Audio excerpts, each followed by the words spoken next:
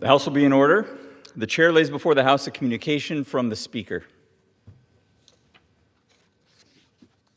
The Speaker's Rooms, Washington, D.C., July 22nd, 2026. I hereby appoint the Honorable Jeff Hurd to act as Speaker pro tempore on this day. Signed, Mike Johnson, Speaker of the House of Representatives. The prayer will be offered by Chaplain Kibben. Would you pray with me? Coming before you this morning, O Lord, our God, we do so knowing that there are many things that we have done individually and corporately that deserve your judgment rather than your forgiveness. We confess that we have fallen short of your righteousness. And yet we dare to come before you and ask you to incline your ear to us. Hear our prayers, prayers that reflect our deepest desires, our supplications which beg for your intercession in our work and in our world. Despite our transgressions, we are bold to ask you to open your eyes to the troubles we see in our neighborhoods and in our nation, and to intervene on behalf of your people. Please know, O God, that we know that we do not present our requests to you because we deserve your answer. It is not our righteousness that gives us a right to pray, but it is on the foundation of your great mercies that we stand before you. O Lord, hear us. O Lord, forgive us. O Lord, listen and act and do not delay. For the sake of your name, the name in which we pray, Lord, answer our prayers. Amen. Amen. The chair has examined the journal of the last day's proceedings and announces to the House approval thereof. Pursuant to Clause 1 of Rule 1, the journal stands approved.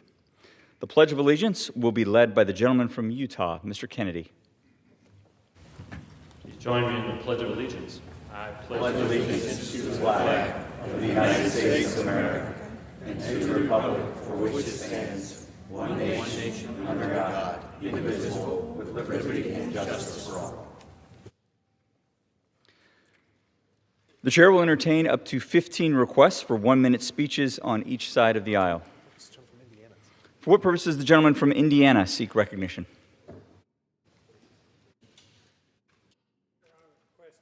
Consent to address the House for 1 minute and provide and extend my remarks. Without objection, the gentleman is recognized for 1 minute.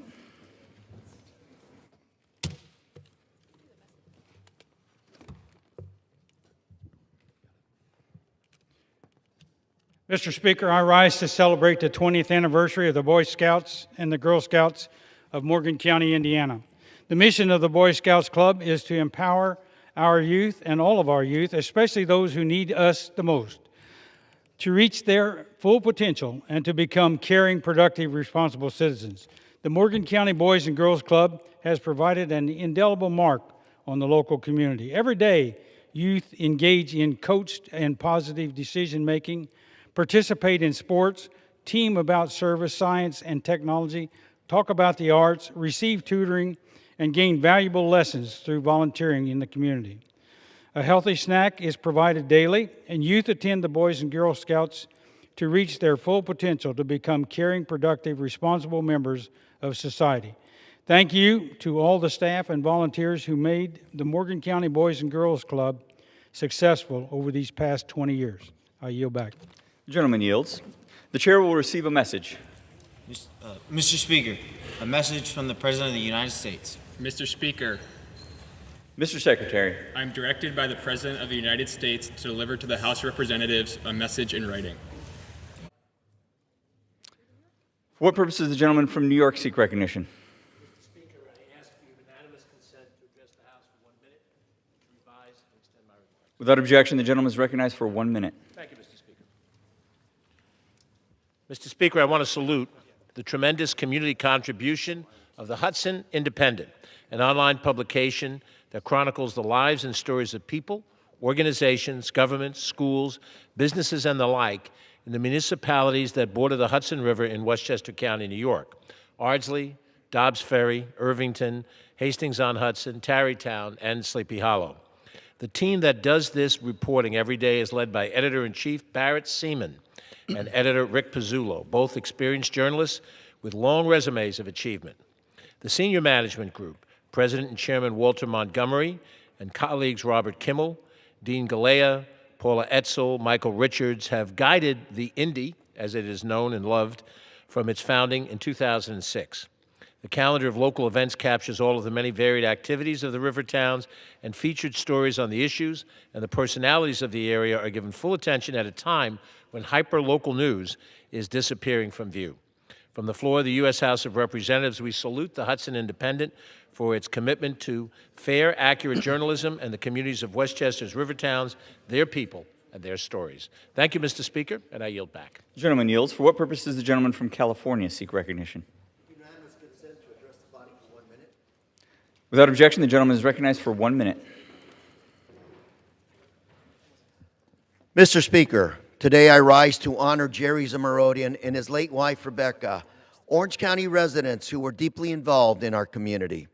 Jerry was born in Iran and later came to the United States in 1983, where he met Rebecca.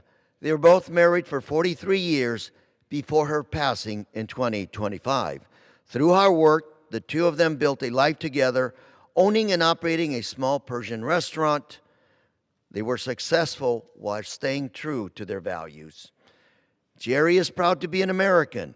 Rebecca was a devoted wife, loving mother, advocate for breast cancer awareness, and philanthropist who helped her community.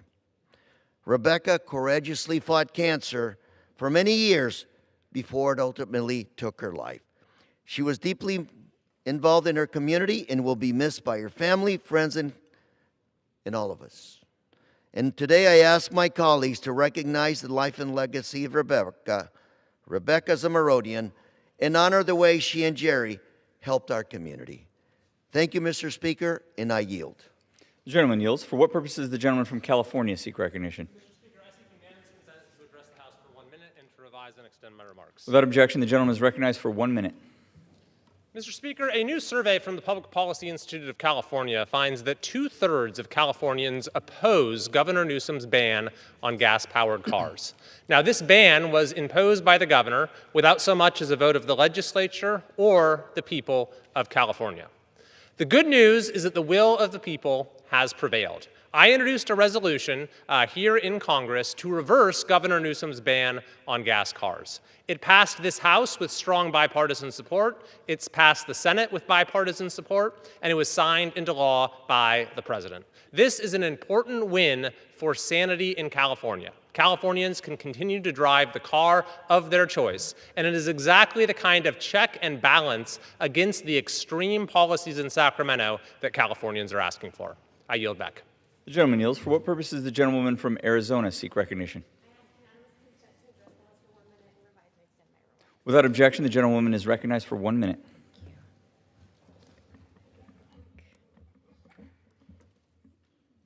Mr. Speaker, I rise today to honor the extraordinary life and legacy of Dr. Patricia Patty Lopez, a dedicated educator, mentor, and advocate whose life's work transformed the lives of countless children and families in Southern Arizona. For more than 3 decades, Dr. Lopez served Tucson students as a teacher, a principal, district leader, deputy superintendent, and chief academic officer for Tucson Unified School District. As a former TUSD governing board member, I primarily remember Dr. Lopez for her bright spirit, dedication, compassion, instincts, and smarts. After her distinguished career in education, she continued her mission as the executive director of Angel Heart Pajama Project, helping provide more than 73,000 children experiencing crises with new pajamas, books, and the comfort of knowing that they were seen, valued, and loved. Dr. Lopez believed that even the simplest act of kindness could change a child's life. Her compassion, integrity, and unwavering commitment inspired volunteers, strengthened communities, and brought hope to thousands of children when they needed it most. May we honor Dr. Patty Lopez by carrying forward her example of service, her belief that every child deserves comfort, dignity, and hope. Muchísimas gracias, Patty, para todos. Descansa en paz. I yield back. The gentleman yields. For what purpose does the gentleman from Pennsylvania seek recognition? I ask for unanimous consent to address the House for 1 minute. Without objection, the gentleman is recognized for 1 minute. Thank you, Mr. Speaker. I rise today to honor and recognize Sight and Sound Theaters for a milestone 50 years in business. Known across the world for its biblical epics on stage and screen, Sight and Sound began with Glenn Eshelman, a Lancaster County dairy farmer, and his passion for art, photography, and sharing his faith. In 1976, the popularity of Mr. Eshelman's multimedia shows led him and his wife Shirley to establish their first theater in Bronx. Over time, they added live theatrical elements and debuted their first full-length biblical production in 1987. After their theater burned down in 1997, they built a state-of-the-art facility that would allow for the large-scale productions they're known for today. Since then, they've added a second location in Branson, Missouri, developed a streaming platform, produced their own movies for the silver screen. The name Sight and Sound is inspired by Matthew 13:13, where Jesus explains his use of parables, saying, though seeing they do not see, though hearing they do not hear. What began as a humble production company has since exploded into one of the top theater destinations in the U.S., with almost 1 million attendees each year. Today, Sight and Sound continues to be run by the Eshelman family and has a committed team of over 800 employees. Mr. Speaker, it's an honor to recognize Sight and Sound for their strong message and positive impact they've had across the entire world. Thank you, Mr. Speaker. The gentleman's time has expired. For what purpose does the gentleman from Tennessee seek recognition? Without objection, the gentleman is recognized for 1 minute. Thank you, Mr. Speaker. Mr. Hicks has said that we have spent $37 billion on an unnecessary, he didn't say unnecessary war, but it is an unnecessary and failed war in Iran. $37 billion and lost 17 soldiers. He says he's going to ask for another $70 billion to fight this unnecessary and failing war. We had resolved the need of the fact that we could stop Iran from having a nuclear weapon when Barack Obama was president and he negotiated a treaty. Right now, we don't know if they've moved the enriched uranium outside of the place where it was buried underneath a mountain or not. It's suspected they might have. So it's a failed war.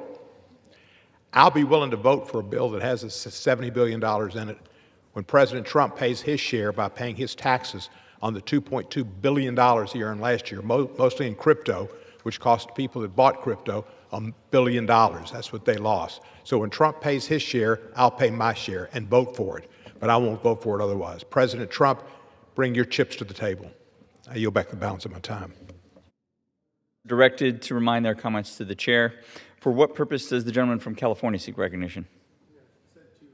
Address the House for 1 minute, revise and extend. Without objection, the gentleman is recognized for 1 minute. Thank you, Mr. Speaker, and thank you for noting that disparaging the president is not appropriate for this House. Mr. Speaker, I rise today to honor the life and the contribution of Bill Horn, a man who gave first his service to the country in Vietnam, and then went on to be one of the longest-serving county supervisors in San Diego County. Bill Horn wanted more for his family, and he worked hard to do it. So while being a county supervisor full-time, he also ran successful agriculture. In his retirement, he did more philanthropic work around the world at his own expense than the people will ever know. And so the unsung hero of Vietnam, our county supervisor, a man of simple means and no ambition, did so much for those who needed him, and he will be honored but missed. And with that, I yield back. The gentleman yields. For what purpose does the gentleman from New Mexico seek recognition? Mr. Speaker, I seek the consent to address the House for 1 minute and extend and revise my remarks. Without objection, the gentleman is recognized for 1 minute. Mr. Speaker, New Mexico, water is life, and it's our economy. In 1902, the federal government recognized this harsh reality, passing the Reclamation Act to make arid western lands agriculturally productive. In that negotiation, they gave western states like New Mexico the right to allocate and adjudicate its own water resources. Today, those rights are being violated. Don't ask me, ask the Luna County ranchers and farmers who are seeing droves of unauthorized wells being drilled by the federal government right now, right by their pastures, stealing their water, and it has got to stop. For generations, ranching families in this border community have relied on water from the Mimbres and Hachita basins to sustain their herds and their way of life. And when the feds needed water, they bought it or they trucked it in. And then recently they said, Why buy it when we can steal it? Our ranchers follow the state's water laws. DHS doesn't, and it appears that they don't care either. DHS contractors today are drilling deep new wells in Luna County for border wall construction, depleting this vital water source with no regard for permitting, state law, or the impact to border ranchers. We all support border security, but we don't support unauthorized well drilling that's draining our precious resources. I stand with our ranchers. Thank you. I yield back. The gentleman's time has expired. For what purpose does the gentleman from Utah seek recognition?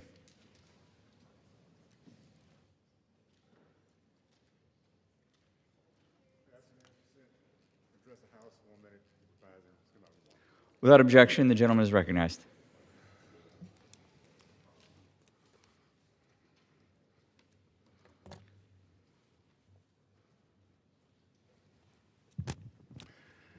Mr. Speaker, I rise today in honor a beloved Utah family whose lives were lost this past week in a flash flood in Wayne County. Provo Fire Captain Spencer Long, his wife Katrina, and their three sons, Reed, Thane, and Gage, were camping when they were caught in flood waters.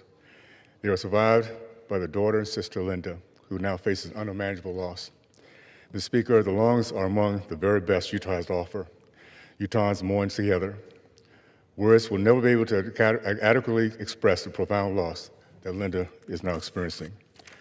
On behalf of Utah, we offer our deepest condolences to her, the Provo Fire Department, the City of Mona, and all those who love the Longs. To many, the thought of continuing without them is unimaginable. Yet we hold fast in Heavenly Father's promise that the Lord is near unto them that are of broken heart. Today we pray that His presence be especially near to Linda and all those who mourn. I ask you to join me in a moment of prayer, of silence.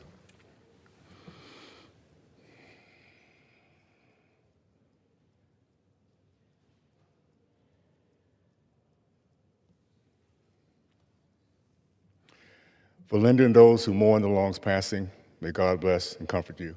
I yield back. The gentleman yields.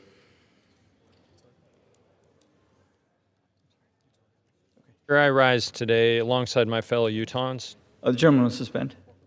For what purpose does the gentleman from Utah seek recognition? The gentleman from Utah is recognized for 1 minute. Thank you, Mr. Speaker. I rise today alongside my fellow Utahns to mourn and to celebrate the life and sudden passing of Captain Spencer Long of the Provo, Utah Fire Department and his wife Katrina and three sons, Reed, Thane, and Gage. They were lost on Friday, July 17, 2026, near Sunglow Campground in Wayne County, Utah, about 165 miles south of Salt Lake. We are all struggling to deal with the passing of the Long family in such an unexpected and tragic manner. We're granted each day with no guarantee of the next. Thus, I've come to believe that the highest measure of a life is not found in how long it was lived, but in the depth of love, service, and devotion given to others along the way. By this measurement, the Long family was extraordinarily successful. Captain Spencer Long spent his life answering the call when others were in peril. As a leader with Provo Fire and Rescue, his courage, calm demeanor, and steadfast brotherhood protected countless families across Utah.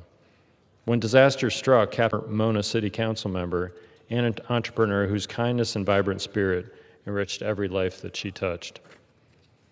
Together, Spencer and Katrina built a home grounded in warmth, service, and adventure. Reed, Thane, and Gage inherited that same joy for life. To Lydia, their surviving daughter, please know that you do not carry this unimaginable loss alone. The fire department, your neighbors, and a grieving state surround you with our love, our prayers, and an enduring promise to stand by your side in the days and the years ahead. I'm heartened to see the generosity of so many who've donated to the fund for your needs going forward. This is just a small token of our long-term commitment to watch over you and provide for your care. I know these many donations are deeply appreciated. Though this wonderful family was taken from us far too soon, their legacy of selfless service, love, and devotion remains an example to us all. May we honor them by serving one another with the same dedication they showed every day, and may peace rest upon their memories. Thank you, Mr. Speaker. I yield back. The gentleman yields. The chair lays before the House a communication.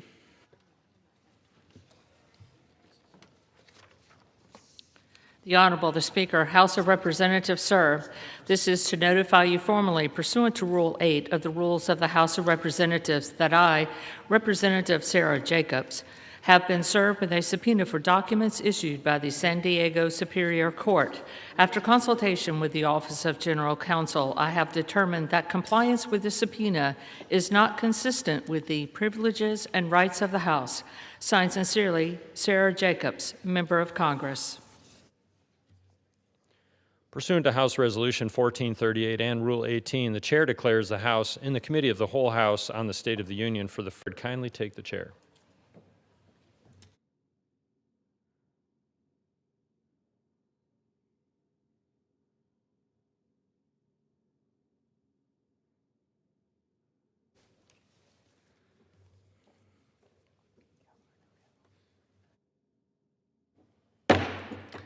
The House is in the Committee of the Whole House on the State of the Union for further consideration of the bill H.R.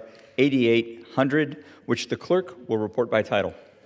A bill to authorize appropriations for fiscal year 2027 for military activities of the Department of Defense, for military construction, and for defense activities of the Department of Energy to prescribe military personnel strengths for such fiscal year and for other purposes.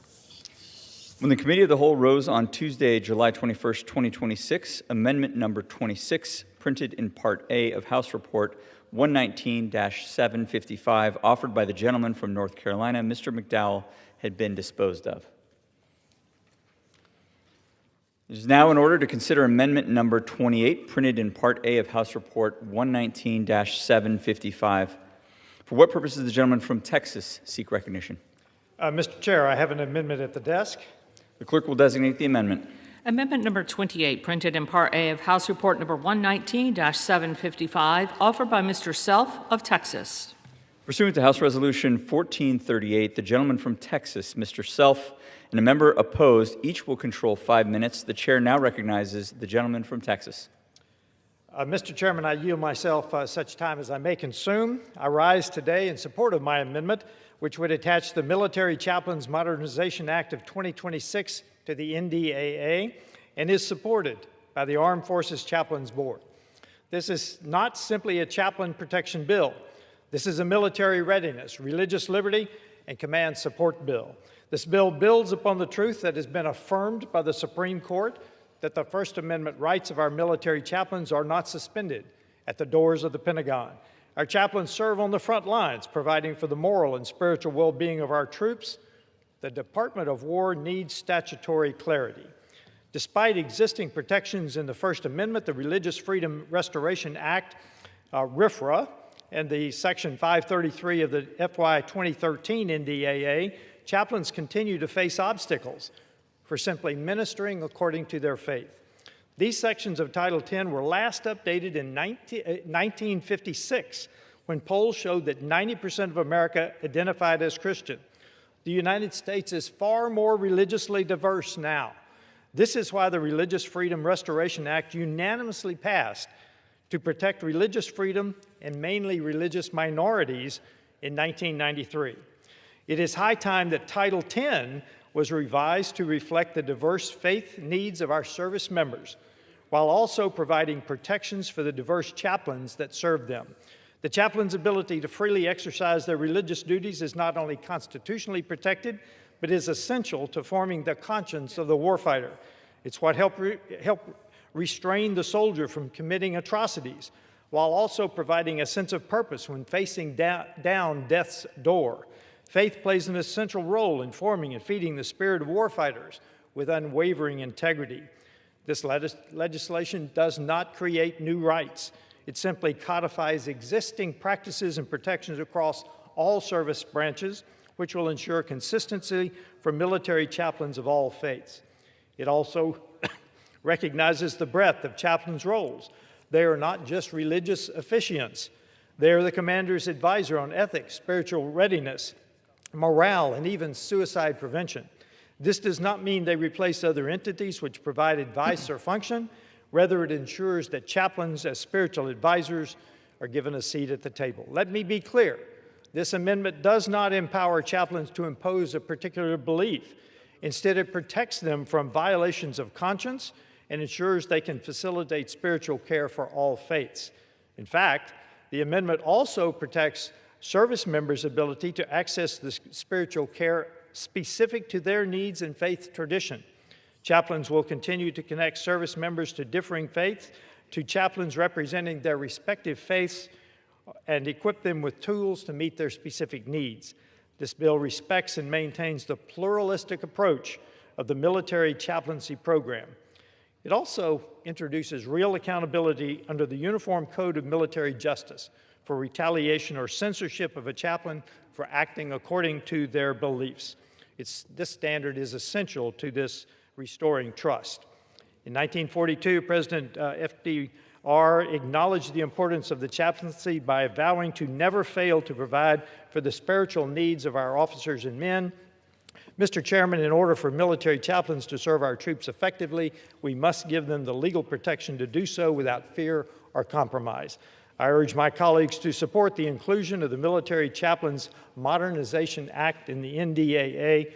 I reserve the balance of my time. The gentleman from Texas reserves. The gentlewoman from Pennsylvania is recognized. Mr. Chair. For what purpose does the gentlewoman from Pennsylvania seek recognition? Mr. Chair, I claim time in opposition to this amendment. The gentlewoman is recognized for 5 minutes. Thank you, Mr. Chair. Mr. Chair, military readiness is not just physical. It is indeed mental, it's emotional, it's financial, and it's spiritual. And that's why every branch of our armed forces maintains a chaplain corps. Our chaplains are indispensable. They are counselors and advisors and trusted members of the units that they serve and the families that they serve too. They strengthen the resilience of our force every single day. But chaplains are also service members themselves, and they have assigned duties and responsibilities. And among those responsibilities are two sacred obligations. One is to faithfully practice their own religion and to faithfully protect every service member's right to practice theirs. A chaplain's faith belongs to their religion, but their duty belongs to every service member. And that is how the Chaplain Corps serves the entire force without ever asking a chaplain to violate the tenets of their own faith. A Catholic priest, a Presbyterian minister, a Jewish rabbi is not expected to lead a Muslim prayer, but they are expected to ensure their Muslim service members have a place to worship and help them identify a lay leader if one is in fact needed.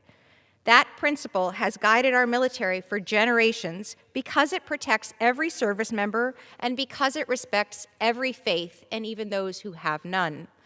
This amendment abandons that principle. It doesn't strengthen the religious liberty, it indeed narrows it. It transforms a chaplain's duty to care for every single service member into permission to turn some of them away. Under this amendment, a commanding officer who expects a chaplain to carry out that long-standing responsibility could face punishment under the Uniform Code of Military Justice. And that is, in fact, a profound departure from how our military has always understood religious liberty. The military asks Americans of every faith and those of no faith to serve shoulder to shoulder with one another. Our Chaplain Corps exists to ensure that every one of those service members can freely exercise their beliefs. This amendment weakens that mission. It weakens the trust that holds military units together, and ultimately, it therefore weakens the force itself. I urge my colleagues to oppose this amendment, and I yield back. The gentleman yields. The gentleman from Texas is recognized. I'm not sure, other than the statements against this amendment, what the opposition, my colleagues on the other side of the aisle, differ from what I said. I fail to hear exactly what their opposition is, other than their statements of opposition to the amendment itself. And again, I say, chaplains will continue to connect service members of differing faiths to chaplains representing their respective faiths and equip them with tools to meet their specific needs. There are now 31 faiths recognized by the Department of War to include Muslims, Jews, Baha'i, Sikhs, agnostics, and I could go on. So again, I fail to understand what the difference between what my colleague said in specifics with what I said. I reserve the balance of my time. The gentleman's time has expired.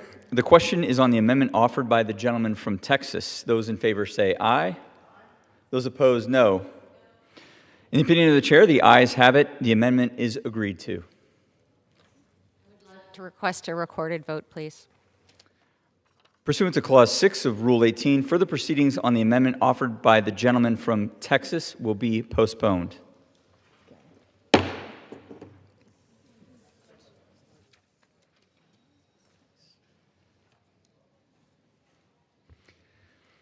It is now in order to consider amendment number 30, printed in Part A of House Report 119-755. For what purpose does the gentleman from California seek recognition? Offer an amendment. The clerk will designate the amendment. Amendment number 30, printed in Part A of House Report number 119-755, offered by Mr. Issa of California. Pursuant to House Resolution 1438, the gentleman from California, Mr. Issa, and a member opposed will control 5 minutes. The chair now recognizes the gentleman from California. Thank you, Mr. Chairman. I rise in support of this amendment. We are in changing times. The ongoing battles both in Iran and in Ukraine have taught us an important lesson, and that is that large, long-term vendors for production of innovative tools doesn't work together. The lead time is too long. The requirement for us to innovate at the Department of War simply isn't working. We need to have small, innovative companies be able to come forward and be given small allotments in order to develop. But those allotments are seldom sufficient to operate a company for 1, 2, or 3 years to develop and get a contract going. For that reason, like other startups of all sorts, particularly in the technology field in America, they would normally go to private funding, go to venture firms. But there's a problem.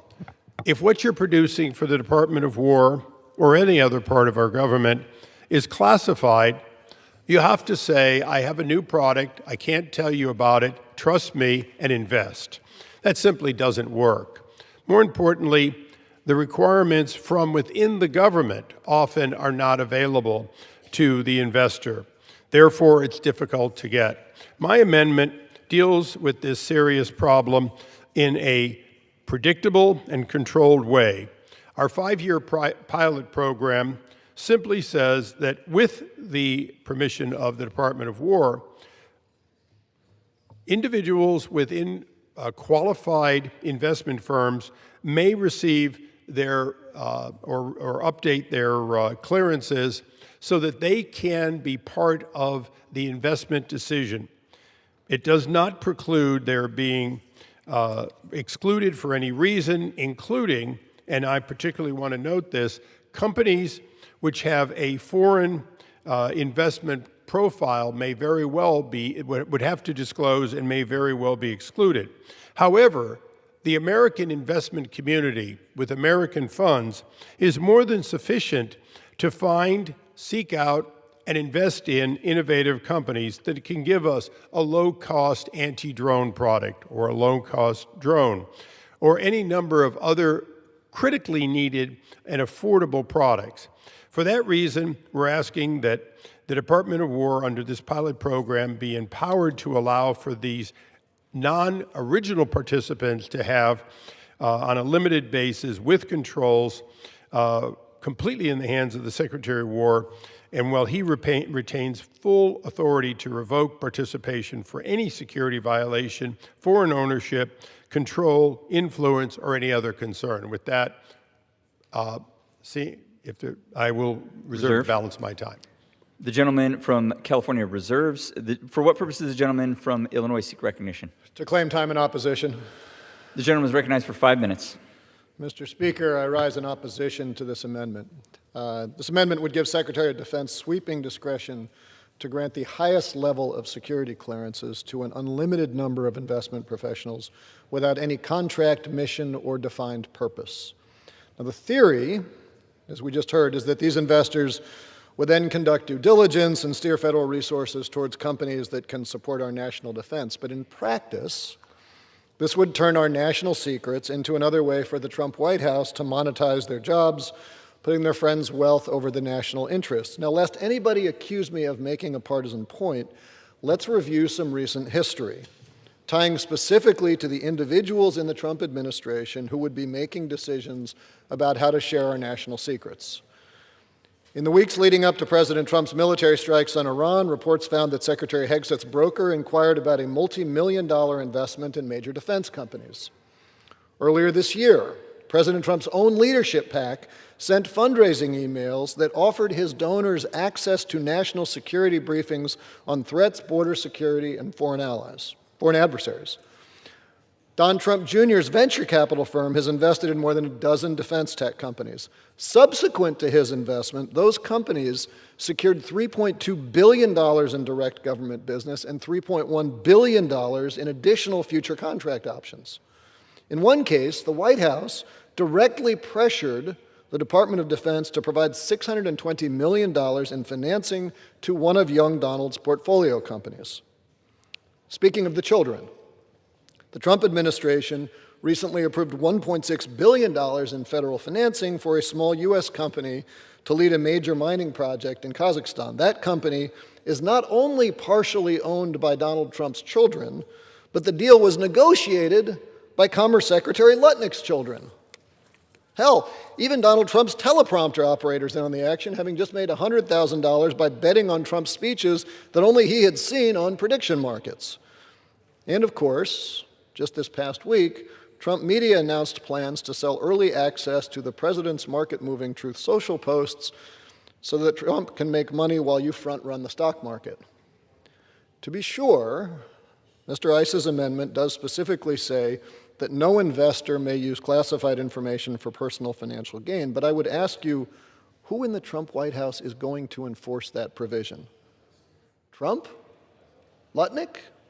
His personal lawyer, Todd Blanche? I think we know better. So what we have here is an amendment to provide investment professionals with both the means and the motive to engage in insider trading, to help the rich get richer and to compromise the integrity of U.S. financial markets. So the question that we have right now on this amendment is a really simple one. What do you stand for? If you stand for corruption, vote yes. But if you stand for national security, for integrity, and for capitalism, vote no. That may be a character test for some in this chamber, but it is not a remotely close call. I reserve the balance of my time. Gentleman reserves. Members are reminded to avoid engaging in personalities toward the president. The gentleman from California is recognized. Mr. Chairman, I'm prepared to close if the other side is concluded. The gentleman reserves. The gentleman from Illinois is recognized. Reserve. I'll yield the balance of my time. The gentleman from Illinois yields. The gentleman from California is recognized. Thank you, Mr. Chairman. In closing, I'll be brief. I'm not going to address the items that were said by the opposition because they don't go to the safeguards in this piece of legislation. Without this amendment, there is nothing to stop the administration from providing, without specific requirements to disclose, classifications to any and all individuals, particularly individuals that are, quite frankly, within companies either doing or wanting to do business with the federal government. It doesn't stop the large companies from having unlimited access to programs that may not be widely understood, and as a result, they get an advantage of bidding on something no one knows about. Instead, what it requires is annual reporting, including to this body, to Congress, to ensure that we can monitor this program. It sunsets. It is not for this administration, but for a 5-year period. But most importantly, it is extremely limited to private equity investing by definition in private companies. No part of public companies are affected here, just the opposite. This is an opportunity for private companies to find investors that can only invest if they have a reasonable knowledge of what the product is asked to be and nothing more. And every one of them must still pass the same rigorous application and retention policy for whatever level of clearance is required. So I would hope that these words would help the other side understand that, in fact, Congress gains more control over many of the things being complained about by passing this amendment than by not. And with that, I yield back, urging support. The gentleman from California yields. The question is on the amendment offered by the gentleman from California. Those in favor say aye. Those opposed say no. In the opinion of the chair, the ayes have it, and the amendment is agreed to. Mr. Speaker, request a recorded vote. Pursuant to Clause 6 of Rule 18, further proceedings on the amendment offered by the gentleman from California will be postponed.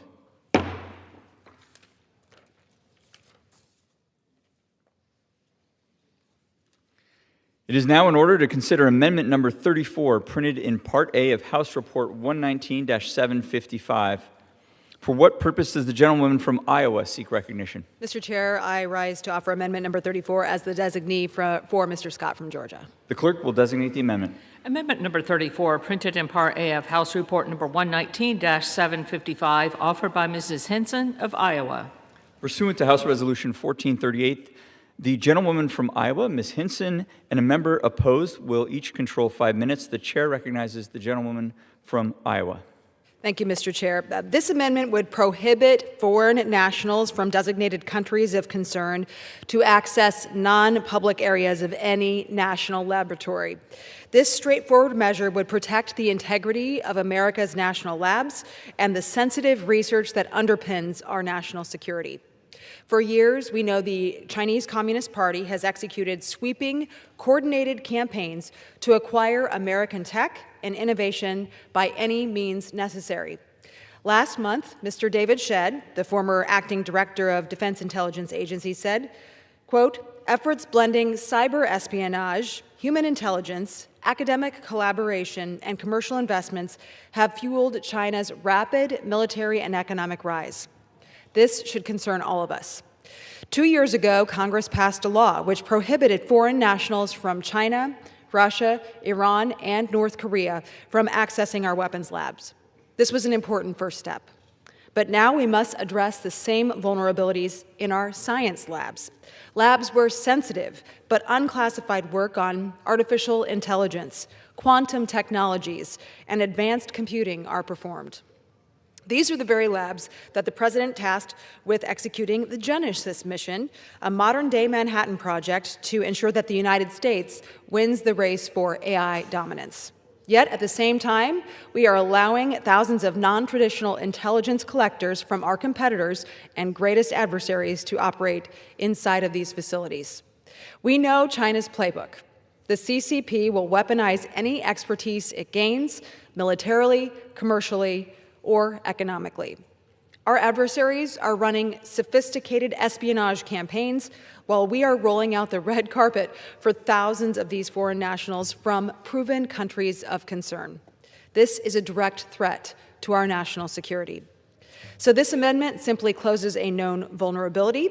It prohibits foreign nationals from countries of concern from accessing any non-public area of a national laboratory that receives defense funding. So building on those actions taken 2 years ago, this amendment protects the Genesis project and mission and ensures that America, not our adversaries, will reap the benefits of scientific breakthroughs that our scientists achieve. I reserve the balance of my time. The gentleman from Iowa reserves.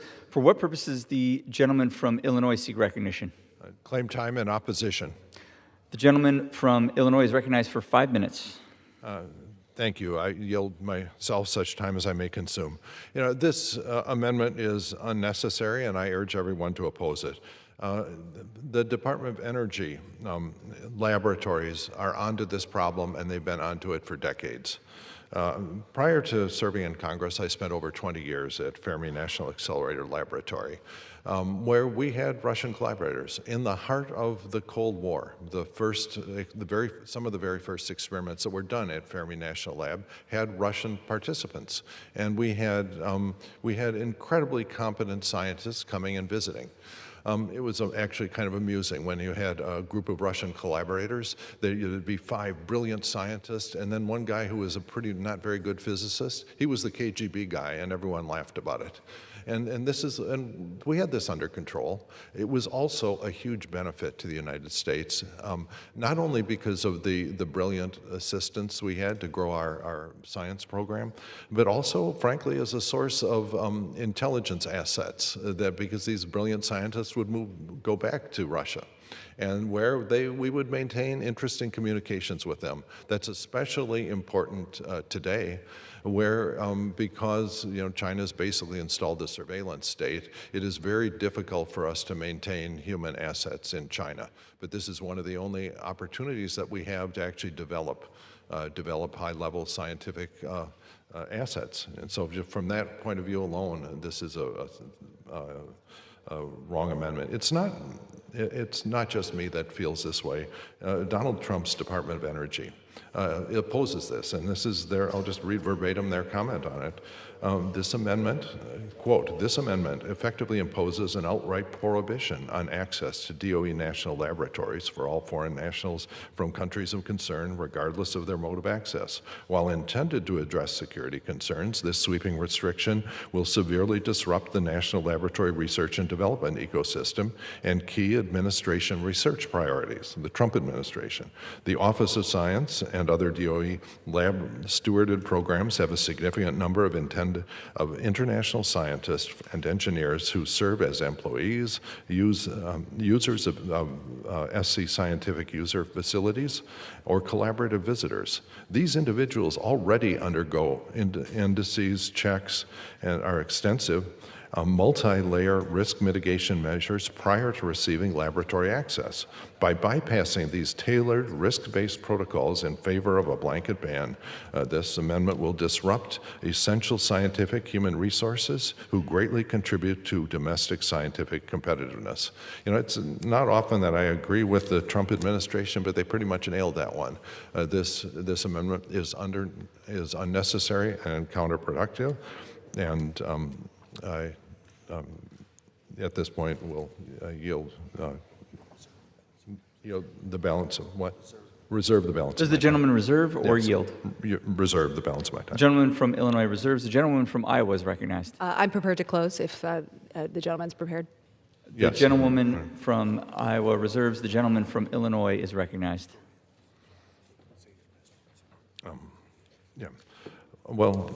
Thank you, Mr. Chair. Mr. Scott's amendment, I guess it's not Mr. Scott at this point, has identified a concern about the impact of foreign nationals from countries like Russia, China, and Iran, principally China. However, this amendment is just unnecessarily restrictive on our national laboratories. I urge my colleagues to join me in opposing this amendment and yield back.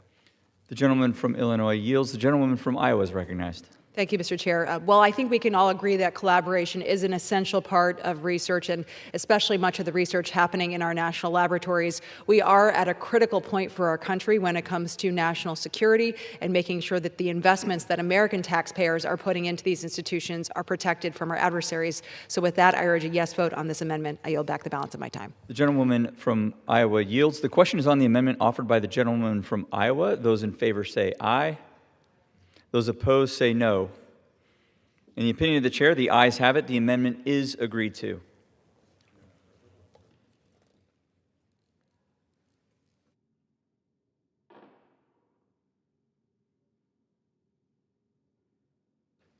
It is now in order to consider amendment number 44, printed in Part A of House Report 119-755.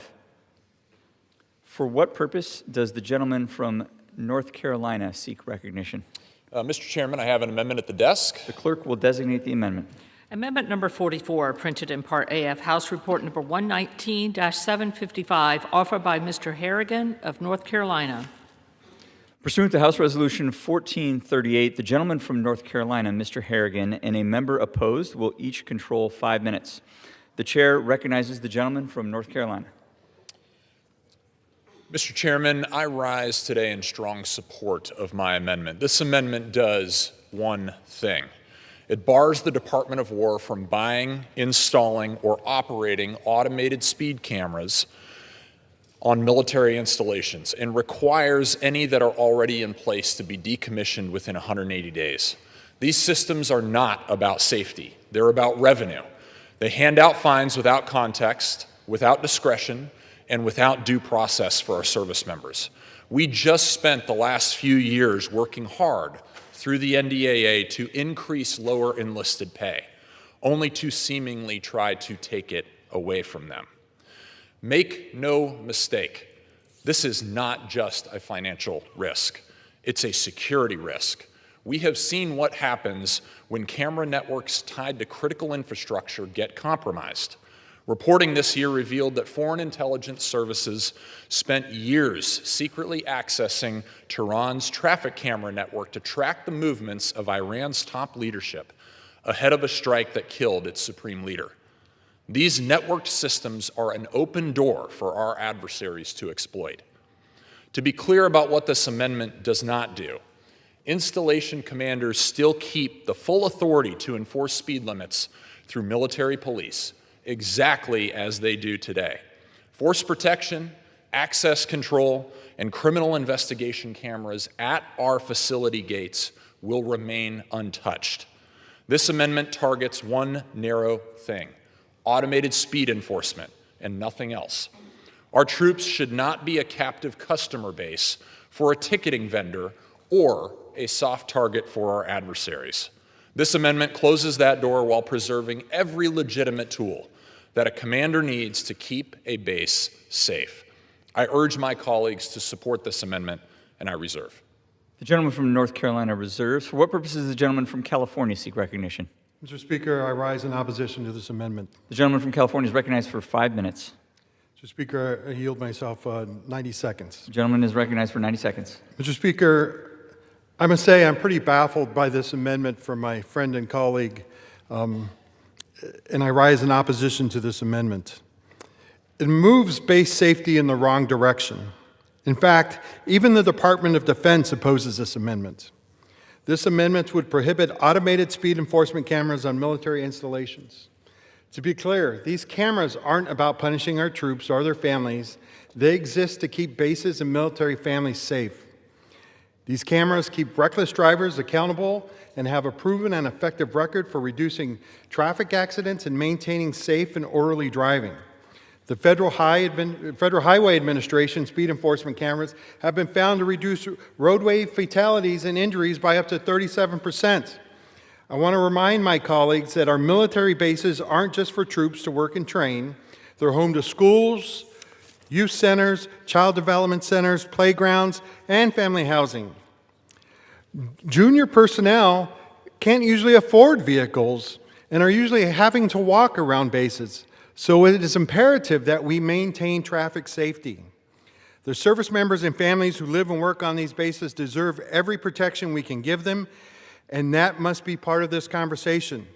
I have not heard one shred of data and not one credible argument that this amendment makes our installations safer. Not one. I urge my colleagues to oppose this amendment, and I reserve the balance of my time. The gentleman reserves. The gentleman from North Carolina is recognized. I'm prepared to close. The gentleman from North Carolina reserves. The gentleman from California is recognized. I reserve my balance and my time right now.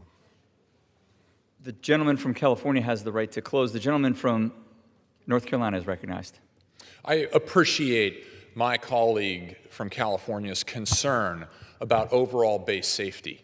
But I think if we step back and actually look at the big picture here, what we are talking about is simply a tax on our lower enlisted personnel. We have military police to enforce safety standards that are already issued by the base commander across every installation that we have. And at the end of the day, we cannot deny that NIPRNet has been compromised by over 90% of our most serious and significant adversaries, the exact same net that these speed cameras would live on. I think that's a significant concern for the safety and security of our installation personnel, the operations that are ongoing on our installations, and for that reason, I encourage my colleagues to strongly support this amendment, and I yield. The gentleman from North Carolina yields. The gentleman from California is recognized. I reserve. The gentleman is the only one with time remaining. Can I close now? Is that where we're Yes, at? sir. Okay. The gentleman from California is recognized for his closing. I appreciate my colleague's argument there, but if the Department of Defense can't maintain the cybersecurity cameras on our own installations, then we have a lot bigger problems. The truth is vehicle accidents are one of the leading cause of deaths for our service members. So why are we even debating this? We should be debating amendments that rein in this administration's reckless conduct on this Iran war or its reckless spending in the Middle East. But instead, my colleagues would rather discuss speed cameras. But the fact is, this amendment restrains the Secretary's ability to allocate security and law enforcement resources to address traffic safety. Prohibiting the use of speed cameras also undermines an installation's commander's ability to deploy the appropriate resources to effectively meet the traffic and public safety needs of the installation. I urge my colleagues to oppose this reckless amendment, and with that, I yield back. The gentleman from California yields. The question is on the amendment offered by the gentleman from North Carolina. Those in favor say aye. Those opposed say no. In the opinion of the chair, the ayes have it. The amendment is agreed to. Record a vote. Pursuant to Clause 6 of Rule 18, further proceedings on the amendment offered by the gentleman from North Carolina will be postponed.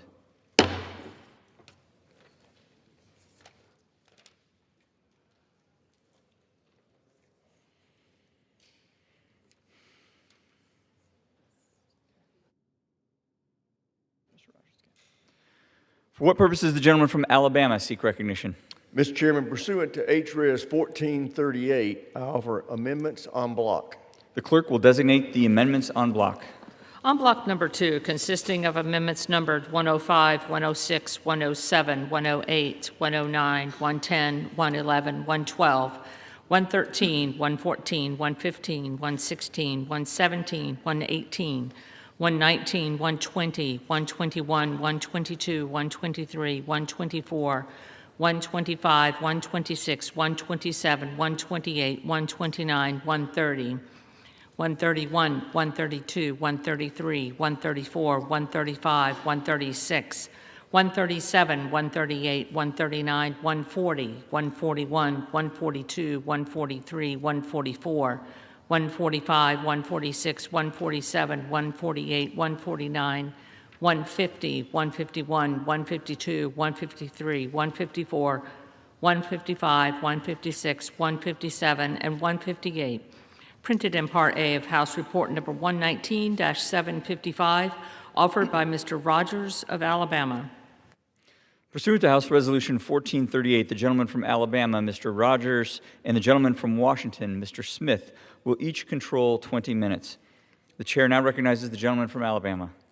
Thank you, Mr. Chairman. At this time, I'd like to yield 2 minutes to the gentleman from California, Mr. Fong. The gentleman from California is recognized for 2 minutes. Thank you, Mr. Speaker. I rise today in support of my amendments to the fiscal year 2027 National Defense Authorization Act. Nowhere is this legislation more critical than in California's 20th Congressional District, home to Edwards Air Force Base, the Naval Air Weapons Station China Lake, Naval Air Station Lemoore, and the Mojave Air and Spaceport. I'm honored to offer 3 amendments that support our installations today. First, Amendment 136 honors the 8 heroes lost in the tragic B-52 crash at Edwards Air Force Base last month. It directs the Department of War to brief Congress on the cause of the accident. These brave individuals sacrificed their lives so that we can live in peace and freedom. Their commitment and dedication will never be forgotten. Second, Amendment 137 directs a comprehensive study of medical and safety resources at Edwards Air Force Base. Edwards is located in a remote area of our state, which is critical for the test work that is performed. I want to ensure that the military members, civilians, and contractors serving at the base have access to the health and safety resources needed to advance their mission. Third, Amendment 135 directs a study of supersonic airspace connectivity between the R-2508 airspace complex, which includes China Lake, Edwards Air Force Base, and Fort Irwin, and connects to the Point Mugu Sea Range. These ranges encompass over 56,000 square miles of world-class testing capacity. Combined with the civilian capabilities of Mojave Air and Spaceport and NASA Armstrong, my amendment will help better integrate supersonic airspace connectivity and would expand test capabilities for both military and commercial airspace, keeping America at the cutting edge of defense innovation. These amendments help ensure our defense installations have the resources, the safety, and the airspace they need to continue leading the way. I urge my colleagues to support them, and I yield back. And I reserve. Gentleman reserves. Gentleman from Washington State is recognized. I reserve. Gentleman from Washington State reserves. The gentleman from Alabama. Mr. Chairman, at this time, I'd like to yield such time as he may consume to my friend and colleague from Texas, Mr. McCall. Gentleman from Texas is recognized.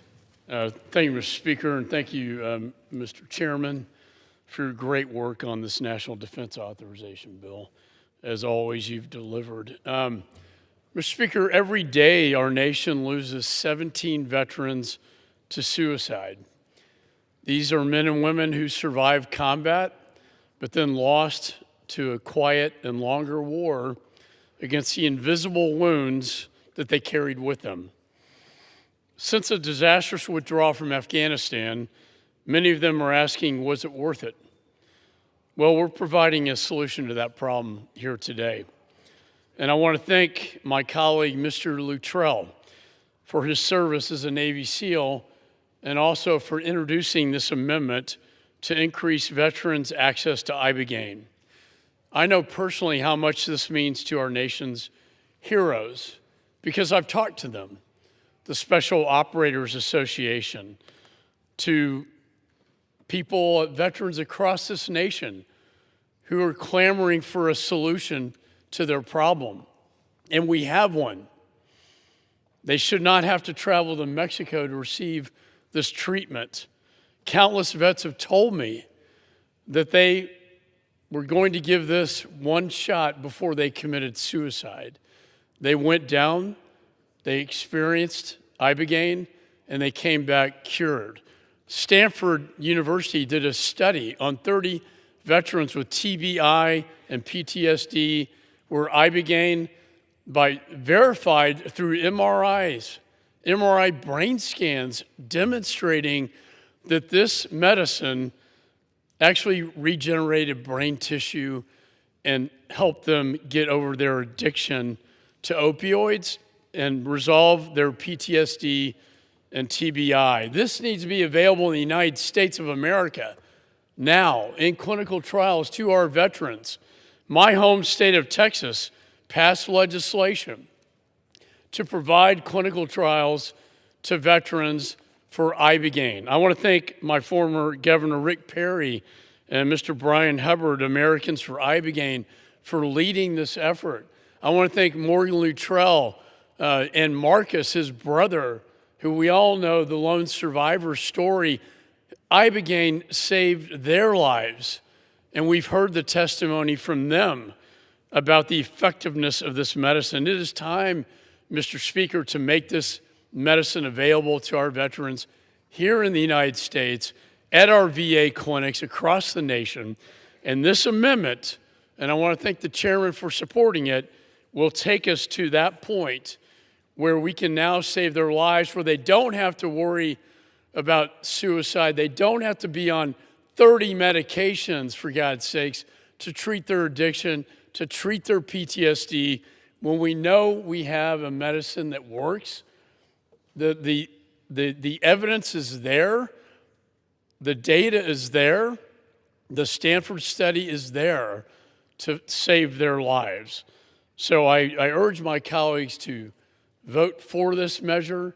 Again, I want to thank all my colleagues, including the chairman, Morgan Luttrell. I want to thank the Energy and Commerce Committee for their work to bring all of this to the floor, not only today, but in the future with future legislation. And I want to thank the heroes, those who have served this country in harm's way, those who have put their lives at risk, who are suffering from these diseases today. We owe it to them to pass this legislation. And with that, Mr. Speaker, I yield back. Gentleman yields back. Gentleman reserves. Gentleman from Washington is recognized. Continue to reserve. Gentleman from Washington continues to reserve. Gentleman from Alabama. Mr. Chairman, at this time, I'd like to yield 2 minutes to the gentleman from Pennsylvania, Mr. Bresnahan. Gentleman is Chair. recognized. Thank you, Mr. Chairman and Mr. Speaker. I rise in strong support of this en bloc, which includes an amendment that calls on the President to award the Medal of Honor to Colonel Bob Graham of New Angola, Pennsylvania. On May 1st, 1966, at the height of Operation Birmingham in the Vietnam War, then Captain Graham flew his battle-damaged F-100 Super Sabre through monsoon weather to reach American troops surrounded by 4,000 enemy soldiers. He made more than 15 low-level attack passes under heavy artillery fire, knowing full well he may not survive. He not only survived, but destroyed 8 enemy gun positions, neutralized over 1,500 enemy troops, and broke the back of that assault, saving hundreds of American lives. Colonel Graham flew over 500 combat missions across 4 tours in Vietnam and served his country faithfully for 26 years. He already earned the Silver Star for his heroic actions that day. However, it is past time that we recognize his actions went above and beyond the call of duty. I urge my colleagues to support this amendment and finally give Colonel Graham the recognition he has long since earned. I yield. Gentleman yields. Gentleman from Alabama reserves. Gentleman from Washington. We continue to reserve. We have no speakers on this. Washington reserves. Thank you, Mr. Chairman. At this time, I'd like to yield 2 minutes to the gentleman from Tennessee, Mr. Van Epps. Gentleman from Tennessee is recognized. Mr. Speaker, Mr. Speaker, I'm honored to rise today to offer 3 critical amendments. Military readiness depends on more than the weapons our warfighters carry. It depends on the infrastructure that supports them, our ability to get new technology into their hands, and an industrial base capable of sustaining them in conflict. At Fort Campbell, much of the water and wastewater infrastructure is more than 60 years old. A major failure could disrupt military operations and affect the health of military families. And this challenge extends far beyond Fort Campbell. That is why my amendment directs the Department of War to assess critical aging utility systems across military installations and prioritize future investments before failures degrade readiness. But readiness also means ensuring our warfighters have the best technology available. My second amendment will accelerate the delivery of advanced technologies to the battlefield, cutting through barriers that too often slow innovation. And when conflict comes, we must have the capacity to sustain the fight. My third amendment requires major defense contractors to plan now for how they would rapidly increase production during a national emergency or major conflict. We must ensure our military has the infrastructure, technology, and industrial capacity to fight and win. I urge my colleagues to support these amendments. Thank you, Mr. Speaker. I yield back. Gentleman yields. Gentleman from Alabama. Thank you, Mr. Chairman. At this time, I'd like to urge all members to support the en bloc package, and I yield back the balance of my time. Gentleman from Alabama yields back. Gentleman from Washington State. I too urge all members to support this en bloc package and yield back the Gentleman balance yields of my time. back. The question is on the amendments en bloc offered by the gentleman from Alabama. Those in favor say aye. Those opposed say no. In the opinion of the chair, the ayes have it. The en bloc amendments are agreed to. For what purpose does the gentleman from Alabama seek recognition? Mr. Chairman, pursuant to H.Res. 1438, I offer amendments en bloc. The chair will designate the amendments en bloc. The clerk will designate the amendments en bloc. En bloc number 3, consisting of amendments numbered 159, 160, 161, 162, 163, 164, 165, 166, 167, 168, 169, 170, 171, 172, 173, 174, 175, 176, 177, 178, 179, 180, 181, 182, 183, 184, 185, 186, 187, 188, 189, 190, 191, 192, 193, 194, 195, 196, 197, 198, 199, 200, 201, 202, 203, 204, 205, 206, 207, 208, 209, 210, 211, and 212, printed in Part A of House Report number 119-755, offered by Mr. Rogers of Alabama. Pursuant to House Resolution 1438, the gentleman from Alabama, Mr. Rogers, and gentleman from Washington State, Mr. Smith, will each control 20 minutes. The chair recognizes the gentleman from Alabama. Thank you, Mr. Chairman. This time I'd like to yield 2 minutes to the gentleman from Ohio, Mr. Davidson. Gentleman from Ohio is recognized. Thank you, Chairman. I rise today in support of Chairman Hill's amendment to extend the Defense Production Act for an additional 5 years. For decades, the Defense Production Act has served as an important national security tool. It has continually provided flexibility to strengthen our industrial base and respond to emergencies, ensure the United States has the resources it needs to meet threats, national security threats at home and abroad. The Defense Production Act helps keep our supply chain secure, strengthens manufacturing in the United States, and ensures that our service members have the support they need to defend our nation. At a time when our adversaries are investing heavily in new technologies and strengthening their own industrial and defense capabilities, we cannot afford to fall behind. Earlier this Congress, the House Financial Services Committee unanimously advanced bipartisan legislation to reauthorize and modernize the Defense Production Act.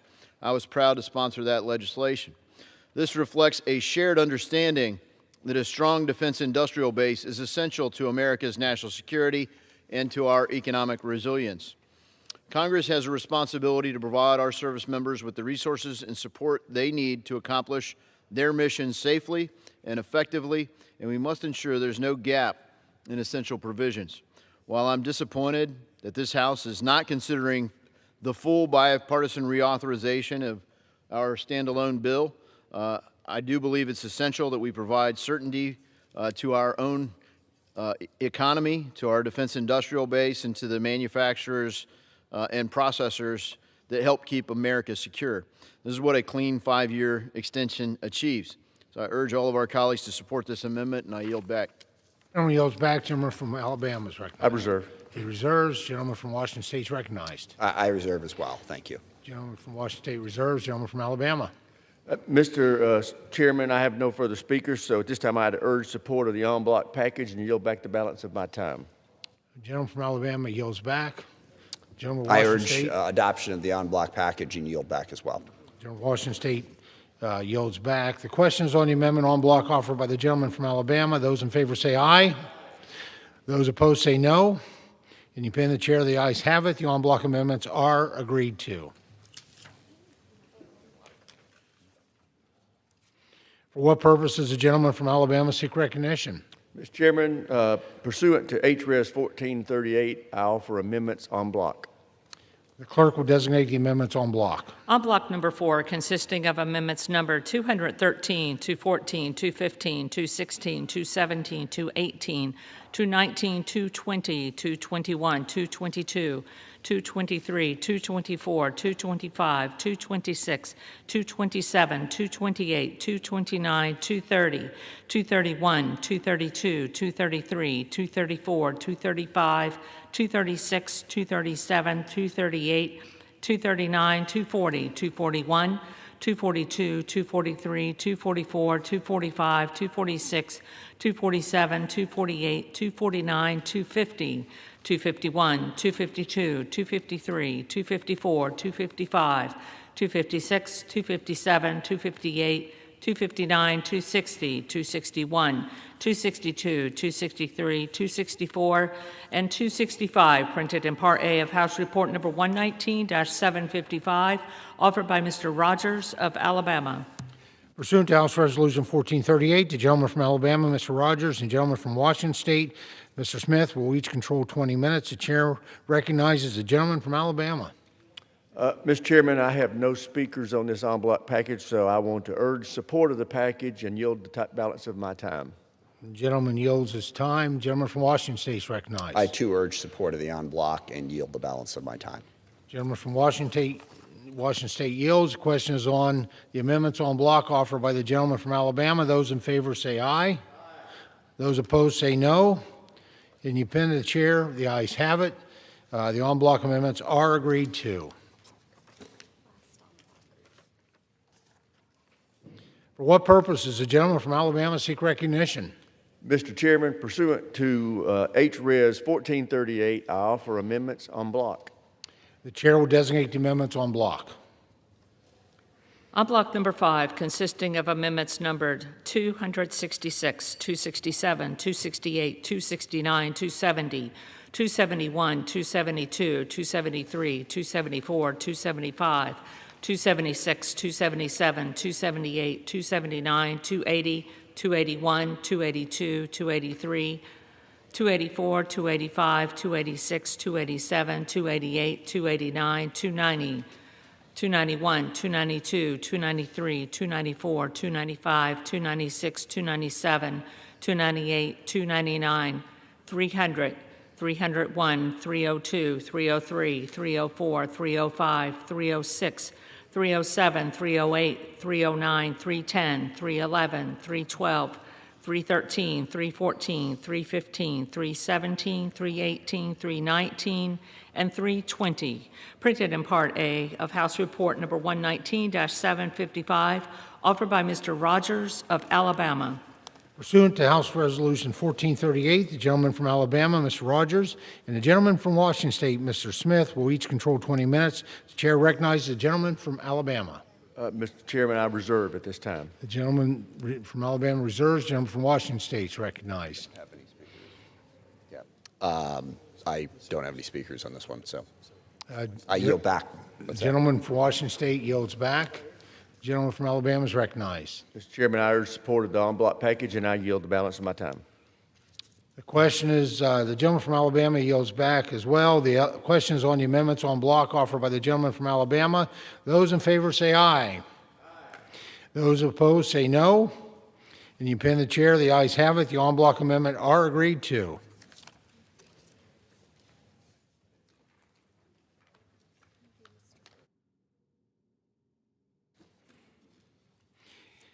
It is now in order to consider amendment number 316, printed in Part A of House Report 119-755. For what purpose does the gentleman from Wisconsin seek recognition? I have an amendment at the desk. The clerk will designate the amendment. Amendment number 316, printed in Part A of House Report Number 119-755, offered by Mr. Grothman of Wisconsin. Pursuant to House Resolution 1438, the gentleman from Wisconsin, Mr. Grothman, and a member opposed will each control 5 minutes. The chair recognizes the gentleman from Wisconsin. Mr. Chair, I'll yield myself as much time as I may consume. This amendment requires the Department of War to examine options for reducing its civilian workforce by 200,000 positions. For point of reference, at the time that President Trump took office, the number of non-uniform personnel in the Department of War was about 770,000. There was a buyout situation in which they reduced that number by about 80,000, and since that time, they felt there were certain positions that they had to refill that they probably shouldn't have let go, so right now they're sitting around 705,000. We know that DOJ felt that throughout government, they had unnecessary personnel. And we have all heard anecdotal evidence of people working in a variety of agencies, but particularly the Department of War, who may not be necessary. I'll point out, since I've kind of looked into this, that I have found shocking anecdotes of people working in the private sector, in big companies who manage to get by doing very little work because the companies are just plain too big and people fall between the cracks. If that's going in private sector big companies, think how much more likely that's happening in a big organization like the Department of War. In any event, right now we're dealing with a situation in which the Department of War is asking for a considerable increase in money, in particular with regard to its authorization bill and also with regard to the other bill that we're going to be trying to be passing this week. So given that, we have to make sure that they're not wasting any money, and I think it'd be a good exercise for the Department of War to say, we've got of these 705,000 people, what would happen if we had to get rid of 200,000? Maybe we'll find they're all necessary, but I don't think so. In any event, I think it is good from time to time to big organizations look and see whether everybody is necessary, what they're doing. For too long, Washington's allowed federal bureaucracies to grow without regularly asking whether every position is necessary and asking what people are doing. We can protect national security while also demanding efficiency and accountability, as we know from the proposals that we're going to have to vote on this week. There certainly are, the military certainly needs to find new money, and we're broke, so it'd be better if they find out whether in their workforce they're wasting money. In any event, we are going to ask the Department of War to see what would happen if they had to reduce their number of non-uniform positions by 200,000. I urge my colleagues to support the amendment, and I reserve the balance of my time. Gentleman from Wisconsin reserves. For what purposes? The gentlelady from Hawaii seek recognition. Mr. Speaker, I rise in opposition. The gentlelady is recognized. Thank you. Mr. Speaker, I strongly oppose this amendment, which would require the Department of Defense to develop plans to eliminate 200,000 civilian employees. Well, I have news for you. This administration already did that, and I saw the consequences with my own eyes. I had lunch with junior enlisted Marines in Hawaii. They told me it took months to fix their broken washing machines, a full year to fix the sink in a barracks room. I saw windows duct taped and mold painted over. Child care rooms were empty because they had no staff to care for service members' children. When I asked the base commander why it took a year to fix a sink, he said it's because almost all of the maintenance staff took the deferred resignation program, and with the hiring freeze, they couldn't find replacements. There are 20,000 DoD civilian employees in Hawaii, about 800,000 worldwide. They are essential to readiness, and at a time when Americans are struggling to make ends meet, they are good jobs. They have been and should remain stable jobs, too, allowing people to serve their country and care for their families. Bottom line, our war fighters rely on civilian employees for everything from maintenance to acquisition to health care to child care. They keep our subs and jets battle ready and our service members healthy. It's time we stop treating them as disposable. Instead, we should be investing in the civilian workforce, not continuing to threaten to cut their jobs. I strongly urge my colleagues to oppose this amendment, and I reserve the balance of my time. Gentlelady from Hawaii reserves. Gentleman from Wisconsin recognized. Just one final comment. We didn't say we were going to reduce the workforce by 200,000. We were going to say what happens if we tried to do it. I do believe that if you get around here and ask people, they will give you anecdotal evidence of people working for a very short period of time. As far as already dealing with this, there was a buyout. As I mentioned, they bought out the contracts bought out several employees who they shouldn't have bought out. But right now, we've reduced the workforce by about 65,000. Again, I think if you ask people in this town, it will not be hard to find people who feel people working in the federal agencies are not doing a lot. And I know that's true in the private sector. It's certainly more likely to be true here. I'm a little bit shocked that we won't even allow the department to do a study. Thank you. Gentleman reserves. I reserve. Gentlelady from Hawaii is recognized. At this time, I'd like to yield 2 minutes to Representative Norcross of New Jersey. The gentleman from New Jersey is recognized. Thank you, Mr. Speaker. I rise in opposition to this amendment. This amendment requires a report to outline the option for reducing the Department of Defense civilian workforce by 200,000 workers. Very arbitrary number.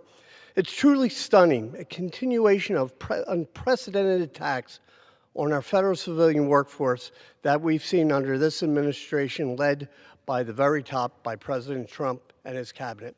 I will remind my colleagues that President Trump established DOGE last year, which resulted in cuts across the entire federal workforce of over 280,000 employees.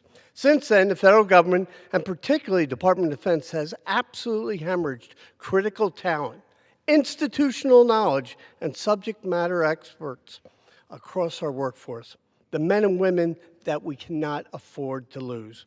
Over the last year, we've already seen the reductions across the Department of Defense workforce by about 10%, over 78,000 workers. In fact, the GAO, the Government Accountability Office, already did a study on the Department of Defense implementation of the 2025 reductions.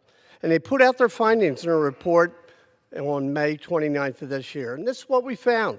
The Department of Defense did not consistently analyze the impacts on the civilian workforce reduction, either in 25 or in prior years. So a study's been done, and they did absolutely nothing with it. Instead, we're taking up this amendment, which arbitrarily seeks recommendations to reach a target of $200,000 or 200,000 people in reduction before we even understand what the impacts of the last set of cuts have taken place.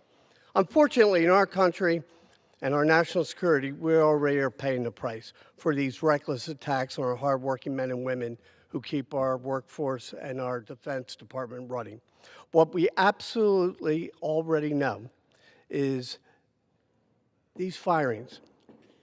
I ask for 15 additional seconds, please. Thank you. Let's get to the bottom line here. Our responsibility as a member of Congress is to make sure that we have a defense that is ready. We can't do it with less people. We are losing this institutional knowledge that is so critical for defending our nation. We are against this. Please reject this amendment, and I yield back my time. The gentleman yields back. The gentlelady from Hawaii reserves. The gentleman from Wisconsin is recognized. Just final comment. I know somebody who bought at a company, and at least he informs me he found out that probably half of his white-collar employees were unnecessary. I think if you get around this town and talk to people, you'll certainly find a lot of anecdotal evidence. And I think it's kind of amazing that the Democrat Party is afraid of a study. I mean, maybe the study will come back and show it's tight as a drum. I don't think so. But I'm just kind of shocked that at a time where we are asking for tens of billions, hundreds of billions of dollars more for our Department of War, we're not going to do a study on our civilian employees. But thanks. Gentleman reserves. The gentlelady from Hawaii is recognized. Thank you, Mr. Speaker. How much time do I have left for meeting?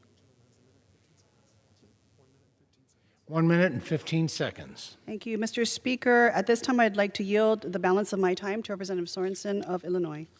The gentleman from Illinois is recognized for the balance of time. I rise today in strong opposition to the Grothman Amendment. I'm proud to live in an Army town and represent the historic Rock Island Arsenal in the House of Representatives. Every single one of my neighbors works to support our troops and make sure that our readiness and logistics keep our country safe. I find it outrageous that this commander-in-chief and his loyalists think it's okay to possibly kick these true Americans out of the civilian workforce. 200,000 patriots. These are combat veterans. These are experts. Back home, the Rock Island Arsenal cannot deal with this, Mr. Grothman. And Mr. Speaker, I won't remain silent when this amendment is dropped at the 11th hour to decimate our institution. Mr. Speaker, I also can't understand how anyone can call themselves America First when they offer plans to possibly throw men and women out in uniform just as casually as taking out the trash. These are patriots. Allowing this to move forward wouldn't just eliminate the jobs of 200,000 Americans, it would put our troops at risk as well. Republicans and Democrats, please honor them with a no vote on Amendment 316. I yield back. Gentleman yields back. Gentlelady from Hawaii reserves. I yield back the remainder of my time. Yield back. The gentleman from Wisconsin is recognized. Oh, final comment. I'm just kind of shocked that we have a lot of people who don't want auditors poking around the Department of War and seeing what they'll find out. And I will point out that the Department of War has not passed an audit for, I believe, almost 30 years. Somewhat alone in that compared to other agencies. And I guess maybe one of the reasons, obviously, that you don't want to do an audit is you're afraid what you're going to find out. Time has expired. Thank you. The questions on the amendment offered by the gentleman from Wisconsin. Those in favor say aye. Aye. Those opposed say no. In the opinion of the chair, the noes have it. The amendment is not agreed to.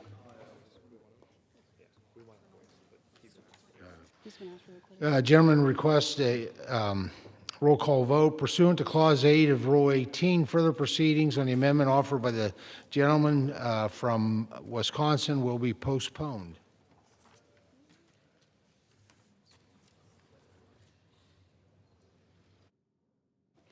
For what purpose is the gentleman from Washington State seek recognition? To strike the last word for the purpose of doing closing debate on the NDAA. I assume Mr. Rogers intends to close as well. Okay. Gentleman's recognized for 5 minutes. Well, thank you very much. I mean, first of all, I want to thank everyone involved in the process. We do this every year, but I think it's really important that we recognize the people who did all of the work to make this bill possible. Certainly the HASC staff, my able team behind me, the team that serves Mr. Rogers and serves the full committee. We work in a bipartisan way through, well over 1,000 amendments and twice, 2 or 3 times that many ideas to craft together a very large piece of incredibly important legislation. That work should not go unrecognized. The members of the committee, I think, also go out of their way to work in an incredibly bipartisan way, and that is a credit to Chairman Rogers. He makes a real effort to make sure that Democrats are included, that we have a fair conversation, and we try to get to the best result possible. I think that's incredibly important. Also want to thank the Rules Committee. They have to sort through, over 1,000 amendments as well. And, of course, the floor staff that has to work through this entire process every year. They do an outstanding and amazing job. They are dedicated public servants who deserve our very high praise. And the bill itself, there are things I like, things I don't like. I think it reflects the process overall. I think it does a very good job of doing oversight, of getting to acquisition reform, of continuing along the path of how do we innovate faster at scale. The chairman has done an excellent job of pointing out the need for that.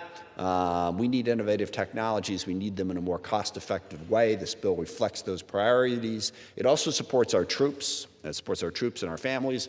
Pay raise, general benefits across the board, a real focus on making sure that our service members are taken care of. Now, I don't like that the SAVE Act is going to be attached to this. I don't like the gratuitous anti-trans amendments that were added to the bill. There are other aspects of it that I'm troubled by, but overall I respect the process.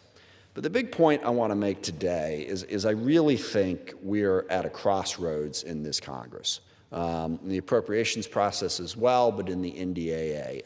We are trying to work in a bipartisan way, and I will say that Mr. Rogers does it. I think Senator Wicker in the Senate does it. But we have to do that against the backdrop of an unbelievably partisan and in many ways out of control administration and Department of Defense. They are taking us down roads that I think are incredibly dangerous and make it very, very hard to maintain that bipartisan spirit.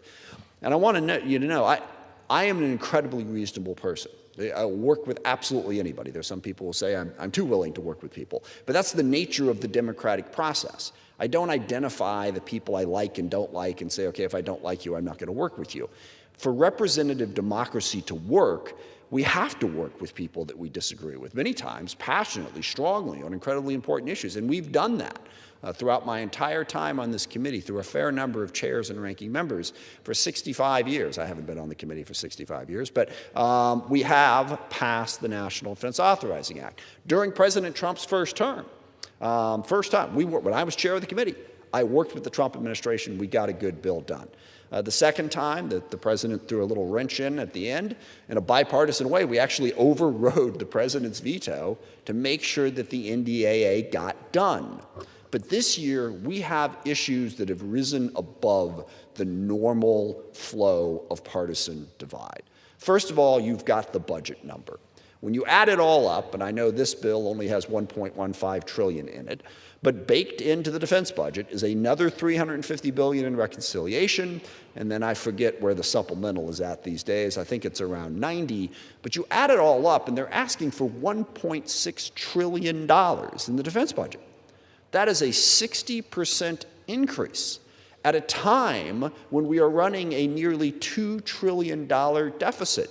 And people are talking openly about what's going to happen when the U.S. has to default in 5 years, 6 years. And also at a time when, again, we insist on cutting taxes, cutting taxes, cutting taxes. And no, cutting taxes does not increase revenue. Just because revenue goes up from one year to the next, when you've cut taxes, it was going to go up anyway. The budget office says that the tax cuts cost us $4 trillion over 10 years. And then when you look at the other priorities that are out there, cuts to Medicaid, cuts to SNAP, inability to invest in infrastructure and housing. The American people are struggling to pay their bills, and we're going to put $1.6 trillion into the defense budget. It's not a reasonable thing to ask. We can't work in a bipartisan way on a number like that. And again, the White House and the Department of Defense take an unbelievably partisan approach. They have no interest in talking to us. They're giving briefings just to Republicans on crucial issues. Never happened before.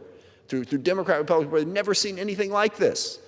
The unbelievable partisanship is undermining our ability to get to a bipartisan bill.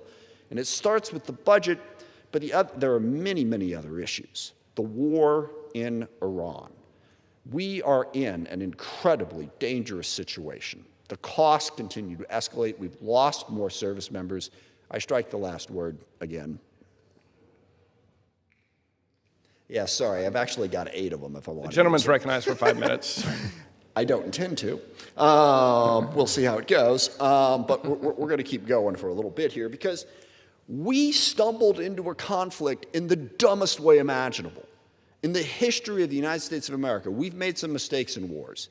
This was about as idiotic a thing as I've ever seen, and the cost certainly to the global economy, to our reputation, to instability in the Middle East. We've lost so many service members, thousands of people wounded. And I know a lot of people say, well, it's terrible because Trump never had a plan. It's actually a hell of a lot worse than that. He had a plan. His plan was that he was going to bomb Iran for 4 weeks and they were going to give up. Literally, that was his plan. People told him, his own administration told him that that was idiotic. It wasn't going to happen. But he did it anyway. And when it didn't work, he just thinks if we drop a few more bombs, here we are. We keep hearing about how the Iranian military is completely obliterated. It's gone. They're defeated. And yet, the missiles and the drones keep coming.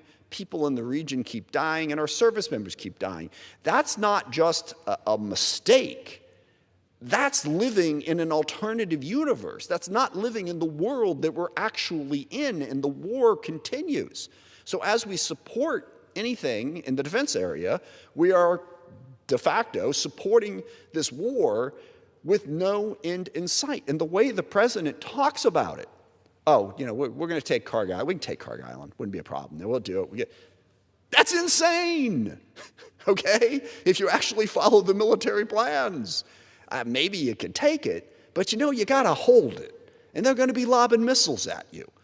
We are in an incredibly serious business, and the president is talking about this like it's some sort of bad fiction novel.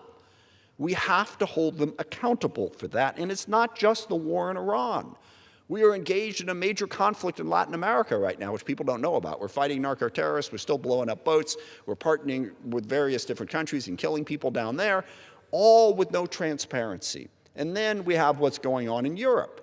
We periodically threaten to pull troops out of Europe. The president and the vice president and others talk about Europe facing civilizational erasure and really focused on that issue of pulling back from supporting them in any way because we're not allies and partners? The strongest alliance, NATO, in the history of this country is regularly denigrated by our president. Now, I know people want to kid themselves and say, look, he's just doing it so that our NATO partners step up, okay?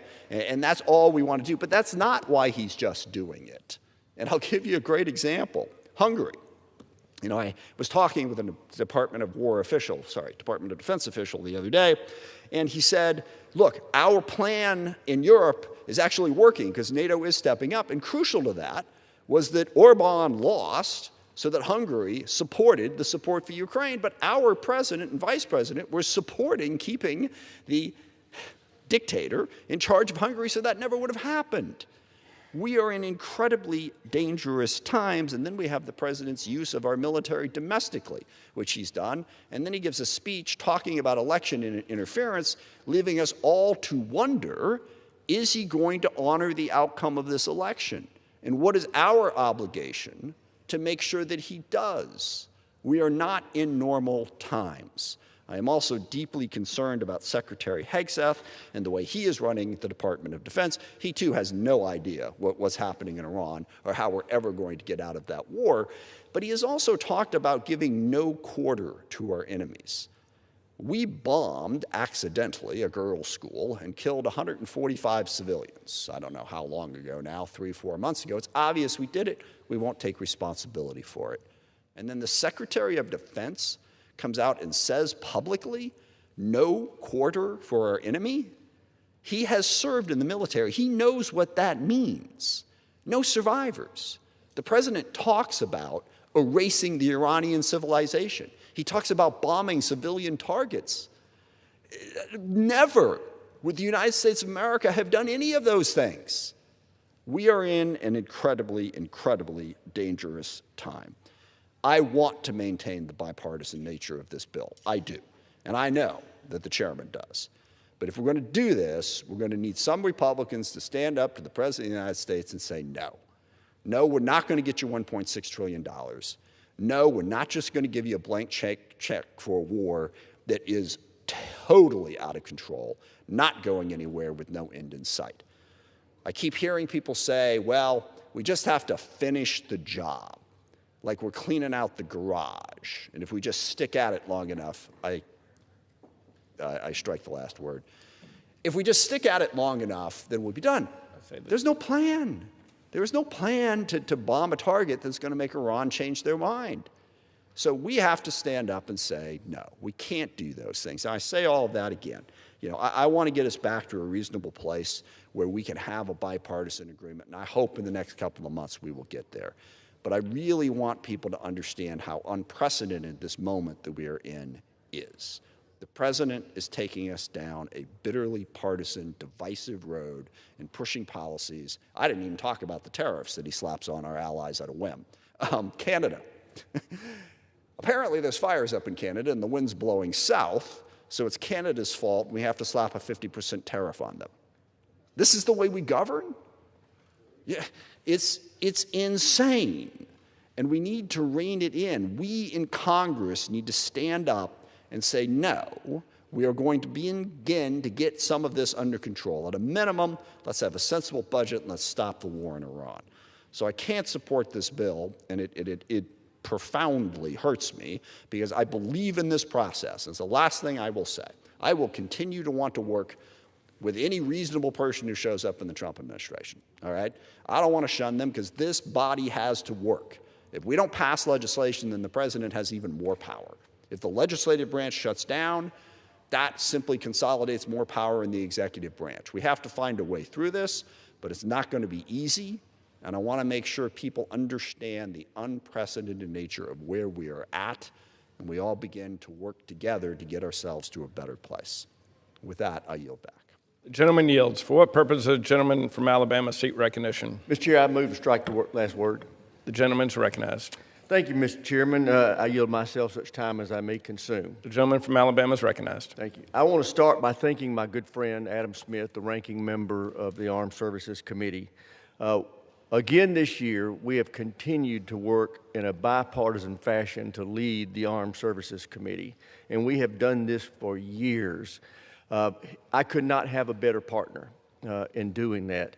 And folks really need to take note of this because this is the largest piece of authorizing legislation that moves through the Congress. It authorizes over half of all discretionary spending. And we lead this committee in a bipartisan fashion. We pass this bill out of committee in a bipartisan fashion. And that doesn't just happen. That occurs because of leadership that we get from both sides of the aisle. The staff take their cue from the chair and the ranking member, and other members do when we conduct our business, and we do it in a bipartisan fashion, and it is so important. We're talking about our nation's security. We're talking about our men and women who put their lives at risk for our nation, for the families involved. We want them to know that this is not political gamesmanship that's leading up here. This is members working in a serious, focused fashion to try to get good policy developed that will make their lives better and keep our nation free and safe. And Adam Smith just does a great job in leading the committee. When he was chair, he led by example, and he's continued to do as ranking member, and I appreciate that. I also want to thank the staff. You know, we have an incredible professional staff on the Armed Services Committee on both sides of the aisle, and they do follow our lead, and they work in a very collaborative fashion, and I want to thank them for that. We had a little over 1,000 member provisions submitted to our committee before the markup. We had 1,200 amendments offered during committee markup and 1,400 amendments here. The staff had to go through all of that and work it up and just done it in a very professional fashion. I want to thank House Ledge Council, CBO, and the parliamentarian for their leadership and staff in developing this bill to the point it's at today. Mr. Chairman, a couple of weeks ago, we celebrated the 250th anniversary of our independence. But as many of you know, the Army, Navy, Marine Corps, and are each celebrating their 251st birthday this year. That's because in 1775, the Continental Congress knew we needed a professional fighting force to secure our freedom. It was a bold and courageous act that shocked the British and the world. And I'm certainly not asking for Congress to do anything that courageous, but for the sake of guaranteeing our freedom well into the future, we need to act now to reverse decades of underinvestment and neglect in our armed forces and our defense industrial base. This bill will do that and much more. It will build the ready, capable, and lethal fighting force we need to deter China and other adversaries. I know there are provisions in this bill that some folks disagree with, but understand that this is just a single step in a long process. I want everyone to know that we will continue to work in a bipartisan manner as we make our way through the conference committee. We will work to produce a bill that can pass both chambers and be signed into law. I urge all members to help us reach that goal by supporting this bill today and moving it along. And with that, I urge a yes vote and yield back. Gentleman yields back. For what purpose is the gentleman from Alabama seek recognition? Mr. Chairman, I move that the committee do now rise. The question is on the motion that the committee rise. All those in favor say aye. All those opposed say no. The ayes have it. The motion is adopted. Accordingly, the committee rises.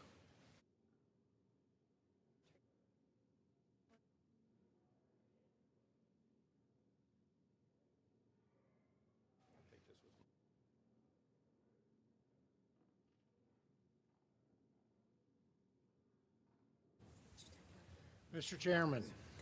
Mr. Speaker, the Committee of the Whole House on the State of the Union, having had under consideration H.R. 8800, directs me to report that it has come to no resolution thereon. The Chair of the Committee of the Whole House on the State of the Union reports that the committee has under consideration H.R. 8800 has come to no resolution thereon.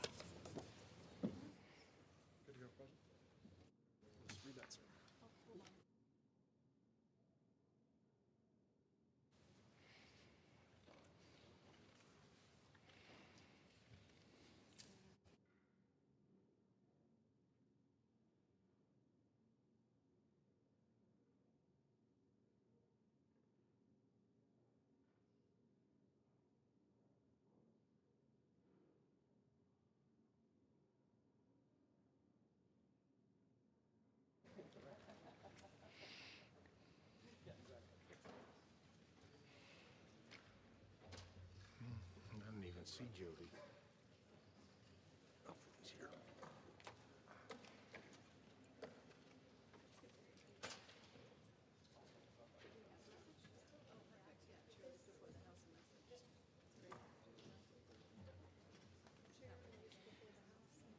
The chair lays before the House a message. To the Congress of the United States, Sections 202D of the National Emergency Act, 50 U.S.C. 1622D, provides for the automatic termination of a national emergency unless Within 90 days prior to the anniversary date of its declaration, the President publishes in the Federal Register and transmits to the Congress a notice stating that the emergency is to continue in effect beyond the anniversary date.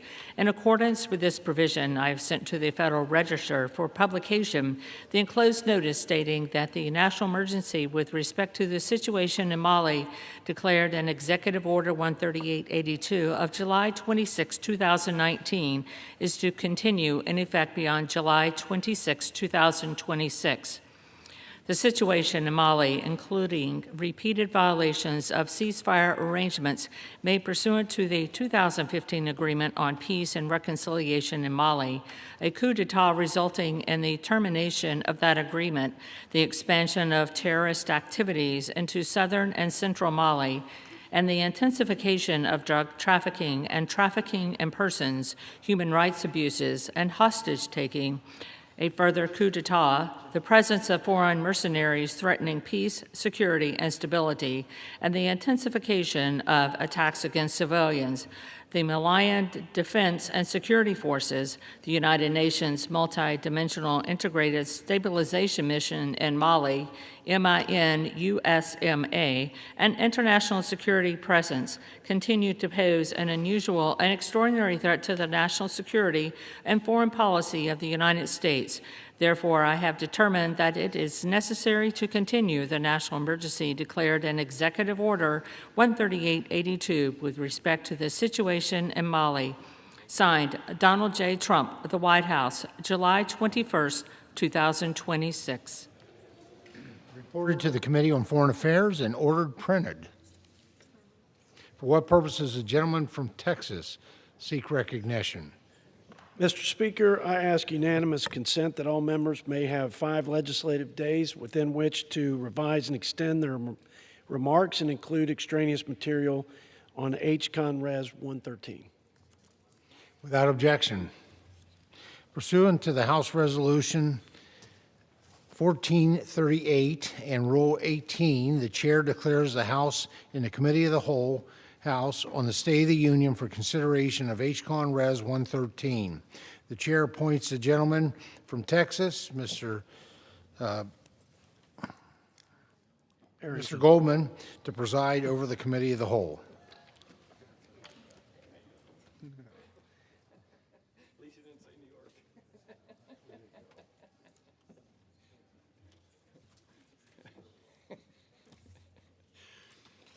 The House is in the Committee of the Whole House on the State of the Union for the consideration of H-Con Res 113, which the clerk will report by title. Concurrent resolution establishing the congressional budget for the United States government for fiscal year 2027 and setting forth the appropriate budgetary levels for fiscal years 2028 through 2036. Pursuant to the rule, the concurrent resolution is considered read the first time. General debate shall be confined to the concurrent resolution and shall not exceed 1 hour, equally divided and controlled by the chair and ranking minority member of the Committee on the Budget or their respective designees. The gentleman from Texas, Mr. Arrington, and the gentleman from Pennsylvania, Mr. Boyle, each will control 30 minutes. The chair recognizes the gentleman from Texas, Mr. Arrington. Mr. Chairman, I yield myself such time as I may consume. The gentleman from Texas is recognized. Mr. Speaker, the American people suffered for 4 years of lawlessness, incompetence, and habitual failure under Joe Biden and Democrat leadership. One self-inflicted disaster after another. Border chaos, rampant crime, feckless foreign policy, and spending-induced inflation we haven't seen in a half a century, a crushing cost of living crisis, and the worst regressive tax on working families in this country. And in the historic election of 2024, our citizens gave us unified Republican leadership and an unambiguous and unequivocal message. They said, we want strong, competent leaders, common sense policies, and a commitment to America and Americans first. For our part, Mr. Speaker, From day one, Republicans have united and relentlessly delivered in reversing those failed Democrat policies, delivering on the American people's priorities, and restoring America's greatness and the American spirit along with it. And we've been doing this, Mr. Speaker, in the face of unprecedented Democrat obstruction. They either didn't listen to the American people in the election of 2024, or worse, they didn't care. And instead of humble self-reflection and change, the Democrat Party has doubled down on their radical agenda and has hastened their march to Democrat socialism. Their entire strategy has been to resist Republicans, obstruct the president at all fronts, at all cost, even if it hurts our great nation, its success, and the safety and security of the American people, sadly. Exhibit A, the Democrats shut the government down for the first time in history when we presented a clean CR to continue the funding of last year until we could work out an appropriations deal. They rejected it, and their demand was to repeal the safeguards that we put to prevent illegals and ineligible people from draining the safety net that is there for vulnerable Americans.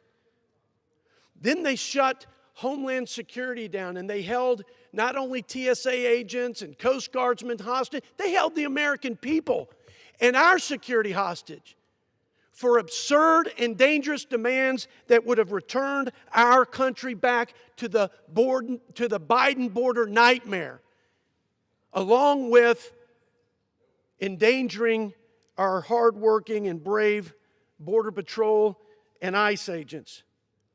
The Democrats have gone on time and time again with this unprecedented obstruction. Recently, they blocked the National Defense Authorization Act to protest President Trump and our troops' efforts to stop this radical terrorist regime from having nuclear weapons.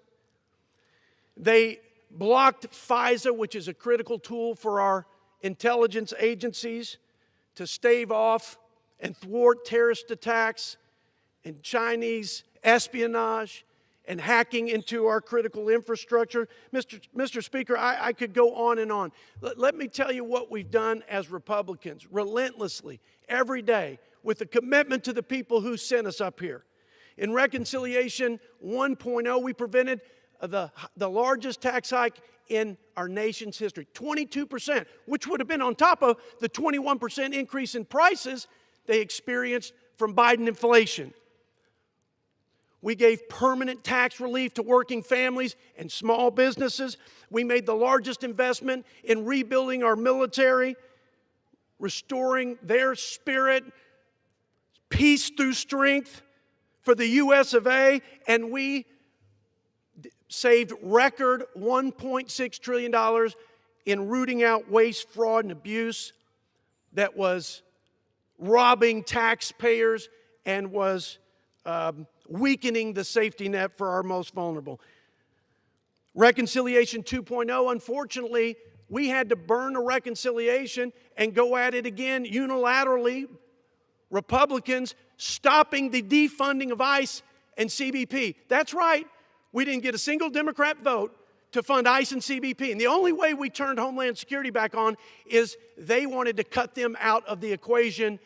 That's what we did with the second reconciliation. And here we are, Reconciliation 3.0, supporting our troops in their time of need. Just baseline battlefield readiness, Mr. Speaker, bullets and bombs to finish the job and to come home safely and victoriously, strengthen our food supply, and ultimately, we want to safeguard the integrity of our elections. We want to restore the American people's confidence because, as the founder said in the Declaration of Independence, There is no just government without the consent of the governed, and there's no legitimate consent, and there's no functioning democracy if the American people have no confidence in this election. And by the way, it's not just the president, it's not just MAGA Republicans. Nancy Pelosi in 2017 said this: our election was hijacked. There is no question. Congress has a duty to protect our democracy. Well, you know what, Mr. Speaker? I agree with Nancy Pelosi. We have a duty. We have a duty to safeguard our elections. We have a duty to restore confidence in what underpins the will of the people, their freedoms, our common defense, and the general welfare of every American in this country. So I encourage my, not just Republicans, but my Democrat colleagues, join us in supporting our troops and safeguarding our elections and saving America. I yield. The gentleman yields. Does the gentleman reserve? Hold on. Ounce of my time. The Mr. gentleman Speaker. reserves. The gentleman from Pennsylvania is recognized. Thank you, Mr. Speaker. I yield myself such time as I may consume. The gentleman from Pennsylvania is recognized. Mr. Speaker, as you may recall, 2 years ago in the election that my good friend the chair referenced, in which Donald Trump won a whopping landslide of 1.5 points, one of the closest national popular votes in American history, for those keeping score.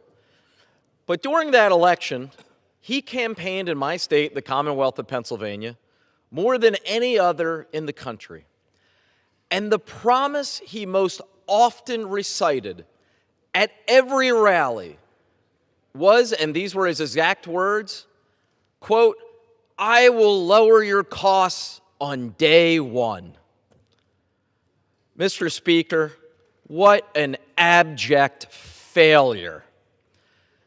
This presidency and the rubber stamp Republicans who enable him have pushed through an agenda that hasn't lowered costs for the American people. It has only made things far more expensive. He started over a year ago with the Trump tariff taxes, a tax on most imported goods. On average, this has raised costs by about $1,800 a year for the American family. He then doubled down on that last summer, in July of last year, when the rubber stamp Republicans passed and the president signed what he used to call the Big Beautiful Bill, which has become the big ugly law for the American people. That bill makes health care more expensive for the American people while cutting off their food assistance at a time that food prices are through the roof. And now here we are, after all of that, we have the Republican Reconciliation 3.0. Now, I think that both parties would agree. In fact, the two presidential nominees 2 years ago happened to, a rare point of agreement, but they happened to agree that the number one cost or number one issue on people's minds by far was the affordability crisis, that America had become too expensive. Well, isn't it interesting? Despite the fact that polls continue to show, by an overwhelming majority, that is the biggest issue that voters care about, we have in front of us the Republican Reconciliation 3.0, 47 pages, 6,560 words, not one word about affordability, not one word about how to bring down costs for the American people. Folks, they're not even trying. We have a president who just doesn't care about the average American family and the affordability crisis. Don't take my word for it. Take the president's own words. Quote, "I don't think about Americans' financial situation." And this bill reflects that fact. We have in this bill almost $100 billion in new deficit spending. Yes, that's right, the same crowd that loves to cry crocodile tears about deficit and debt whenever there's a president in the White House who's a Democrat. Cumulatively now, they have added $5 trillion to our national debt, more than any other 18-month period in the history of Congress. And they're about to add $100 billion more. Most of that spending is for President Trump's Iran war, a reckless decision with absolutely no plan on how to achieve victory and how it would end. The American people have paid the price for President Trump's war. In terms of dollars and cents, just look at gas prices. The day before the war was launched, the national average for a gallon of gas was $2.98. Today, it is over $4 a gallon and climbing. And here we have another reconciliation bill in front of us. Nothing in there whatsoever to bring down costs, nothing to lower gas prices, nothing to lower food prices, nothing to lower the cost of consumer goods. Just more spending on the most unpopular war in American history. That might sound like an exaggeration, a Trumpian exaggeration. No, it's a fact. Going back to the beginning of polling almost a century ago, there is no other war in American history in which the American people, by a more than 2-to-1 margin, disapprove over approve. Only 30% of the American people approve of what the president is doing in Iran. It's no wonder. They are paying the cost. And of course, as expensive as it is for the American family, that doesn't measure up to the ultimate cost, those lives that we have lost already in this war. So, Mr. Speaker, it is quite clear from the president's own words and the written text of this bill, this president and the Republican majority has no plan whatsoever on how to bring costs down for the American people. What's worse, they're not even trying. With that, I reserve. The gentleman reserves. The gentleman from Texas is recognized. Mr. Speaker, I yield 2 minutes to my friend from Alabama, the chairman of the House Armed Services Committee here in the House, Mr. Mike Rogers. The gentleman is recognized for 2 minutes. Thank you, Mr. Chairman. Mr. Speaker, I rise in strong support of this budget resolution. This resolution unlocks $60 billion in critically needed supplemental funding to support the warfighter and ensure our military readiness. Without these funds, military training exercises will be canceled. Maintenance of equipment, facilities, and weapon systems will be deferred. Munitions procurement will be postponed, and the combat readiness of our armed forces will suffer.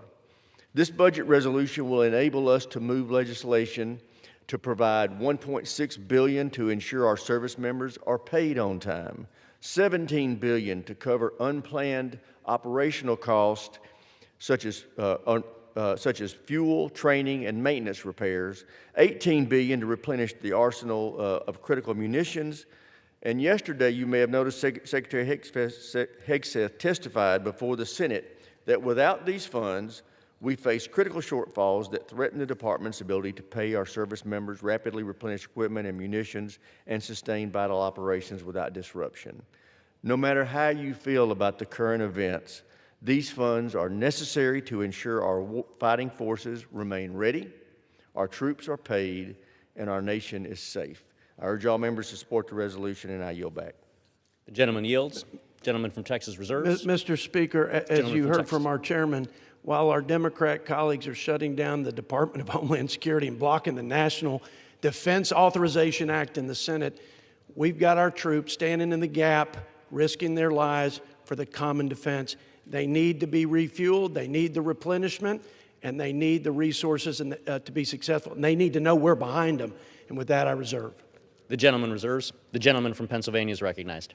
Thank you. Mr. Chair, I now yield 1.5 minutes to the gentleman from Texas, distinguished member of the Budget Committee, Mr. Doggett. The gentleman is recognized for 1.5 minutes. This bill should really be known as the Desperation Act, because Republicans are so desperate to fund an endless war, so desperate to avoid angering their master at the White House, so desperate to find a way to exclude from the upcoming election many of the very voters that are about to vote them out of office. Obedient Republicans here today are doing nothing to address sky-high prices that are caused by erratic Trump tariff taxes and unnecessary conflicts. American families paying about $1,100 each in increased cost as a result of Trump's Operation Epic Folly. Service members continuing to pay with their lives. Now Trump demands that we pay again for his billions of dollars wasted in a quagmire he hasn't the slightest idea how to get out of. Watching Trump blunder along in such a chaotic, irrational manner has caused many Americans to ask, is he past his prime or is he really sick? Yet instead of providing an inquiry or a check on his condition, they hand him another huge check today for doing whatever he pleases. To shield themselves from accountability, they also add in this bill not really voter identification, but voter exclusion. They have it all backwards. We should restrain the would-be tyrant, not restrain the voters. This misnamed bill is not about saving America. It represents Republicans' last-ditch effort, grasping for a life preserver before they sink. I yield back. The gentleman yields. Members are reminded to refrain from engaging in personalities toward the president. I reserve. The gentleman from Pennsylvania reserves. The gentleman from Texas is recognized. Mr. Chairman, I yield 2 minutes to the gentleman from the Keystone State, our chairman of the House Agriculture Committee, Mr. G.T. Thompson. Chairman, thank you so for 2 much. Mr. Speaker, I rise today in strong support of the budget resolution. This resolution includes $12 billion for agriculture producers. As chairman of the House Committee on Agriculture, I know exactly how vital the health of farm country is to our rural communities and our national food security. The provisions in last summer's Working Families tax cuts provided a much-needed long-term solution by bolstering the farm safety net. But until those provisions are fully implemented, we will need to help those who feed and clothe us with short-term assistance. Additionally, producers across the country have fallen to the whims of the weather and will need assistance until they can get back on their feet. Just as one example, especially crop producers in my home state of Pennsylvania are experiencing never-before-seen losses due to a late-season freeze that wiped out almost the entire fruit crops. These sustained losses have plagued producers across the country. American producers are currently staring down the barrel of $80 billion in uncovered farm losses since 2023. That's even with the commodity program payments and the bridge assistance program that President Trump initiated last fall.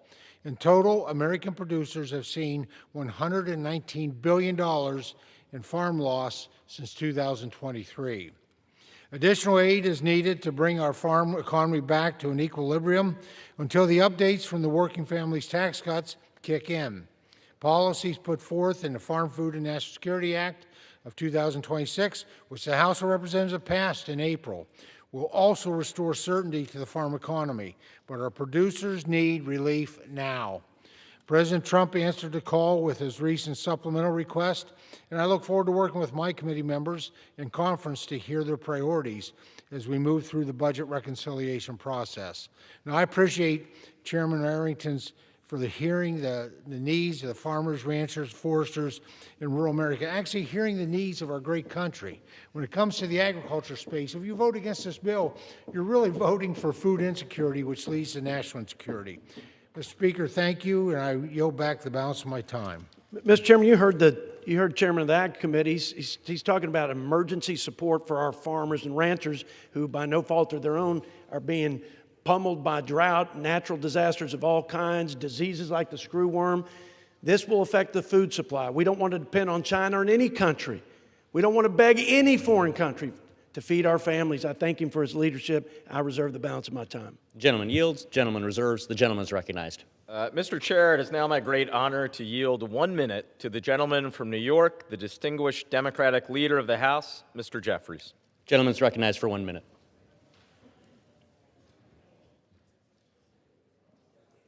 Thank you, Mr. Speaker. I also want to thank the distinguished top Democrat on the House Budget Committee, Representative Brendan Boyle, for yielding and for his incredible leadership.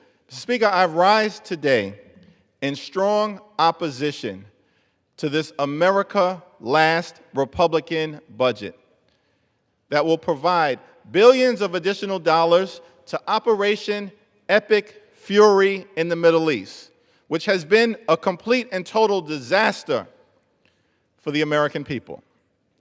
Donald Trump's reckless and costly war of choice in Iran has skyrocketed gas prices on everyday Americans who are already suffering from the failed Republican economy and drowning in its poor management.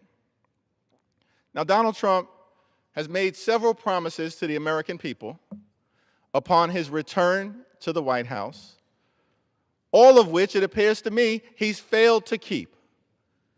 Donald Trump promised to lower the high cost of living on day one, but costs in America haven't gone down, costs have gone up, in part as a result of the reckless Trump tariffs that have increased costs on everyday Americans by thousands of dollars per year. Donald Trump promised to love and cherish Medicaid, but instead turned around and, as a result of the Republicans' one big ugly bill, cut Medicaid by $1 trillion, costing more than 14 million Americans access to health insurance and causing hospitals, nursing homes, and community-based health centers, particularly in rural America, to close. Donald Trump promised the American people that ICE enforcement would be focused on the worst of the worst and would only target violent felons. That's not what has happened. Donald Trump and his violent mass deportation machine are spending billions of dollars for ICE to brutalize and kill American citizens or to violently target law-abiding immigrants, as we just saw in Maine and in Houston. Donald Trump, of course, promised that he was elected not to start endless wars in the Middle East, but to stop them. And then turned around and has gotten us involved in a potentially endless war in Iran, a reckless war of choice that has made life more expensive for the American people while making us less safe, with Iran being stronger now, having a stranglehold over the Strait of Hormuz, a stronger Iran now than they were before Donald Trump's reckless and costly war of choice. So I stand in strong opposition to this America Last reckless Republican budget, this effort to waste tens of billions of dollars more on Operation Epic Failure in the Middle East. Mr. Speaker, we express our heartfelt condolences to the additional family members of those soldiers and members of the armed forces who have lost their lives needlessly in the Middle East. And we all have a responsibility to continue to stand with them in their time of mourning and their time of great need, but simultaneously to make sure that no additional heroic, patriotic, brave American servicemen or women need to die overseas in Donald Trump's reckless and costly war of choice. So we stand in strong opposition to this America Last budget. One of the most important things as members of Congress who are solemnly given by the framers of the Constitution the responsibility to determine issues of war and peace. One of the most important things that we can do is stand against this reckless war of choice in the Middle East, so no more service members have to be sent home dead to their families who have been left behind. What we should be doing in this Congress is actually using our taxpayer dollars to make life more affordable for the American people. And that's our commitment as House Democrats. Unfortunately, Donald Trump and our Republican colleagues don't share that commitment. That's not a hypothetical. It's not hype. It's not hyperbole. Look at their own words. Donald Trump, of course, who has said, because we're fighting wars, we can't prioritize things like daycare, Medicaid, or Medicare. That's exactly what's happening right now. Republicans, in their one big, ugly bill, enacted the largest cut to Medicaid in American history, ripping health care away from more than 14 million Americans all across the country, in rural America, urban America, small-town America, the heartland of America, black and brown America. No one has been untouched by the Republican assault on health care. And why is this happening? So that Donald Trump can fund this reckless and costly war of choice in the Middle East. And the reality is, his own words, he doesn't give a damn about the economic well-being of the American people. How do we know that? Donald Trump, in his own words, said the affordability crisis is a hoax. Donald Trump, in his own words, said, I don't think about the personal financial situation of the American people. Donald Trump, in his own words, said, I love the inflation. And so we don't have to wonder why things aren't going well for everyday Americans in the United States right now. It's because, in my humble opinion, President Trump and Republicans in this House continue to act indifferent to the economic well-being of the American people and to actively do things that are hurting everyday Americans financially, like this reckless and costly war of choice, which is why we stand aggressively against it. On issue after issue, throughout this Congress, Republicans have adopted extreme policies to make life worse for everyday Americans, to actively hurt the American people. The Trump tariffs, actively hurting the American people, raising costs, including on farm country, by thousands of dollars per year. The refusal to extend the Affordable Care Act tax credits, raising health insurance premiums on everyday Americans, more than 20 million people across this country, some by as much as $1,000 in additional expense per month. People are suffocating, drowning in this Trump economy. Donald Trump and Republicans in the one big ugly bill enacted the largest cut to nutritional assistance in American history, a $186 billion cut, at the same time that they're funding this reckless and costly war of choice. Republicans have literally ripped food from the mouths of hungry children, seniors, and veterans to sustain the Trump war machine. Republican extremists apparently have money for wars, but can't feed the poor. But our message to the American people is don't lose faith. Help is on the way. Regime change is coming to the House of Representatives in November, so keep your head up. I yield back.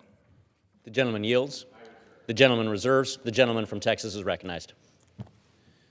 Mr. Chairman, I yield 2 minutes to the gentleman from Arkansas, my friend, and the chairman of the House Permanent Select Committee on Intelligence, Mr. Rick Crawford.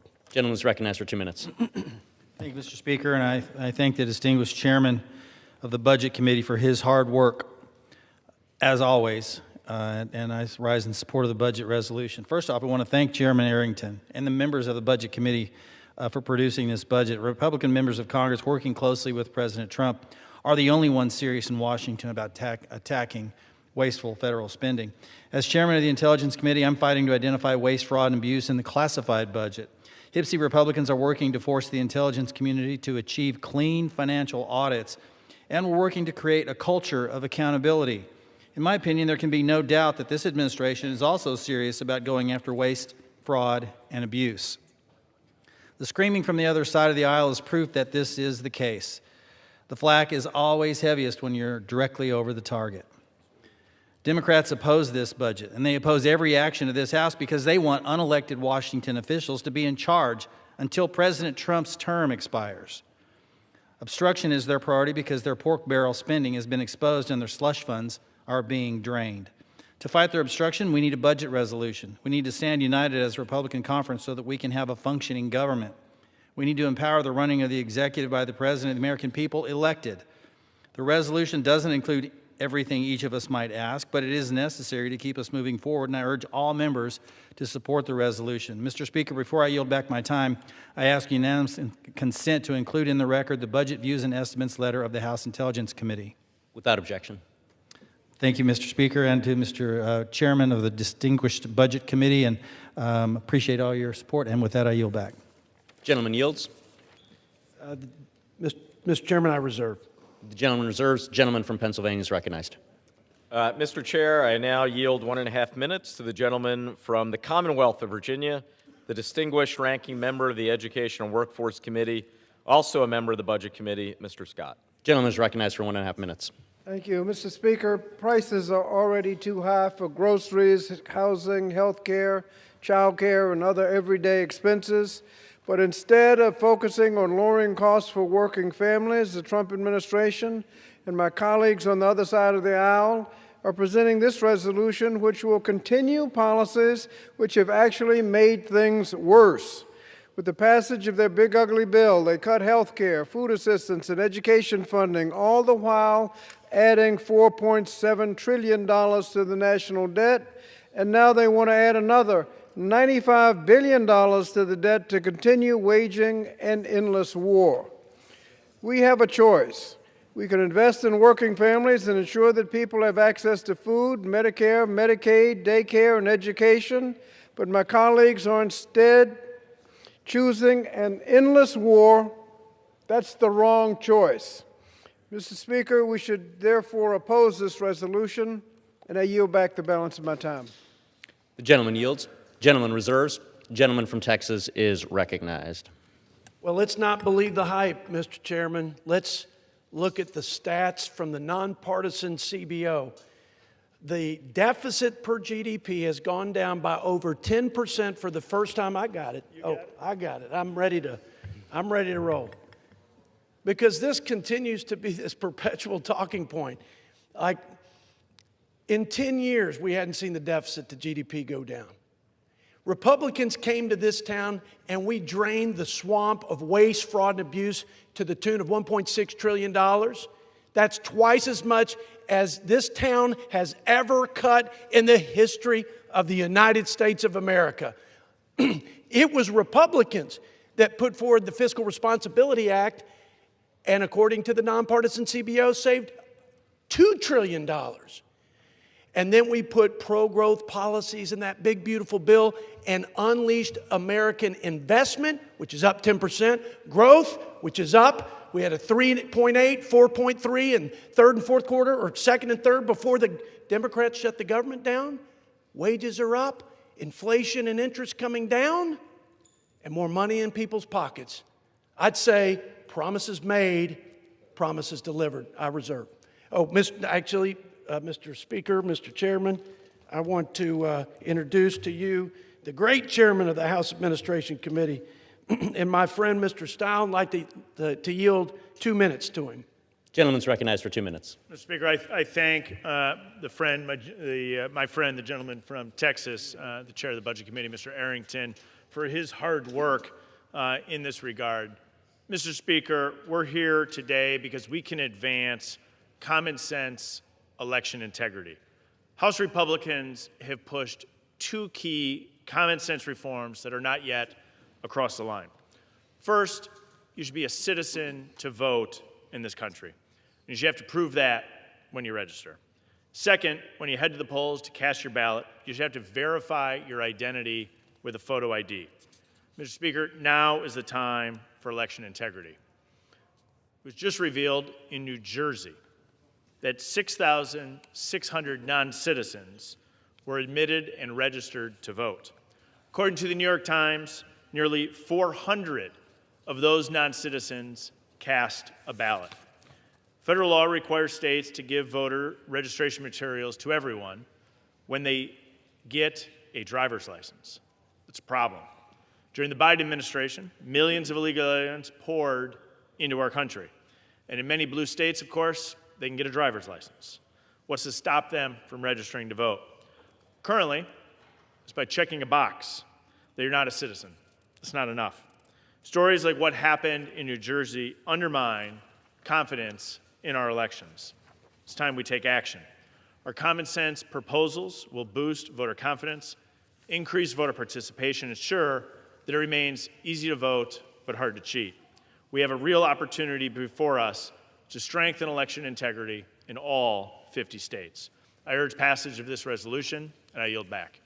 The gentleman yields. I think the chairman, interestingly enough, Chuck Schumer, Democrat leader in the Senate, agrees. In 2018, he was talking about Russia interference. Turned out to be a conspiracy and debunked, but he said they've actively trying to do it again. Russia's trying to do it again. We must wake up to this fact. These are his words. We won't be able as a nation to fight back against foreign interference in our elections if the commander-in-chief, Donald Trump at the time, doesn't even acknowledge that it's a real problem. I think this president has acknowledged it's a real problem. I think the American people have acknowledged it's a real problem, and I thank the gentleman for his leadership to restore confidence and integrity to the United States electoral system, and with that, I reserve. The gentleman reserves. Gentleman from Pennsylvania is recognized. Thank you, Mr. Chair. You know, it's interesting. We've been having this debate for a little while now. I haven't heard one word from the other side about how their bill is going to lower costs for the American people. They haven't said one word, which is very consistent with the bill that they're pushing, because their bill also doesn't say one word or have one idea or one plan on how we can bring down costs for the American people. With that, Mr. Chair, it is now my honor to yield 1.5 minutes to the gentleman from California, distinguished member of the Budget Committee, Mr. Panetta. Gentleman's recognized for 1.5 minutes. Thank you, Ranking Member. Thank you, Mr. Speaker. Look, the President made some simple promises to get elected. Release the Epstein files, end forever wars, and reduce cost. Instead, as we've seen, the administration has done the exact opposite, which has led to corruption, to incompetence, and to increased cost, all demonstrating that this president does not care. Yet rather than push back and prioritize the American people, it appears the majority does not care, as it has put forward a budget resolution that spends more and borrows more just to please the president and promote his pet projects.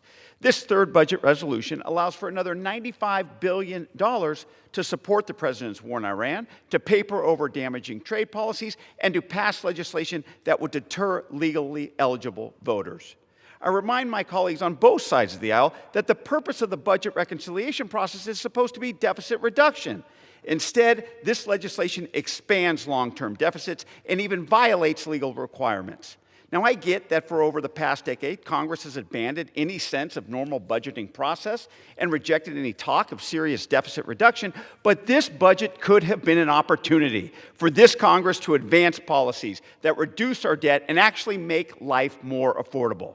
Instead, the president once again pushed the Republican majority to put forward a purely partisan bill that does nothing to lower costs, nothing to strengthen our economy, and in no way exercises fiscal responsibility. That is why I'm against this reconciliation legislation, not only that it shows that the president doesn't care about Americans, but it also shows that the majority doesn't care about our growing debt and deficit, and that Congress's responsibility is to the future of this country. Thank you, Mr. Speaker. I yield back.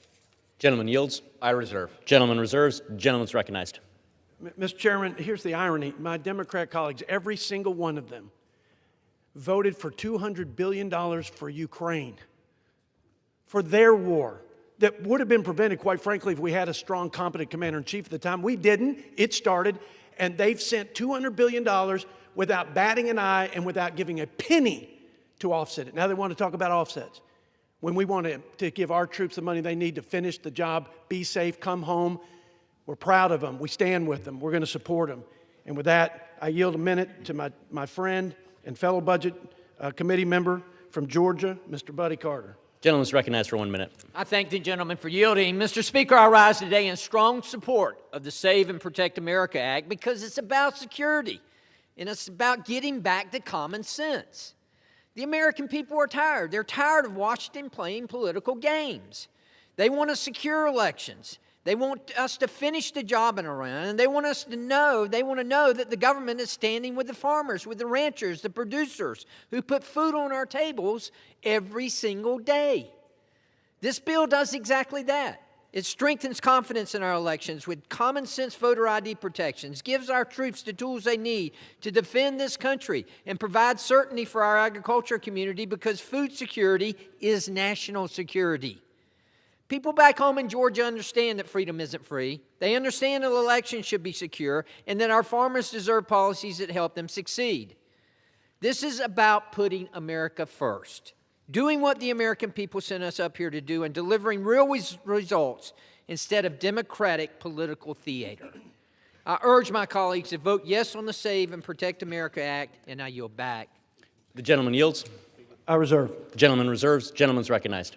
Mr. Chair, I now yield 1.5 minutes to the gentlewoman from Texas, distinguished member of the Budget Committee, Ms. Escobar. The gentlelady is recognized for 1.5 minutes. Thank you, Mr. Ranking Member, and thank you, Mr. Speaker. I rise in strong opposition to this bill. Every day, Americans are being confronted with skyrocketing prices at the gas pump and at the grocery store. And this bill does absolutely nothing to address the economic crisis created by Donald Trump's economic policies, including his tariffs and an illegal war. Instead, Republicans in Congress are dumping nearly $100 billion into the budget to fund this illegal war. $100 billion. That could pay the salaries of 1 million elementary school teachers. It could pay for medical care for 7 million veterans. It's enough to fund nearly 10 years of school lunches for every child, and so much more. Budgets are representative of our values and our priorities. And it is absolutely clear that neither the President nor congressional Republicans value or prioritize the needs of the American public. Americans want a Congress that is willing to fix the economy that Donald Trump broke. We are willing every day of the week to do that hard work, to come together, to address these pressing issues. But $100 billion for something Americans don't want, we have to reject it. I urge my colleagues to vote no on this bill. Thank you, Mr. Chairman. Thank you, Mr. Ranking Member, and thank you, Mr. Speaker. I yield back. The gentlelady yields. I reserve. Gentleman reserves. Gentleman's recognized. Mr. Chairman, while my Democrat colleagues are counting the pennies that we're on this defense supplemental, remember baseline battlefield readiness. That's it. Just what they need to do their job. It's actually about $67 billion. Meanwhile, the open border policies of our Democrat colleagues have flooded our country with millions of illegals. According to Numbers USA, that's $9,000 per illegal in taxpayer social services to people who aren't here legally, aren't our citizens, and that's more than we spend on our most vulnerable for Medicaid. And with that, I yield to my dear friend, the great Vice Chairman of the Budget Committee from the Keystone State, Mr. Lloyd Smucker, for 2 minutes. Gentleman's recognized for 2 minutes. Thank you, Mr. Speaker. I'd like to thank the chairman for yielding, thank him for all of his work on this, what I call a common sense bill. A simple bill, really addressing 3 priorities that the American people support, 3 priorities that are core functions of government and that are very, very important. Number 1, election security, ensuring that our elections are conducted fairly, they're conducted securely, and that only American citizens are voting. Voter ID, The American people support that. 80, 90% of the people support the idea of showing voter ID when you show up to vote. Number two, it begins the process, this is instruction to the committees, of providing our service members with the resources that they need to meet growing threats around the world, keeping the American people safe. These individuals who are serving us are putting their lives in harm's way every day. The least we can do is ensure they have the tools and equipment they need to do their jobs and to keep us safe. And then finally, third point in this bill, ensuring our food supply is secure. Our American farmers work very, very hard every single day to feed America and really feed the world. They've had some tough times, and this provides the help they need at this time to ensure that they can continue to feed America. Unfortunately, every Democrat on the House Budget Committee voted against these common sense provisions in this resolution. The American people sent us here to deliver. They sent us here to deliver on these priorities. It's a great bill. I urge my colleagues to support the Save and Protect America Act as it moves through the House. Thank you, and I yield back. Gentleman yields. I think the chairman, we gave the Democrats, our friends on the other side of the aisle, opportunity after opportunity, multiple times, to support what 83% of the American people support, which is a photo voter identification to vote in elections in this country. You need an ID to check in a hotel, to fly on an airplane, and in Mondamis, New York, you need it to shovel snow. But it's not important enough for the cornerstone of this democratic republic. The American people aren't fooled. We're not fooled. We're going to do this so that we can continue with this great country of ours and with the confidence of the American people in the outcome of the elections. With that, I reserve. The gentleman reserves. The gentleman is recognized. Mr. Chair, this has been a remarkable debate. It seems the other side wants to talk about pretty much any other issue than affordability. They want to talk about Ukraine, I heard cited, and let me just correct what the chair said a few minutes ago. This is not the Democrats' war in Ukraine. It is Mr. Putin's war in Ukraine because he launched a brutal, unprovoked invasion on the people of Ukraine. And the reason why the United States, with our NATO allies, have stood together in financially supporting freedom in Ukraine is because it is not just about Ukraine. It is about whether we will have peace in Europe or whether we will repeat the mistakes that got us into World War II. That used to be a bipartisan consensus, by the way, in this country for the last 80 years until this recent president. We also then heard an absurd charge that somehow the folks on the other side have brought down the deficit and debt. They even cited the CBO.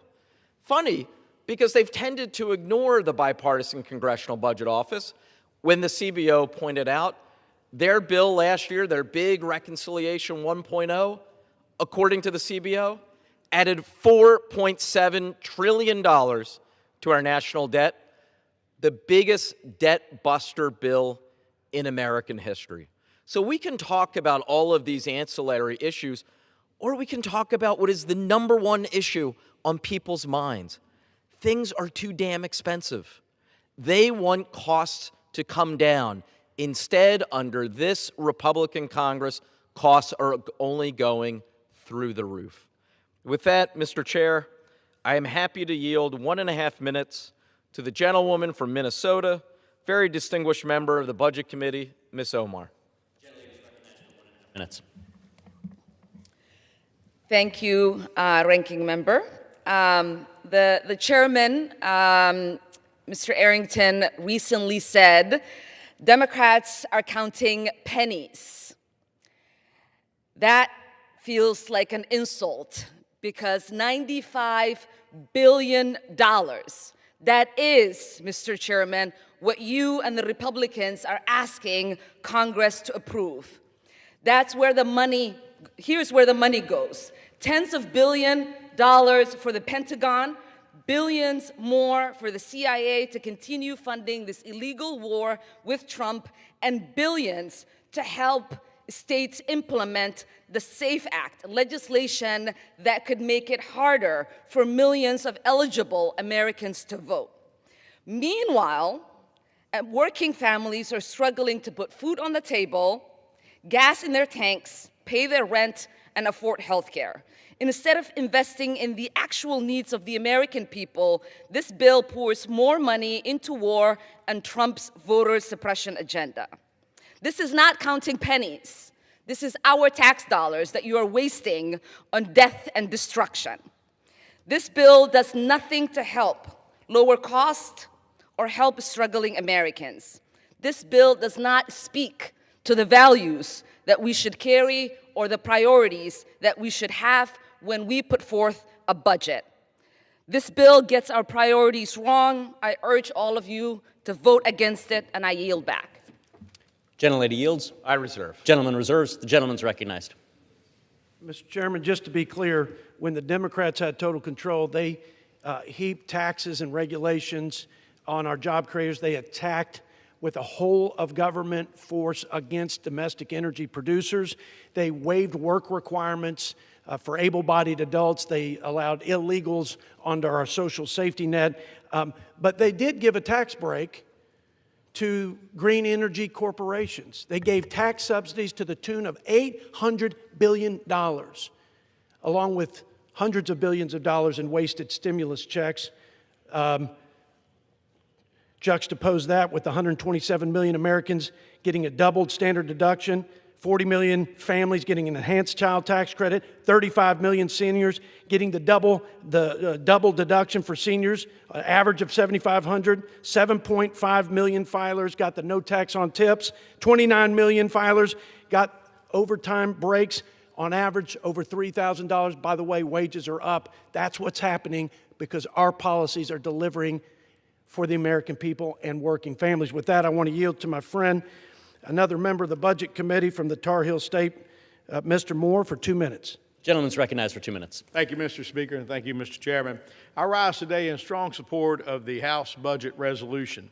This resolution and this reconciliation package builds on the working families tax cuts that were passed into law last year that have lowered taxes for more Americans than probably any tax bill in decades. I want to talk about one thing, though, that seems to get glossed over by my friends on the other side, and that is the Save America Act that is in here. You know, the overwhelming majority of Americans support voter ID when it comes to voting. My home state, North Carolina, a little over a decade ago, we adopted it, and we've actually seen even greater voter participation since doing so. I would raise the question to some of my colleagues on the other side of the aisle. Have they not seen the news that just showed that 6,600 votes were cast in New Jersey by non-citizens? Voter fraud is happening. That has been discovered. That is documented.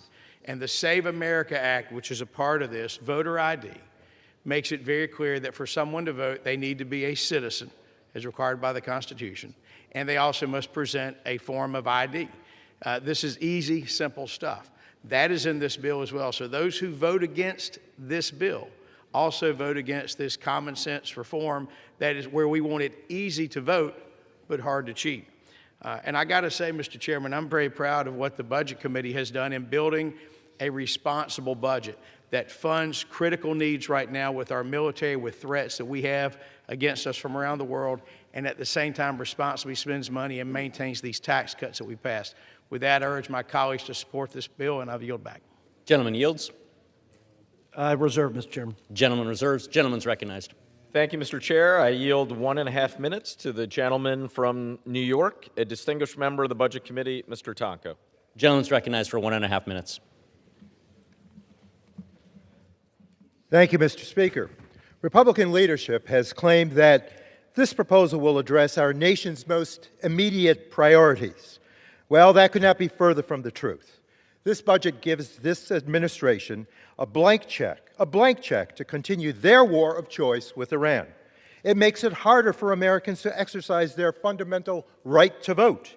And most importantly, it fails to meaningfully improve the lives of everyday Americans. Those are certainly not the priorities my constituents have asked me to fight for.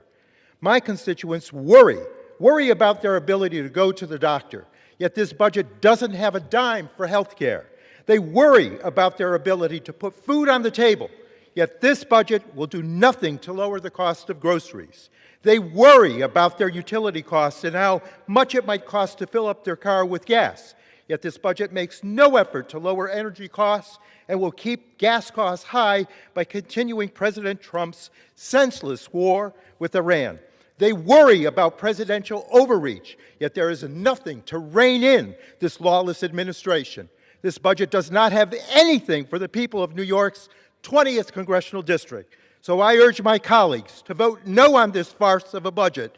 Let's stop the pain. Let's stop the consequence. Let's go forward with progress. Defeat this bill. I yield back. Gentleman yields. The gentleman reserves. The gentleman's recognized. Mr. Chairman, I mentioned earlier that the Republican Party is united and unrelenting in delivering for the American people. That doesn't happen without a fearless leader. And the legend from Louisiana, my dear friend, Mr. Steve Scalise, I yield to him 1 minute.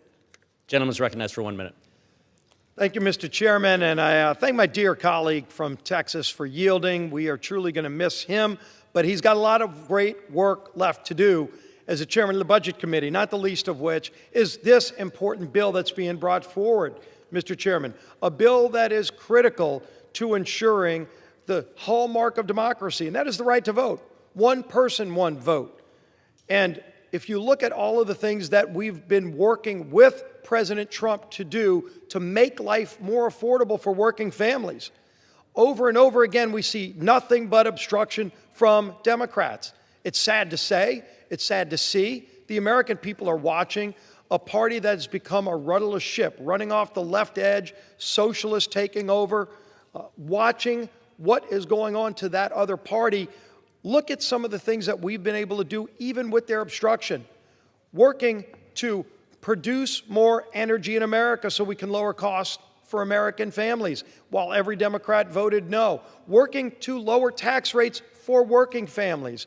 Yes, no tax on overtime, a benefit that has helped over 30 million Americans. These aren't the millionaires and the billionaires that Democrats go fight for every day. This is hard-working families making under $100,000 a year, many of them shift workers, law enforcement officers. Maybe they voted against that bill because they want to defund the police, not help police officers and firefighters have a little bit more money in their pocket with no tax on overtime, no tax on tips. Somebody making $32,000 a year on average has thousands more in their pocket now because of the work we did. And how did we pay for it, Mr. Chairman? We paid for it by putting anti-fraud measures in that bill. Yes, going after theft of American taxpayer dollars, and not just small-time folks. You've got foreign countries operating with criminal organizations in states like Minnesota. We saw it. We documented it. But you couldn't stop it because we needed the measures.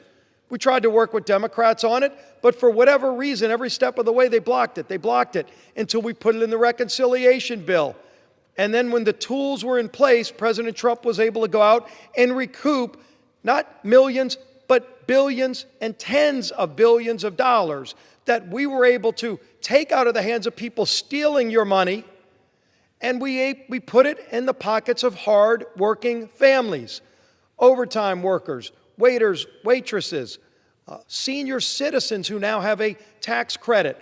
All of that we paid for with money that was being stolen, and every step of the way Democrats opposed it. They would rather theft of your tax dollars go to fraudsters than hardworking families have their money back. So their obstruction is nothing new, Mr. Chairman. And then we get to today, where we say, shouldn't we make sure our men and women in uniform have the tools they need to do their job safely? Shouldn't we make sure that our farmers get the relief they need so we can keep working to lower food costs? And oh, by the way, can't we ensure the integrity of the American vote? Basic things that most Americans understand. Democrats in Washington don't. They go back home and they give 4th of July speeches, and then they get on an airplane and such transformation happens. They get up here and they start voting against the wishes of the American people over and over and over again. And why? Not just to defend fraudsters. If you know that requiring a picture ID, just something so basic that every American understands, which, by the way, those same Democrats have to show that picture ID to get on the airplane to come up here and vote for socialist policies, but then yet they don't want that to be the case when you vote. And then they would say, don't worry, there's no fraud. There's no fraud. Well, why is it just today's New York Post uncovered yet again what we've known all along? Here in New Jersey, they just admitted 6,600 non-citizens are on their rolls. Many of them voting in elections, illegals on their rolls voting. And they document in this article many elections that were decided by just a small number of votes. In fact, the margin of the theft, the stolen votes, are that margin. You can stop that by just requiring a picture ID. And then you would say, well, then why would anybody be against that? And they'll hide behind all these other ruses, but they'll vote no. We've got a bill later today to say, well, let's ban members of Congress from trading stocks. And you're going to watch the board on an issue that every American understands, and almost every Democrat's going to vote no. And you'll say, why is that? Because it requires a photo ID. What's so harmful about that? You can't go get an unlimited bowl of pasta at Olive Garden without showing a photo ID. Can we at least have the Olive Garden standard when we protect the democracy and the franchise that we have to keep this great democracy? And that's just requiring that you prove you are who you say you are. And this, Mr. Chairman, is such a fundamental principle. Not hard to explain to the American people, but actively opposed by Democrats in Congress. And it just begs the question, why? Who are they protecting? Who are they protecting with a no vote, Mr. Chairman? If they know illegals are voting in many of these states where they don't require photo ID, then why would they vote against the requirement? Why? It's a great question. Every American, Mr. Chairman, is going to be able to watch this vote and know where your member of Congress is. It's critically important for accountability that we all stand up and be counted. I'm strongly for this. I think it's critical we protect the sanctity of every American's right to vote. And if somebody else is stealing your vote because they're voting illegally, thousands in New Jersey, then it takes away your right to vote, Mr. Chairman. We ought to be protecting everybody's right to vote, especially those people who are legally allowed to vote, not people who shouldn't be allowed by law to vote. Let's pass this important bill, get it over to the Senate so they can do their job and get this to the President's desk. I yield back, Mr. Chairman. Gentleman yields. Chairman reserves. Gentleman reserves. The gentleman is recognized. Well, Mr. Speaker, our majority leader actually just referenced something in which I can report to the House. I have personal experience. Having ordered the bottomless pit of pasta at Olive Garden, I can confirm, no, you do not need an ID. What an absurd claim. This is what we've heard throughout this entire debate. They want to talk about Olive Garden. They want to talk about IDs. They want to talk about Biden. They want to talk about Ukraine. They want to talk about anything and everything to distract from this core fact. They have absolutely no plan or agenda whatsoever to bring down costs for the American people. According to the Joint Economic Committee, Trump's inflation, all told, the combination of his tariff taxes, the combination of all the laws that they've passed for the last year and a half, the combination of increased gas prices because of this reckless war in Iran, all told, the average American family has paid out of pocket $3,100 more for goods and services as a result of the Trump Republican inflation. So I can understand why, with that abysmal record, they want to talk about anything except for the number one issue on the minds of the American people. With that, Mr. Speaker, I am now happy to yield 1.5 minutes to the gentleman from the Commonwealth of Kentucky, distinguished member of the Budget Committee, Mr. McGarvey. Gentleman's recognized for 1.5 minutes. Thank you, Mr. Chairman. There's a great scene in the movie Jurassic Park where the scientist says, you guys were so preoccupied with whether you could, you forgot to ask whether you should. I think the Republicans have been so preoccupied with counting votes to see if they can do the president's bidding that you have forgotten to ask whether you should. First, you brought a budget bill to the floor of this House that took away people's health care and food so you could give billionaires and corporations the largest permanent tax break in American history.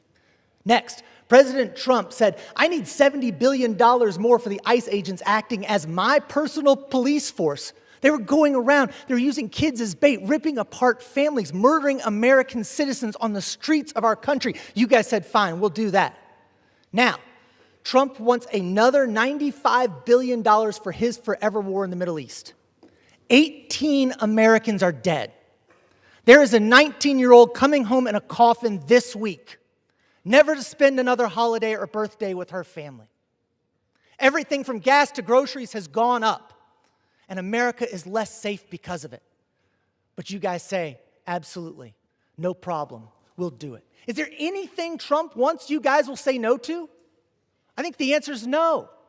Democrats offered common sense amendments that said, let's lower the cost of health care, let's lower the cost of goods, let's end corruption. You guys said no to all of them. I even offered an amendment that said you can't use $400 million of taxpayer money to build your ballroom vanity project. What do Republicans say? Fine with us. We'll do it because we can. But should you? No. 30 seconds. Gentleman's recognized. Oh. I reserve. Gentleman reserves. Gentleman from Texas. I respect my friend from the Commonwealth of Kentucky, but this false narrative that's perpetuated every time Republicans actually go after the waste in this town and the fraud that's being perpetrated on taxpayers and the vulnerable who need these programs, they start saying, we're kicking the vulnerable off, we're throwing them into the streets. And all I ask you to do is look to the nonpartisan CBO once again, and I submit this letter for the record, Mr. Chairman. The only people that aren't on the Medicaid rolls today that were on them before were illegals in this country that Joe Biden and Democrats allowed to siphon money away from Americans. People who were ineligible, or people who were able to work, but who refused to work for the generous support of hardworking taxpayers. We stand on that proudly. We stand by it. And I believe the American people support us every step of the way. And with that, I yield 1 minute to my friend from the Hoosier State, Indiana, Mr. Stutzman, another proud member of the Budget Committee. Gentleman from Indiana is recognized for 1 minute. Thank you, Mr. Chairman. I thank the chairman of the Budget Committee for this strong resolution. I rise today in support of the House Budget Resolution. This framework is an important step of protecting our elections as well as supporting our troops. As members of Congress, we have a responsibility to the American people to safeguard the electoral process, yet the Senate has been unable to do so. Over 80% of Americans agree you must show proof of citizenship and ID to vote, and this budget framework moves us closer to enacting these reforms. In addition to protecting our elections at home, U.S. service members are working day and night to be sure Americans are safe from a nuclear bomb in Iran and to advance peace in the Middle East. Our military is the most lethal fighting force known to man, and they are depending on us to help them finish the job. We must be courageous to support these men and women by supplying the resources they need. We owe Americans secure elections, along with a strong national defense to preserve our great nation. Therefore, I urge my colleagues to support this resolution, and I yield back. Gentleman yields. Gentleman from Texas reserves. Gentleman from Pennsylvania. Thank you, Mr. Chair. May I inquire as to how much time remains on each side? Gentleman has 9 minutes remaining. 9 minutes. Thank you, Mr. Speaker. With that, I am happy to yield 1.5 minutes to the gentleman from Rhode Island, a very distinguished member of the Budget Committee, Mr. Amo.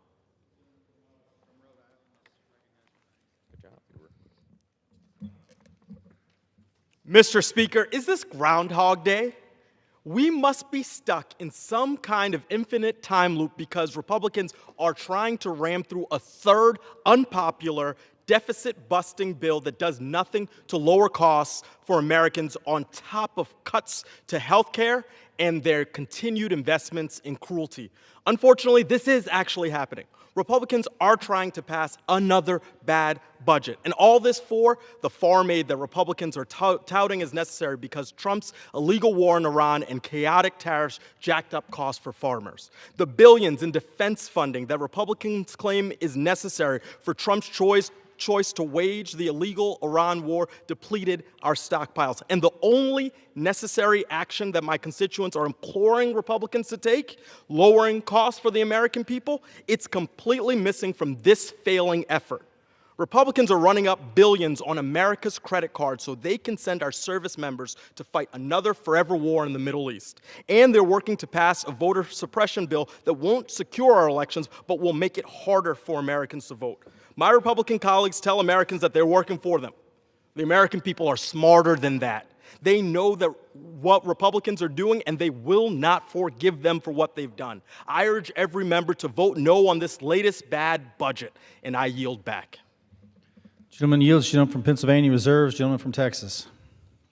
Mr. Chairman, I yield a minute to my dear friend from California, Mr. Tom McClintock, also another proud member of the House Budget Committee. Gentleman from California is recognized for 1 minute. Thank you, Mr. Speaker. I think we can all agree that this is not what a budget resolution should be used for, but unfortunately necessity commands it. Reconciliation gives us a powerful tool to bring mandatory spending in line with revenues. Unfortunately, the exigencies that we face have left us with no choice but to use this process to assure that we can replenish our arsenals and strengthen the integrity of our elections. The minority Democrats have vowed to obstruct these necessities in the Senate at a time when we are at war with Iran and at a time when public confidence in our election process is at an all-time low. Reconciliation, which this resolution sets in motion, is the only path we can take to achieve these vital measures. I regret the circumstances that force us to employ reconciliation for this purpose, and I pray for the day when Congress fulfills its legal duty to enact a real budget resolution that sets our country back on the road to fiscal health. Yield back. Gentleman yields. Gentleman from Texas reserves. Yes. Gentleman from Pennsylvania. Thank you, Mr. Speaker. I just want to correct the record. Moments ago, the distinguished chairman of the Budget Committee referenced a letter from CBO on June 24th in which he alleges they, according to him, cited that the only people who lost their Medicaid coverage because of the bill they passed last summer were illegals. That is not at all what the letter says. I have it here in front of me, and I'll be happy to submit it to the record at the end of this debate. Mr. Speaker, it is quite clear, however, what CBO has found is that the bill they passed last summer, Reconciliation 1.0, will kick more than 15 million Americans off of their health care coverage. Already 8 million have lost their health care coverage, with another at least 7 million to go. This is a health care crisis in this country. It was entirely created by the other side. With that, I reserve. Gentleman reserves. Gentleman from Texas. Chairman reserves. Gentleman from Texas reserves. Gentleman from Pennsylvania. Mr. Speaker, I'm prepared to close. Gentleman's recognized.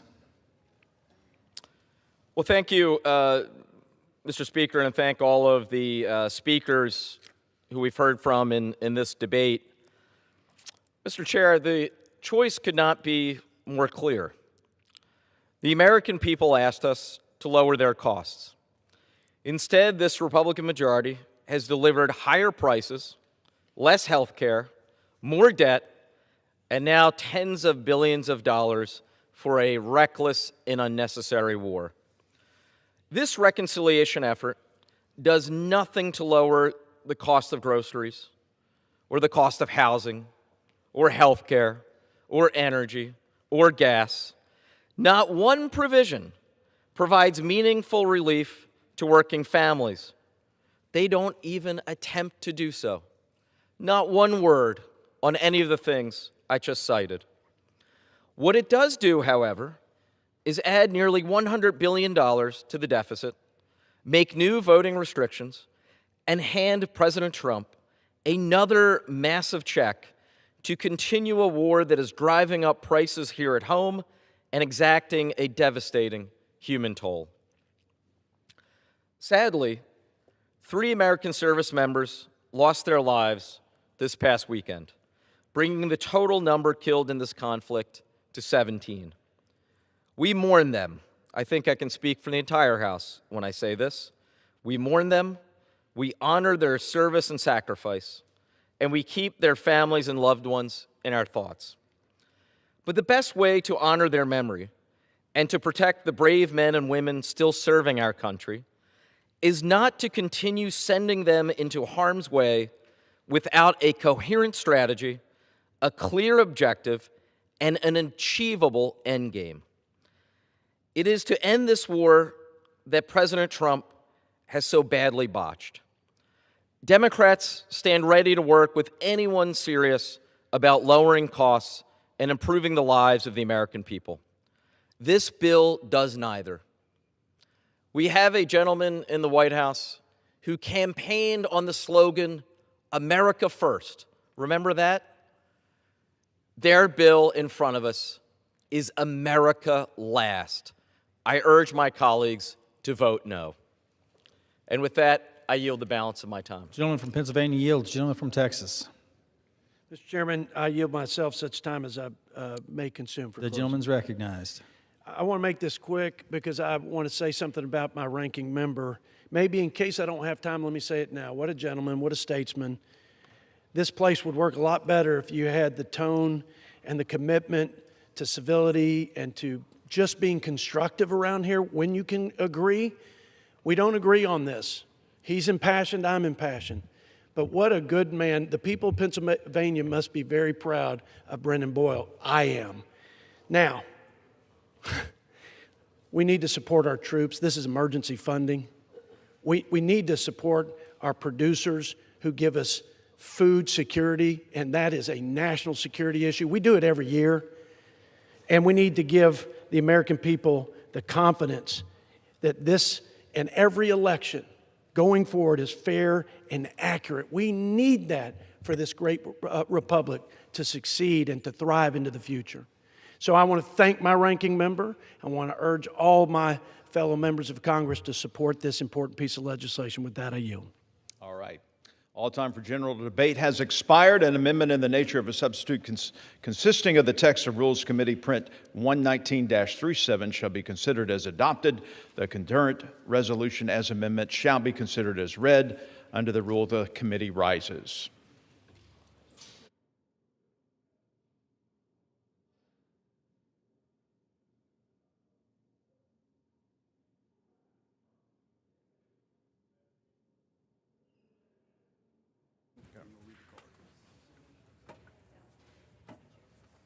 Mr. Chairman. Mr. Speaker, the Committee of the Whole House on the State of the Union has had under consideration House Resolution 113, and pursuant to House Resolution 1438, I report the concurrent resolution is amended by that resolution back to the House. The Chair of the Committee of the Whole House on the State of the Union reports that the committee has under consideration House Concurrent Resolution 113, and pursuant to House Resolution 1438, reports the concurrent resolution as amended by that resolution back to the House. Under the rule, the previous question is ordered. The question is on adoption of the concurrent resolution. Under Clause 10 of Rule 20, the yeas and nays are ordered. Pursuant to Clause 8 of Rule 20, further proceedings on this question are postponed.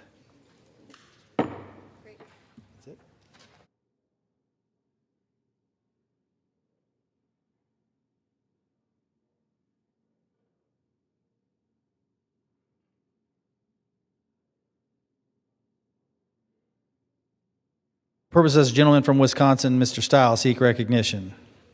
Mr. Speaker, pursuant to HRES 1438, I call up the bill H.R. 7008, the Stop Insider Trading Act, and ask for its immediate consideration in the House. The clerk will report the title of the bill.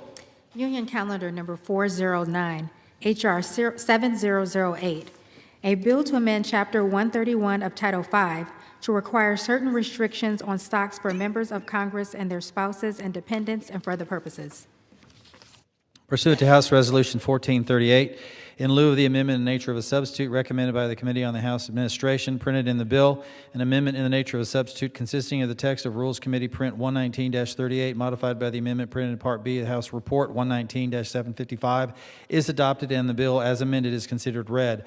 The bill as amended shall be debatable for 1 hour, equally divided and controlled by the chair and ranking minority member of the Committee on the House Administration or their respective designees. The gentleman from Wisconsin, Mr. Stile, and the gentleman from New York, Mr. Morrell, will each control 30 minutes. The chair now recognizes the gentleman from Wisconsin, Mr. Stile.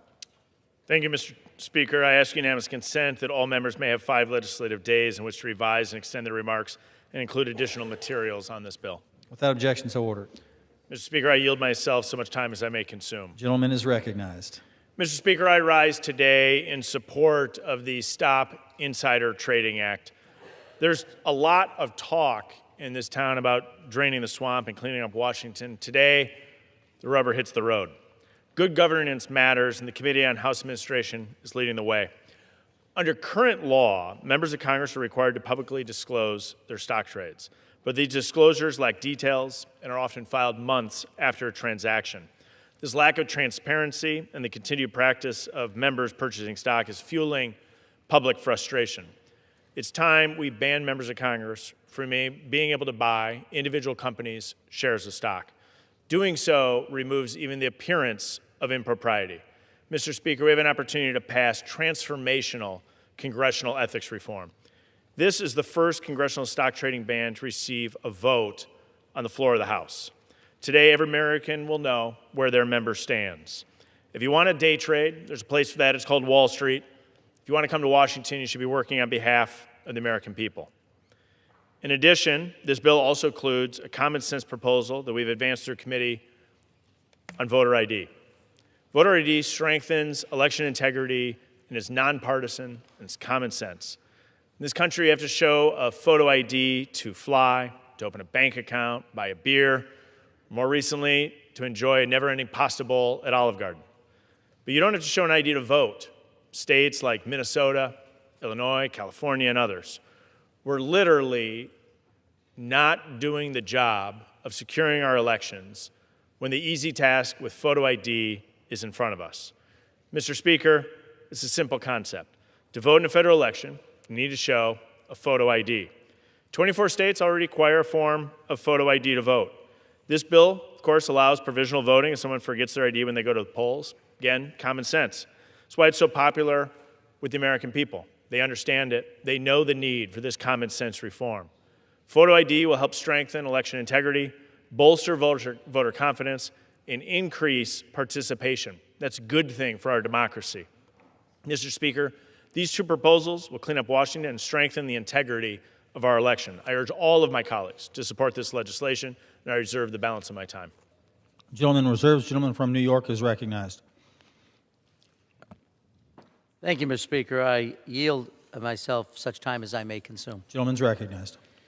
Thank you, Mr. Speaker. Colleagues, what we are considering here today is a remarkable display of cynicism, even for this institution, even for this Republican leadership team. The American people are desperate for us to clean up the culture of corruption that pervades Washington. Americans see their elected leaders on both ends of Pennsylvania Avenue enriching themselves, some to the tune of billions and billions of dollars. Headline after headline. Members of Congress tipping off insiders to reap huge payouts from prediction markets. Members of Congress buying up private stocks just days before Pentagon announcements that will balloon their financial portfolios. What are Speaker Johnson and House Republicans doing about this? They're pretending here on the floor today to address the issue. They are pushing the so-called Stop Insider Trading Act, a name meant entirely to trick the American people, because this bill, quite simply, is a sham. The bill allows members of the Congress to continue owning and trading stocks. That's right. The so-called Stop Insider Trading Act actually allows members of Congress to own and trade stocks. But even this half measure, or should I say quarter measure, goes too far for Republican leadership. How do we know? What's the tell? How do we know that the Republican posturing is all performative? That Republicans do not want a stock trading bill ban to become law? because they've added a poison pill to this bill. They've added provisions that have absolutely nothing to do with stock trading and everything to do with their obsession with the 2020 election. That's right, the Save America Act is back yet again. The American people keep cutting the head off this bill, flooding phone lines to their members and senators, demanding we block this anti-voter bill. And so far, their voices are being heard. The resistance is working. But like the Hydra, these heads keep growing back. The Save Act again, the Save America Act. They've attached it to CRs, continuing resolutions. They attach it to a spending bill funding the State Department and other completely unrelated agencies. The president tried to force it on the American people through illegal executive orders blocked by the courts. So now Republicans come limping back from a losing fight. Sometimes you should just stop, but let's acknowledge the reality of what we're doing here. Republicans have corrupted their so-called stock trading bill with a decaying piece of the Save America Act corpse. The bill we're considering today would force voters in America to surrender photocopies of their photo IDs in their mail ballot envelopes. This isn't just a voter ID bill, it's a bill to destroy vote by mail, something the president routinely rails against, despite the fact that the president routinely uses mail-in voting himself, the kind of double standard Americans have come to particularly enjoy from this president. A bill that would dispatch millions of American voters to Kinko's. Some of us are old enough to remember Kinko's. I guess it's now FedEx, or Staples, or the public library, to scan and print their IDs, to shove those IDs into their mail ballots, risking their constitutional right to a secret ballot if not packaged properly, to send their ID copies off to election offices in the hopes that the ballot will be counted, that the ballot won't be discarded on the counting room floor. Now, you might ask, why would these ballots be at risk of being thrown out? Because the bill would explicitly exclude forms of voter ID that millions of Americans are accustomed to using today. You use your student ID, ballot thrown out. Your concealed carry permit, ballot thrown out. Your employer ID, ballot thrown out. Your tribal ID without an expiration date on it, common on tribal IDs. You get the picture, ballot thrown out. I could go on and on. Now you might, sitting at home watching this, think, I know Washington, D.C. is a dysfunctional place, but they can't be that irrational, can they? Surely election officials and voters would have time to prepare for this seismic shift in American elections, right? Sorry to say, you'd be overestimating how much House Republicans care about voters, about election officials, about elections themselves, because this bill would take effect in 90 days. When is 90 days from today? Well, October 20th, 2026, 2 weeks before the midterm elections. That's right. Republicans are trying to force a massive change to American voting law, eradicating mail voting as we know it, right in the middle of the final month of an election, 2 weeks before Election Day. By October 20th, state officials, we still have a system where the time, manner, and places of elections are run by state legislatures. Those state officials, state legislatures, will have already mailed out millions of ballots to voters. Voters will have already returned some of these ballots. So what are election officials to do? Count the ballots cast with student IDs on October 19th and shred the ones that arrive after that on October 20th? Is that what they're going to do? Who's going to train election officials about what IDs to accept, what to do with mail ballots, missing photocopies, and when will they do it? There will be chaos, complete shambles. This bill is plain absurdity, written in ink, printed in the congressional record. But lest we forget, the confusion is the point. Chaos is the point. Republicans know that they will lose in November. They know that people strongly object to their handling of the economy, the war in Iran, the immigration fiasco, which has resulted in the death of American citizens. They know the verdict in November will not be kind to them and shouldn't be. So they have one hope at winning: disruption, disarray, subversion. That's why they have redrawn congressional maps from coast to coast in the middle of this year, of this term, the middle of this decade. That's why they keep trying again and again to change the rules in the middle of the game. Now, if they want to force states to make massive, extreme, last-minute changes just days before the midterm elections, states forced to retrain staff, reprint ballots and ballot envelopes, and the process, with what time? With what money? Because you might ask, who's going to pay for all this? This is a seismic change. Not Washington, not House Republicans. They're too busy trying to pay for an unconscionable war in Iran, a war that has led to the tragic deaths of 18 American service members, in a war that no one asked for and certainly no Americans want.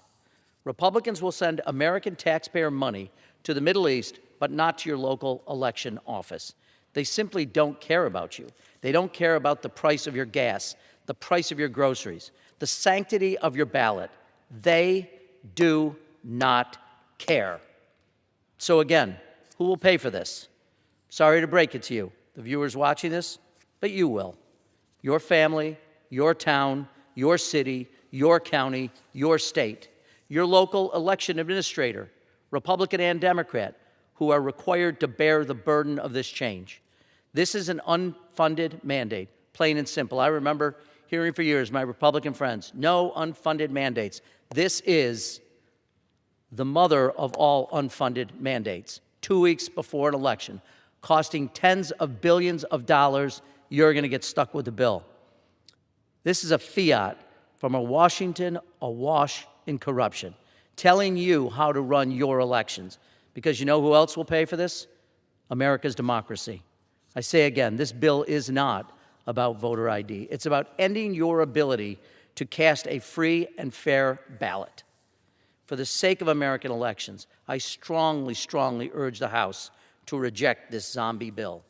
Thank you, Mr. Speaker. I reserve the balance of my time. Gentleman reserves. Gentleman from Wisconsin. Mr. Speaker, I'd like to yield 2 minutes to the gentlewoman from Illinois, Ms. Miller, a member of the House Administration Committee.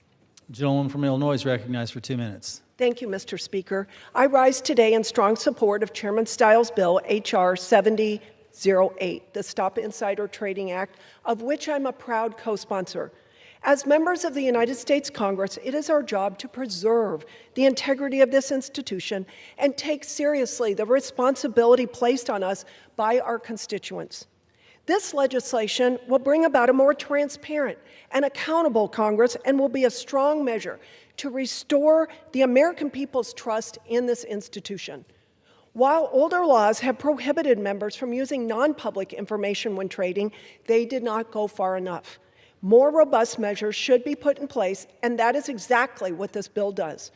As the American people have seen, members of this body have become extremely wealthy from trading the stock market while in office, and it is precisely because of this that the American people have lost faith in Congress and in government.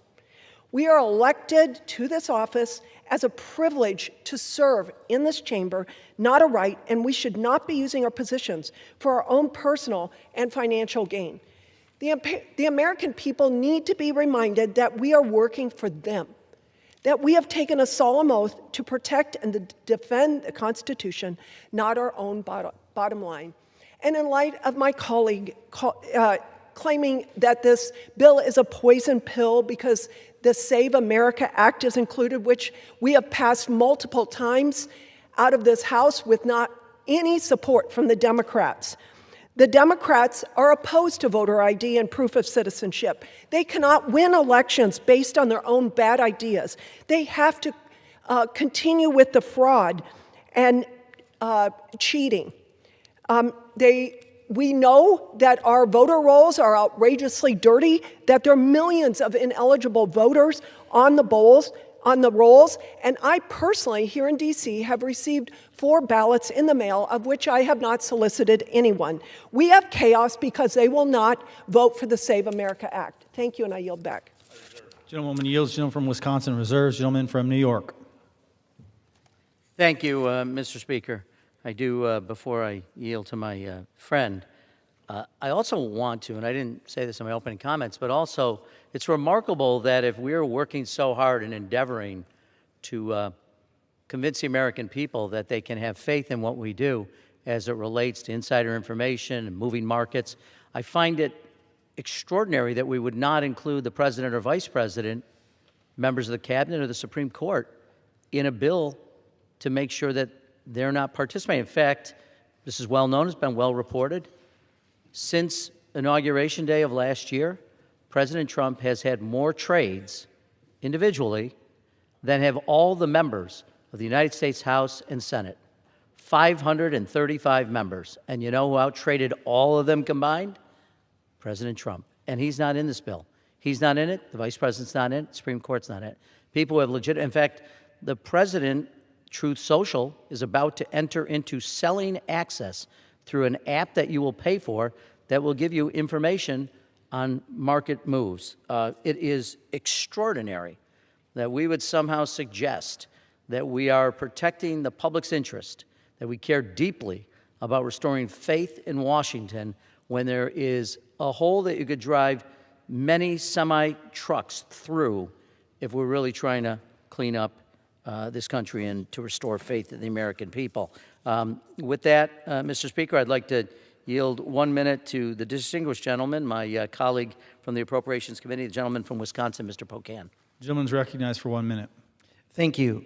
As a member of Congress, I don't own any individual stocks because as a byproduct of my job, I get inside information on many publicly traded companies. We don't let people with inside information buy stock because it impacts markets and threatens public trust in a system that so many of our retirement dollars are in. But this bill before us puts members of Congress above the law. It's not a real congressional stock trading ban like other bipartisan measures. This is a weak alternative. It's like Velveeta to real Wisconsin cheese. It's been said this bill has loopholes so big a Qatari jet could go through them. It still allows members to hold stock. It still allows members to buy stock with dividends. It still allows family members to buy stocks for others for any reason. It's basically the opposite of a real stock trading ban from members of Congress, a wolf in sheep's clothing. This bill continues the corruption that marks too much of what's done in Washington. Please don't support this Velveetan weak bill. I yield back. Gentleman yields. Gentleman from New York reserves. Gentleman from Wisconsin. Thank you, Mr. Speaker. I just want to go back to a comment that was just made by my colleague, in particular what we refer to as the spousal exception. So as one would read this, but I think it's very important to know, the legislation before us on the Stop Insider Trading Act applies to a member, the member's spouse, and the dependent children of that member. There's what we call the spousal working exception. So if a member's spouse works in a capacity that engages with stock. Think of a life insurance salesman. Maybe your spouse is selling life insurance. We want to make sure that that individual can continue their work. But of course, they'd be banned under this legislation from buying individual companies' shares of stock. And so I think it would be incorrect if we didn't correct the record where it was not accurately stated that there's no restrictions on family members. This bill specifically takes that into account, includes members, their spouses, and dependent children. With that, I would like to yield 3 minutes to my colleague, the gentleman from Missouri, Mr. Alford, on this bill. Gentleman from Missouri is recognized.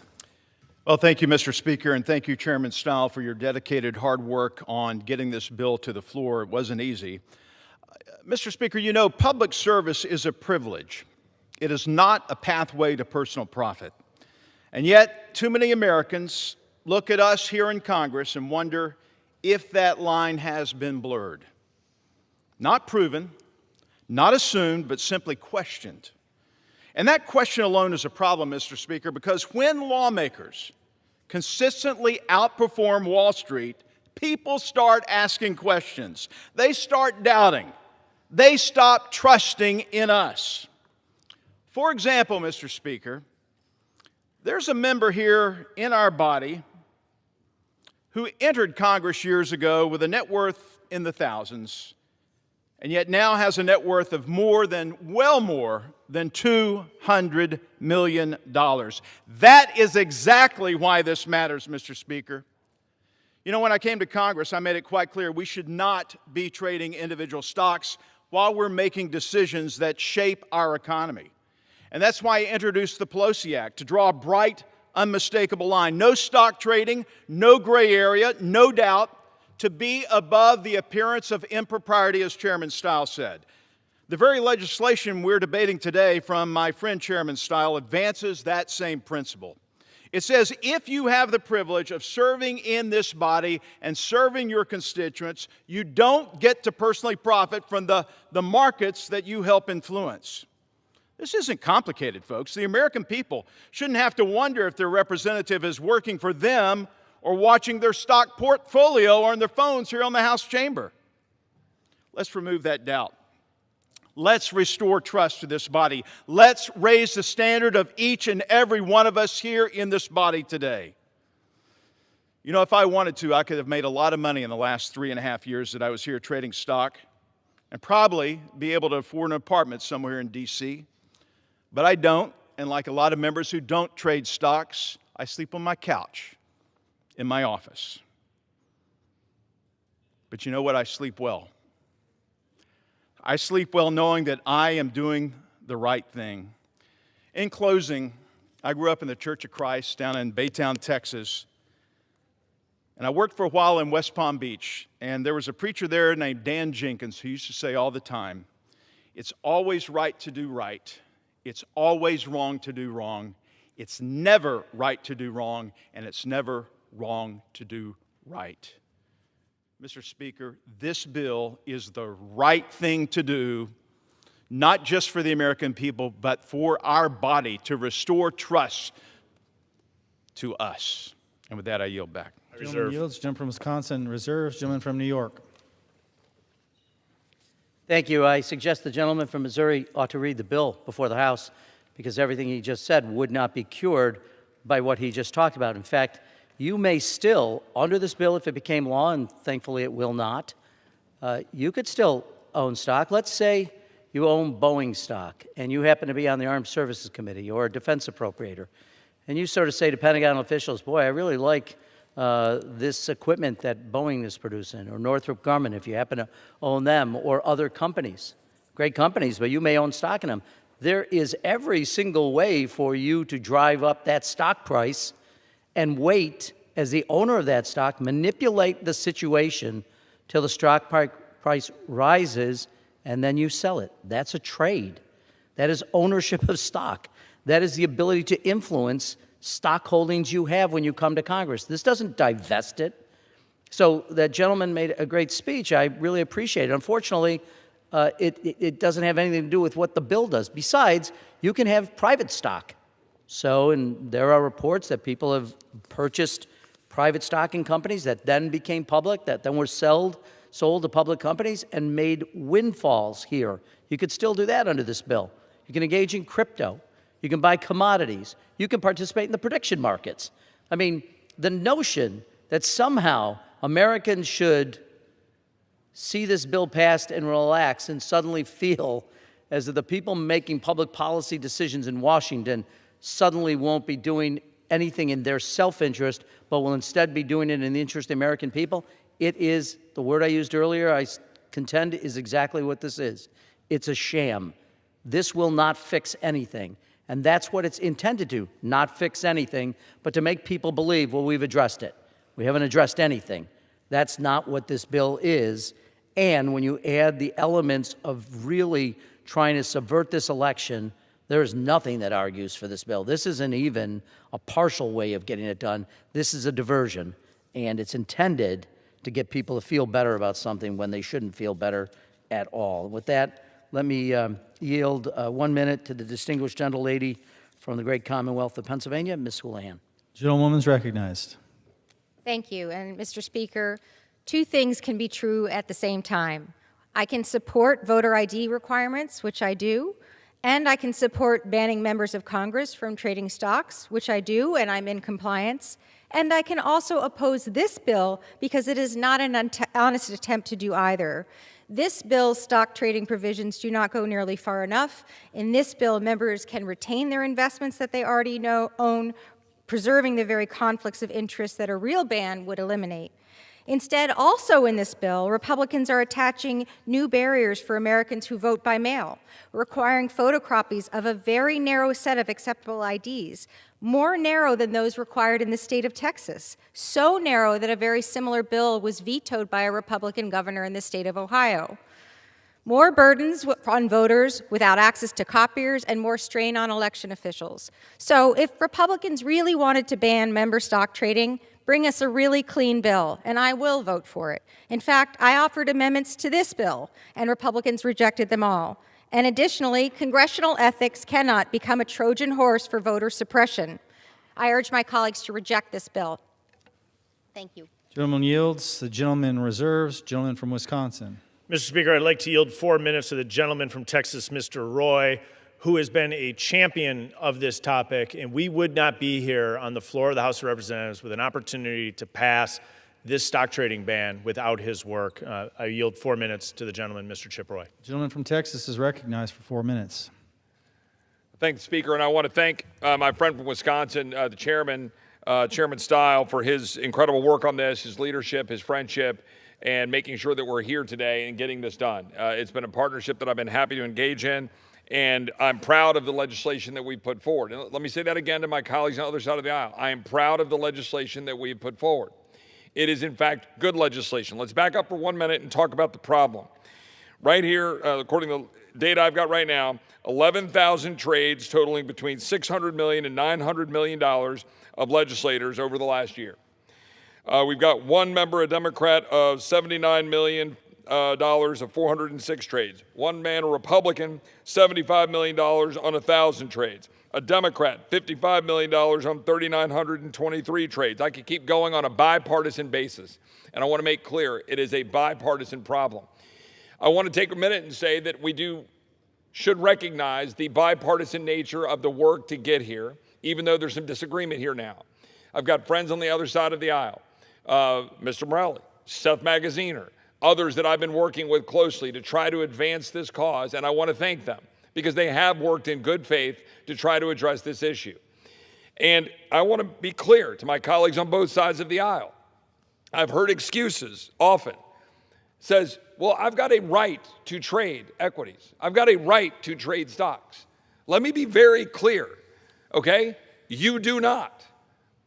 You do not have that right. There is no such right guaranteed in the Constitution. It is a privilege to serve in the United States Congress. When you come to Congress, you're supposed to set that aside. You're supposed to come here and serve. You come here for 2 years, 4 years, 6 years, 8 years, preferably not 40, and you come here and you set down your personal interest and you serve. Well, unfortunately, a lot of members have been violating the spirit of that. And that is why we're here today. We passed legislation in 2012 that made a lot of this transparent. Today we have legislation on the floor that I want to go back and say that I'm proud of, that would stop the ability of members of Congress to acquire equities and would have significant transparency and pre-sale requirements before you can sell equities you hold. Yes, I had legislation that would have required divestiture. I prefer that approach, but you got to build a coalition in a body. And I think this is a giant step forward. And I wish my colleagues on the other side of the aisle and my colleagues on this side of the aisle would recognize that and praise it. Because if we did that, it would be night and day. If this body, if people were not allowed to acquire Microsoft while you're voting on technology, acquire Lockheed when you're voting on defense, acquire pharma or big insurance when you're voting on healthcare policies, when you're supposed to be focusing on the American people and not focusing on your portfolio. That's where we should be as a body. I'm proud that we're bringing this legislation forward today. And I hope that everybody will support it, regardless of which side of the aisle you're on.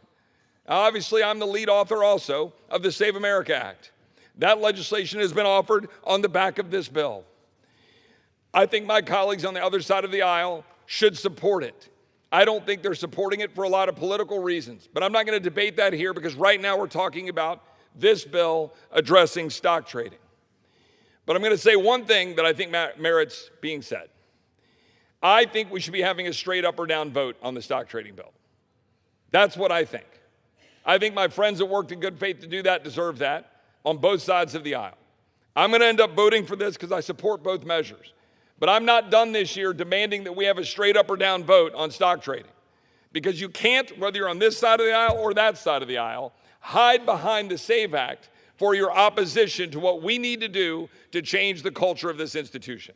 I want to thank Chairman Stile. I want to thank my friends that I've worked on this before, and I want to yield back. I appreciate it. Gentleman yields. Gentleman from Wisconsin reserves. Gentleman from New York. Thank you, Mr. Speaker. And I do want to thank Mr. Roy, who I've had the chance to be in a number of meetings with about this issue, about restoring faith and trust in America. But recognize, I came to Congress and sold all of the stock that my wife and I owned. And at the time, as I recall, it's been many years, but Microsoft, Google, Alpha, a number of technology stocks. If I had come here under this bill, should this become law, I'd be able to continue to hold on to all of them.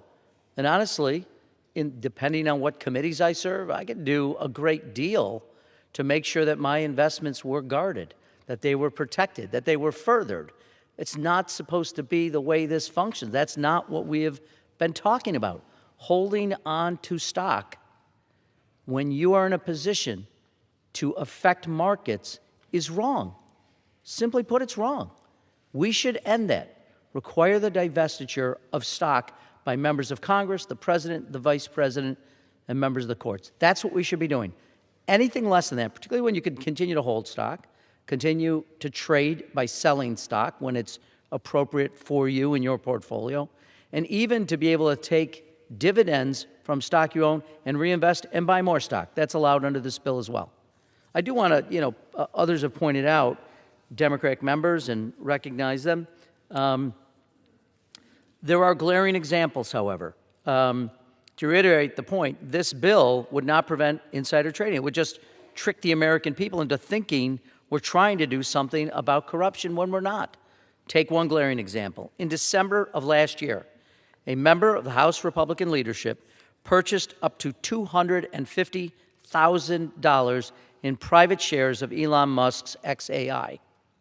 Within days, the Department of Defense announced an expanded partnership with XAI to provide Grok AI tools. Convenient timing, no doubt. I'm sure most Americans would love to have participated in such convenient timing. This Republican member of leadership, who sits on the Armed Services Committee, including on the Subcommittee on Cyber, Information Technologies, and Innovation, just happened to buy XAI stock shortly before the Department of Defense's announcement. They sure did. That's what they did. And it gets worse. Earlier this year, Elon Musk's SpaceX acquired XAI soon thereafter. SpaceX launched an initial public offering, and the value of the XAI shares this member of Congress had acquired skyrocketed. In fact, the member may have made as much as a 60% return on the member's investment if liquidated at the right time, potentially a $150,000 profit on a $250,000 initial investment. That's extraordinary. And yet this bill that the Republicans are purporting would restore trust in America would not have in any way impeded the ability of a member to do that. If that isn't extraordinary, if that's not an indictment on what's happening here, I don't know what is. And with that, let me yield 1.5 minutes to my dear friend, the gentleman from Illinois, Mr. Krishnamurthy. Gentleman from Illinois, Mr. Krishnamurthy, is recognized for 90 seconds. Thank you, Mr. Speaker. I rise in opposition to H.R. 7008. I've helped lead bipartisan efforts to ban stock trading by members of Congress, and I'm deeply frustrated that the majority refuses to take the issue seriously enough at this crucial time when Congress's stock is an all-time low. We should not be playing partisan games on this. The Republican majority is pushing a bill that still allows members of Congress to hold, sell, and even buy certain individual stocks. And they've paired it with the Save American Act, a voter suppression measure that would make it harder, not easier, for Americans to participate in our elections. I agree with Congressman Roy on this particular point. We should have an up or down vote on the bipartisan Restore Trust in Congress Act, which we have all supported, which has over 200 signatures, I believe, as a discharge petition. And it finally bans trading by members of stock, by members of Congress, their spouses, and dependent children. Congress is not a casino, and it's time we proved it. Thank you, and I yield back. Gentleman yields. Gentleman from New York reserves. Gentleman from Wisconsin. Mr. Speaker, I yield 1 minute to the gentleman from Pennsylvania, Mr. Perry, to speak on the bill. Gentleman from Pennsylvania is recognized for 1 minute. Thank you, Mr. Speaker, and I thank the gentleman for his leadership and his dogged determination to bring this to the floor. I'm a proud original co-sponsor of not only this bill, but every other bipartisan bill that is not here. So the record for me is clear on this. Last year alone, members made, according to my count, over 13,000 trades totaling over $600 million, with 202 representatives and 56 senators trading, both Republican and Democrat. And every single year, at some point, somebody publishes a list of those who were most successful, the members that were most successful in trading. But you'll never see my name on there because I don't own any stock, no commodities, no crypto, none of it, because, Mr. Speaker, came here to serve. And if you know anything about service, you know service is about sacrifice. Service isn't about what you can get. It is about what you can give. I thank the sponsor, the chairman, the author of this bill, and for his dogged determination. I'm glad we're going to vote on it, and everybody's going to see. I yield the balance. Gentleman yields. Gentleman from Wisconsin reserves. Gentleman from New York. Thank you, Mr. Chair. I'm going to yield to one of my dear friends and colleagues in just a moment, but I want to go back to a comment I made earlier in my opening about the timing of this bill and the effective date. The bill, 90 days from now, is October 20th, 2 weeks before Election Day. Millions of ballots, mail ballots, absentee ballots, and several years ago, this Congress passed the Uniform Overseas Citizens Absentee Voter Act. So for uniformed and overseas persons who get to vote, UOCAVA ballots, they'll already be en route to voters. Voters will have already cast ballots, perhaps in the millions by that time. So how are election administrators across the United States supposed to comply with this new federal law dropped right in the middle of the final weeks of the 2026 midterm elections? It's effectively election malpractice. It is creating discord. It will create countless questions. I don't know who is going to pay for the retraining. I don't even know how you would do the retraining. And election workers are going to be stuck, I guess, as I envision it, with envelopes, which will need to have not only photocopies, and I don't know where those, by the way, I don't know where any of this information gets stored after the fact. Is it going to be in a vault somewhere? Is your driver's license, is your proper ID going to be kept somewhere? And by the way, how will they make sure that when someone, as they will no doubt do, put their ID in their ballot, so eliminates any chance that they have secrecy of their ballot, who's managing that? The local election administrators? They're going to train all of their workers within 2 weeks of Election Day on a brand new system that has never been done anywhere in this country. An ID, and I went through this in the Rules Committee, most of the ID in most of our states, even the most conservative states in America, have broader ID requirements than this. So student IDs, not allowed. Most states have it. All kinds of IDs that people have, they won't be able to do it anymore.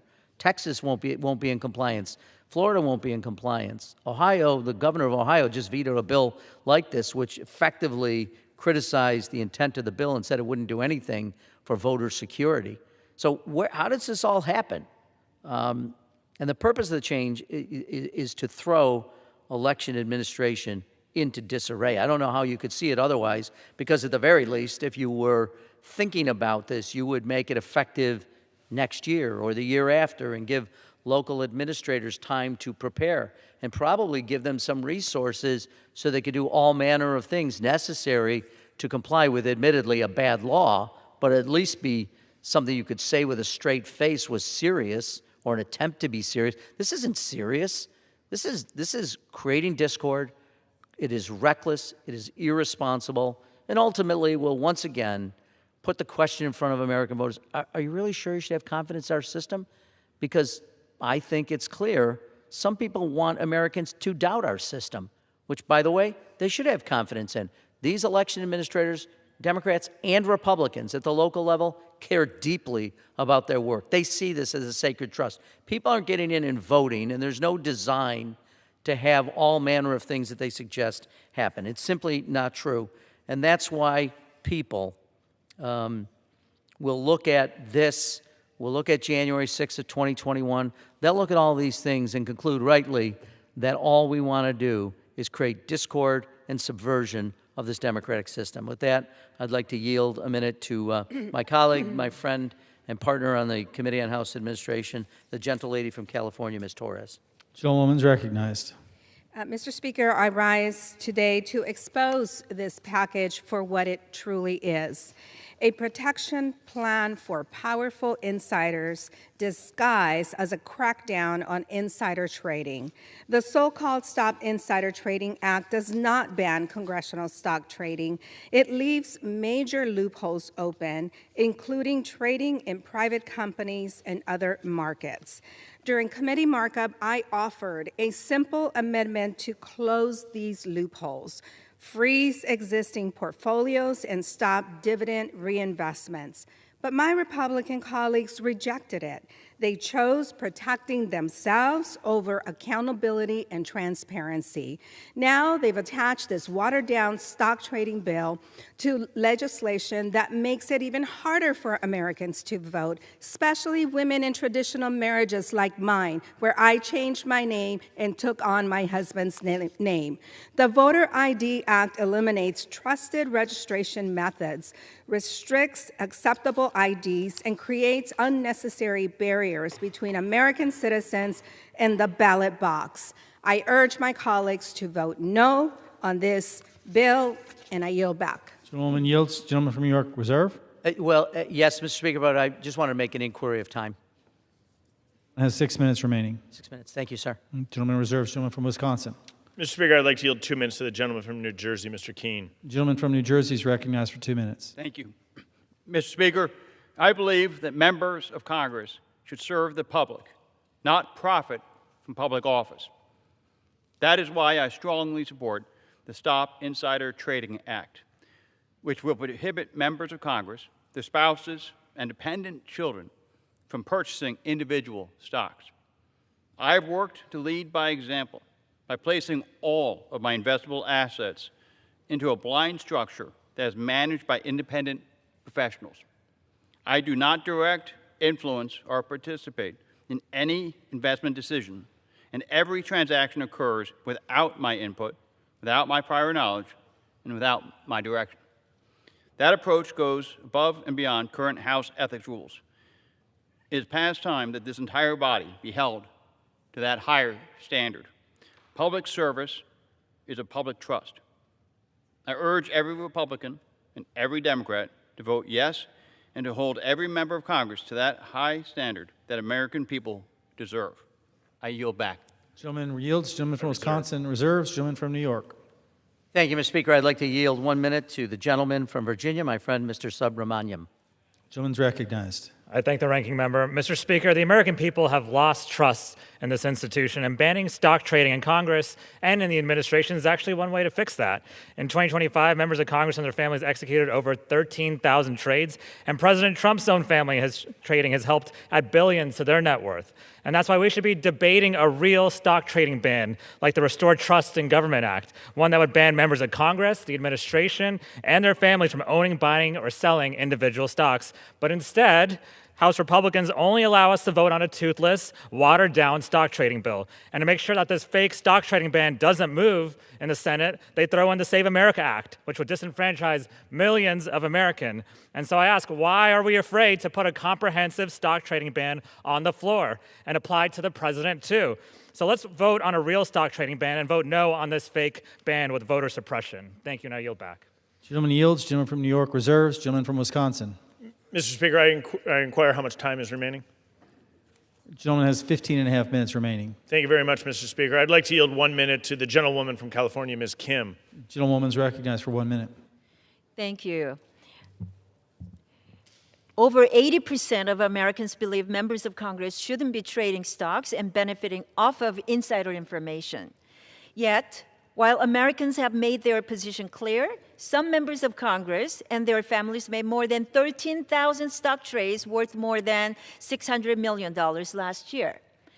Americans deserve to know they have honest representation that puts their interests first in Washington, not career politicians looking to get rich. That's why I'm proud to rise in strong support of the Stop Insider Trading Act to restore trust in Congress and bring accountability the American people are asking for. Congress is not a VIP club for lifelong insiders to enrich themselves. We're here to serve the American people, and the American people have given us a clear mandate. This is not partisan. It's not controversial. Stopping insider trading should be the easiest decision we make this week. Let's get this done. Gentlelady yields back. Gentleman from Wisconsin reserves. Gentleman from New York is recognized. Thank you, Mr. Speaker. I'd like to yield 2 minutes to a leader in this fight, and my dear friend, the gentleman from Rhode Island, Mr. Magaziner. 2 minutes. Gentleman is recognized for 2 minutes. Thank you to the ranking member for his leadership and partnership. Mr. Speaker, House Republicans are pushing a voter suppression bill that would severely restrict the mail ballots that seniors, rural Americans, and so many others rely on, and would throw our elections into chaos late in the cycle while people are already casting their ballots. They're doing this at the behest of Donald Trump, who continues to obsess over his 2020 election loss and promote election conspiracy theories. And they're trying to trick us into supporting their voter suppression bill by calling it the Stop Insider Trading Act and including watered-down language that would still allow members of Congress to own stocks and to trade stocks with only some new restrictions. Make no mistake, this is a trap. This bill is to make it harder for eligible Americans to vote, and the Republican leadership is trying to trick us into supporting it by calling it a congressional stock trading ban, even though it doesn't actually fully ban congressional stock trading. This bill also does nothing to stop the biggest stock trader in Washington, President Trump, who has made millions of dollars trading stocks for the companies that he regulates. Tech companies, healthcare companies, defense companies, and more. The American people are sick of corruption. The American people are sick of politicians getting rich off of inside information while working people struggle. The American people want a real stock trading ban for politicians in Washington. Last year, I worked with reformers on both sides of the aisle, including Mr. Roy, whose partnership I very much appreciated. Republicans and Democrats, we wrote a strong bill that will actually ban congressional stock trading with no loopholes and no gimmicks. That is what the American people want. For this reason, and at the appropriate time, I will offer a motion to recommit this bill back to committee. If the House rules permitted, I would have offered that motion with an important amendment to this bill. My amendment would replace this Republican voter suppression bill with the Restore Trust in Government Act, our bill to fully ban stock trading in Congress and the Oval Office. 190 members have signed on to support this bill, and it is time to bring it to the floor. I ask unanimous consent to insert into the record of the text this amendment, and I hope my colleagues will join me in supporting it. I yield back. Without objection, gentleman yields back. Gentleman from New York reserved. Gentleman from Wisconsin is recognized. Mr. Speaker, I'd like to yield 2 minutes to the gentleman from Iowa, my friend and colleague, Mr. Nunn, to speak on the bill. Gentleman from Iowa is recognized. Well, thank you, Chairman Stile. I think we now have 200 million good reasons to vote for this bill, because that's exactly how much members of Congress made in trading stock, most of it insider information contributing to their $200 million in take-home. Now, here's the reality. Most members of Congress are not trading stock on the job. Most of them are not day traders. They're in their districts. But the reality is true. 35 members of Congress beat the S&P 500 last year. As my colleague on the other side of the aisle just highlighted, one of the biggest stock trader wins in this is an app called Autopilot that tracks the trades of Nancy Pelosi and her husband. In the last 3 years alone, their stock trades have gone up more than 200%. Nobody believes that this is just Washington being smarter than Wall Street. Everyone recognizes that somebody here is getting ahead while the rest of America is falling behind. So let's talk about real solutions to hold this accountable.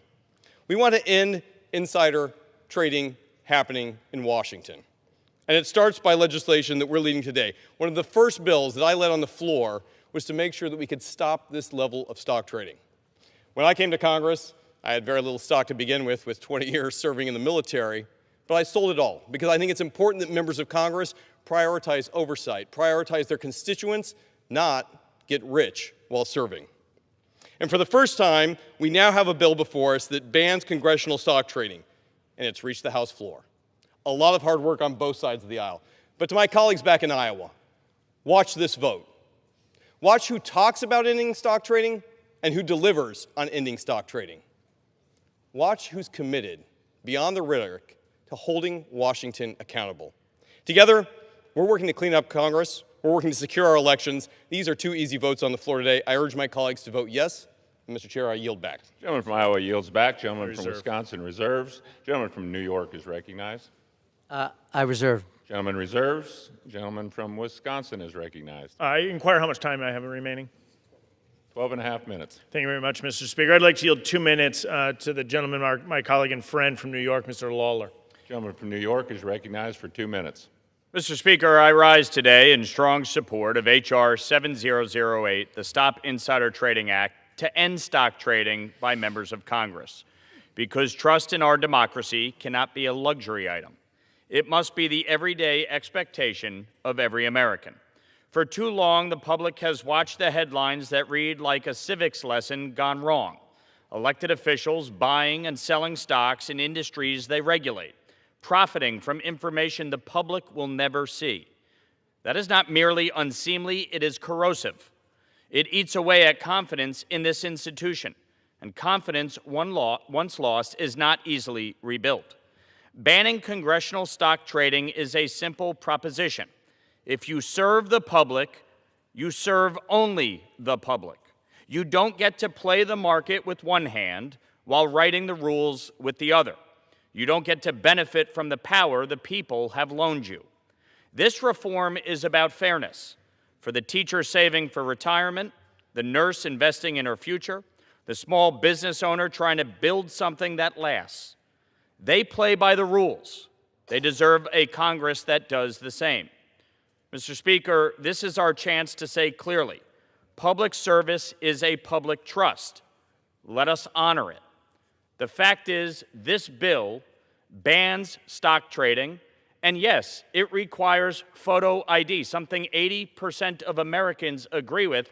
And after we just saw what came out yesterday by one of our former colleagues, the governor of New Jersey, Mikey Sherrill, announcing that 6,600 non-U.S. citizens were added to the voter rolls in New Jersey, and nearly 400 of them voted in the election, voter ID ensures the sanctity of our elections and ensures confidence by the American people in our elections. And so it is imperative that we pass this legislation, and the American people should watch how every single member votes on this bill. Mr. Speaker, I reserve and I am prepared to close. Gentleman reserves. Gentleman from New York. Yes, thank you, Mr. Speaker. I'm prepared as well. Thank you. Thank you, Mr. Speaker. I'll close by saying this. The bill before us is a crude combination of two completely unrelated bills, the so-called Stop Insider Trading Act and the Voter ID Act. The Voter ID Act is, of course, already a crude reformulation of the Save America Act. I've addressed both parts of the bill individually. Neither of them deserves passage. Frankly, neither of them deserves much serious debate. The first, the so-called Stop Insider Trading Act, is not a stock trading ban. Despite what everyone has said today, it simply is not. You can get the bill, download it, read it. It doesn't require people to sell stock that they own. The bill is a vote to allow members of Congress to continue to own and trade individual stocks. I don't know how to be clearer than that. The bill would let members of Congress keep every single share of stock they own. The bill would allow members to liquidate their holdings at any time, obviously when it's profitable for them. There's no divestiture required in this bill, and the bill does nothing to rein in the unprecedented, absurd, and deeply offensive corruption currently taking place in the White House. The bill is silent on the president, and I would note again that so far this year, the president has traded more securities than the entire Congress combined, all 535 members of the House and Senate. And does anyone believe for a minute that the president has less influence on the markets than individual members of Congress? So, judge that for yourself. Then there's the second, fully distinct part of this bill, voter suppression provisions taken right from the Save America Act.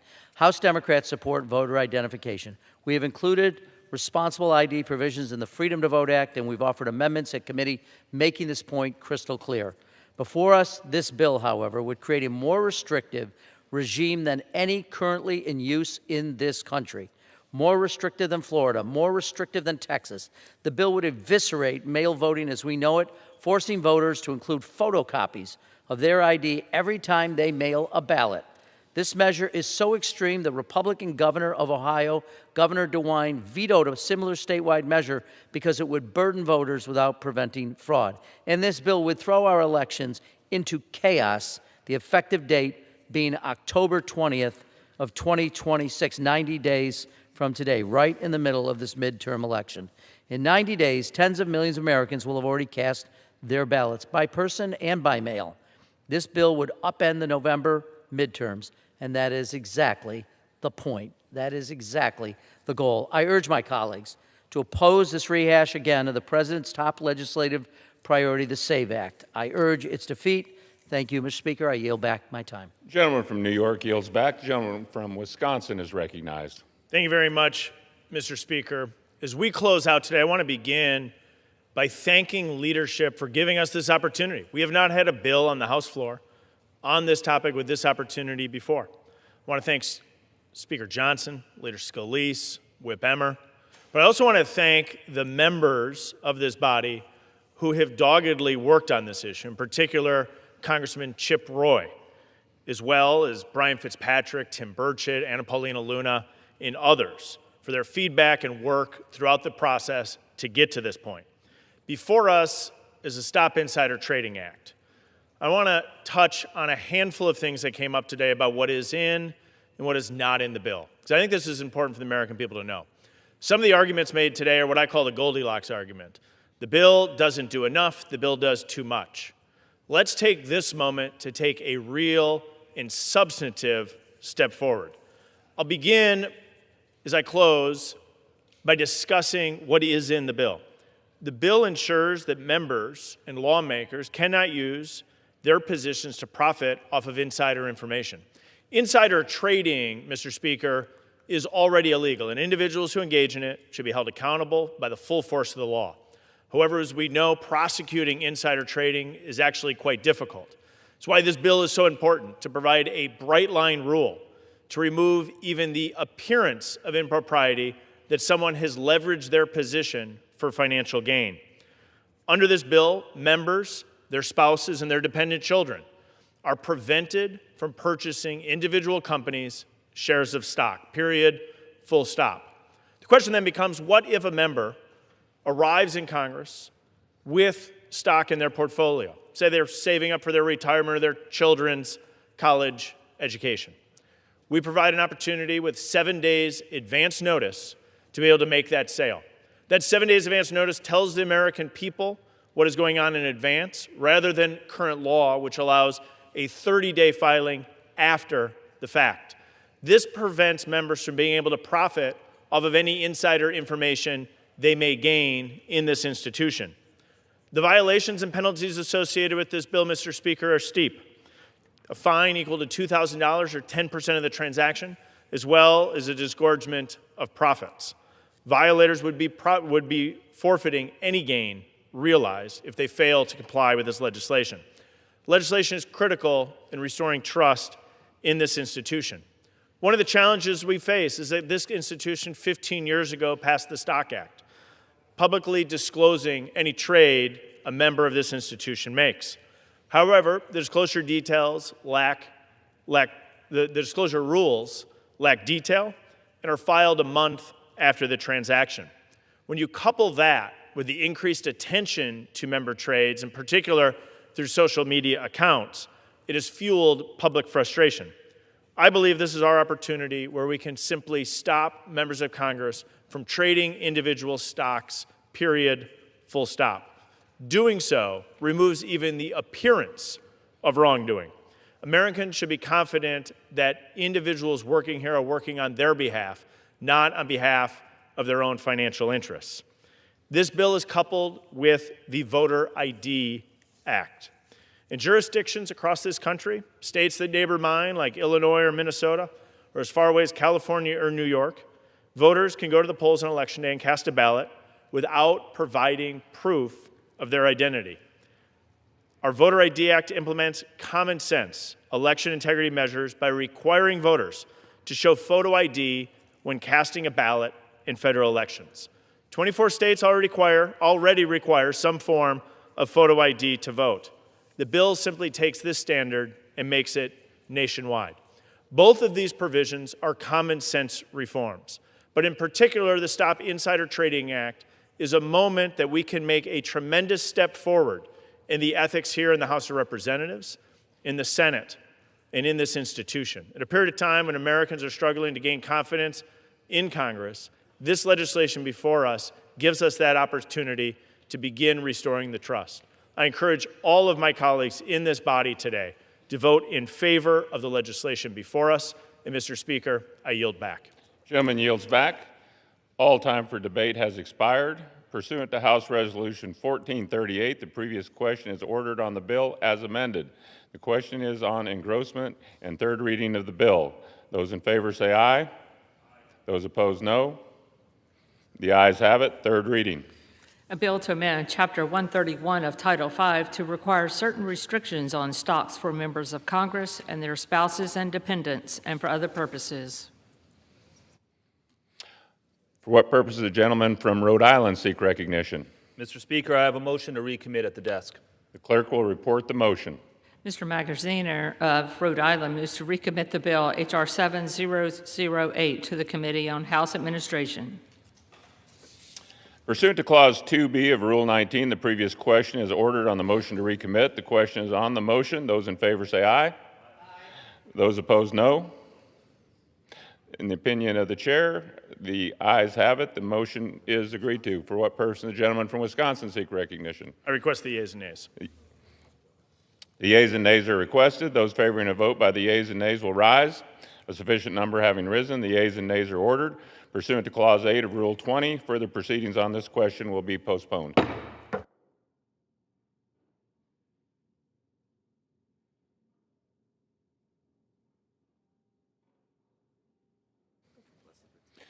Pursuant to Clause 12A of Rule 1, the chair declares the House in recess for a period of less than 15 minutes.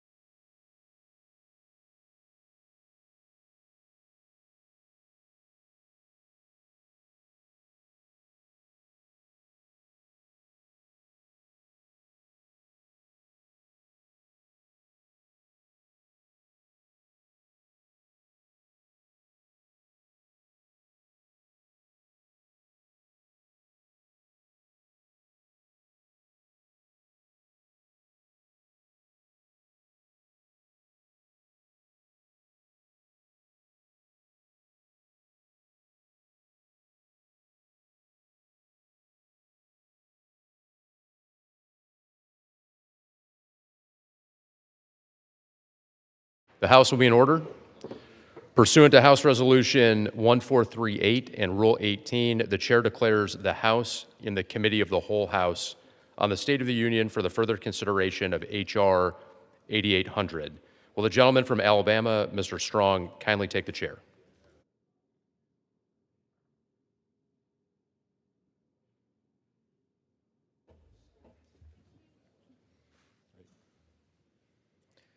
The House is in the Committee of the Whole House of the State of the Union for the further consideration of H.R. 8800, which is the clerk will report the title.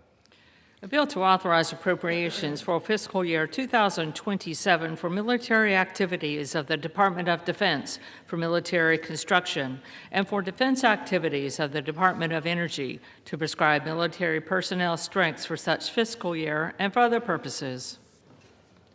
When the Committee of the Whole rose earlier today, a request of a recorded vote on amendment number 316, printed Part A of the House Report 119-755, offered by the gentleman from Wisconsin, Mr. Gothram, had been postponed.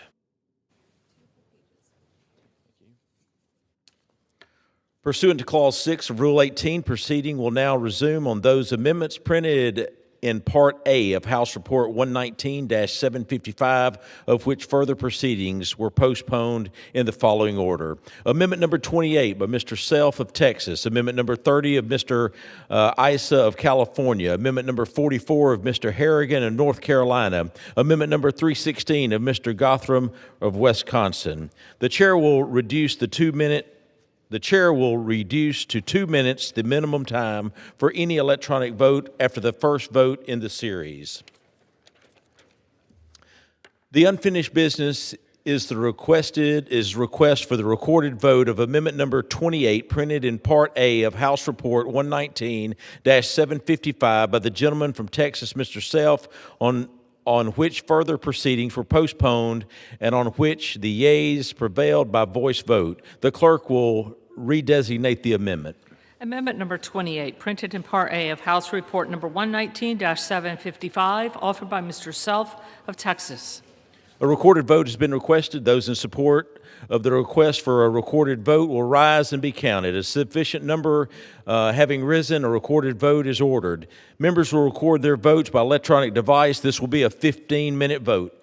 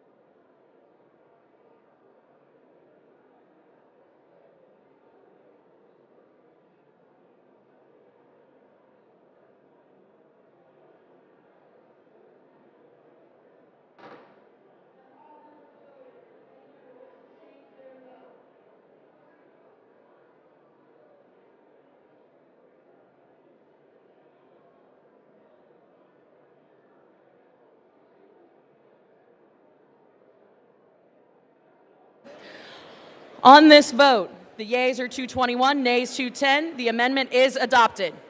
The unfinished business is a request for a recorded vote on amendment number 30, printed in Part A of House Report 199-119-755 by the gentleman from California, Mr. Iser, on which further proceedings were postponed, on which the ayes prevailed by voice vote. The clerk will redesignate the amendment.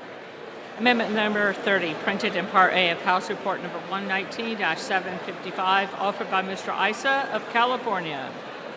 A recorded vote has been requested. Those in support of the request for a recorded vote will rise and be counted. A sufficient number having risen, a recorded vote is ordered. Members will record their votes by electronic device. This will be a 2-minute vote.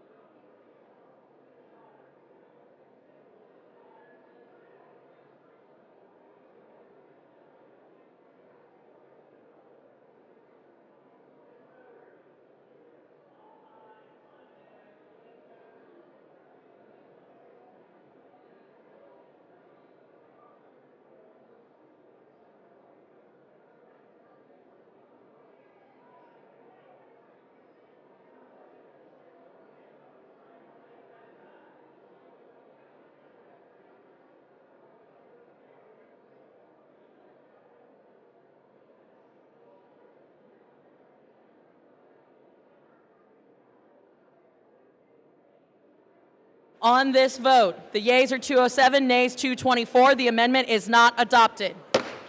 The unfinished business is a request for a recorded vote on amendment number 44, printed in Part A of House Report 119755 by the gentleman from North Carolina, Mr. Harrigan, on which further proceedings were postponed, and on which the ayes prevail by voice vote. The clerk will redesignate the amendment. Amendment number 44, printed in Part A of House Report number 119-755, offered by Mr. Harrigan of North Carolina. A recorded vote has been requested. Those in support of the request for a recorded vote will rise and be counted. A sufficient number having risen, a recorded vote is ordered. Members will record their votes by electronic device. This will be a 2-minute vote.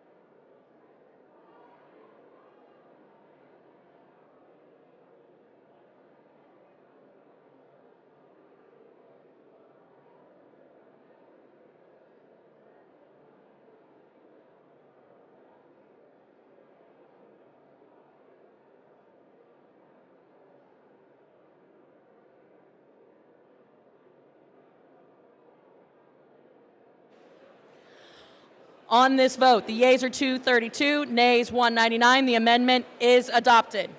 The unfinished business is the request for a recorded vote on the amendment number 316, printed in Part A of House Report 119755 by the gentleman from Wisconsin, Mr. Grothman, on which further proceedings were postponed and on which the noes prevailed by voice vote. The clerk will redesignate the amendment.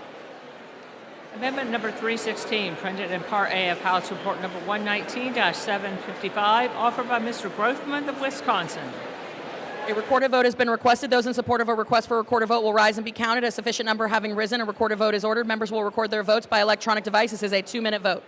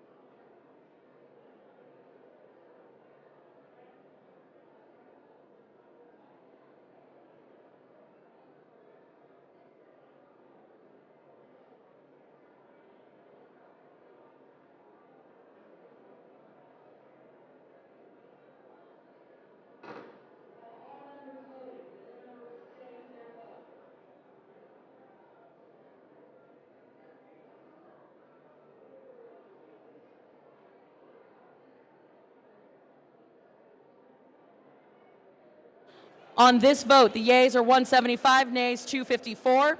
The amendment is not adopted. There being no further amendment pursuant to the rule, the committee rises.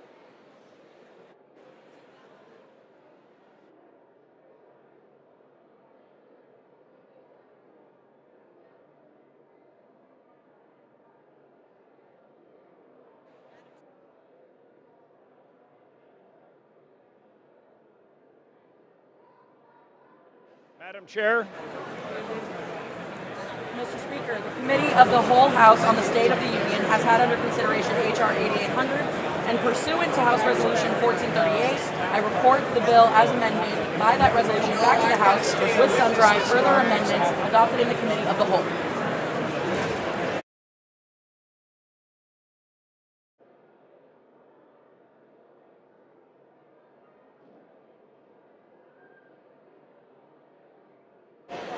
The chair of the Committee of the Whole House on the State of the Union reports that the committee has under consideration the bill H.R. 8800, and pursuant to House Resolution 1438, reports the bill as amended by the resolution back to the House with sundry further amendments adopted in the Committee of the Whole. Under the rule, the previous question is ordered. Is a separate vote demanded on any further amendment reported from the Committee of the Whole? If not, the chair will put them in gross. The question is on the adoption of the amendments. Those in favor say aye. Those opposed, please say no. The ayes have it. The amendments are adopted. The question is on engrossment and third reading of the bill. Those in favor, please say aye. Those opposed, please say no. The ayes have it. Third reading.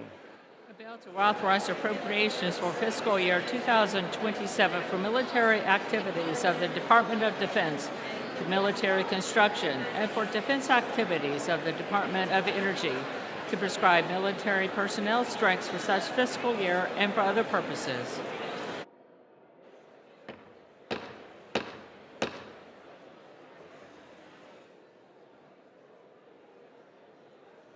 All right.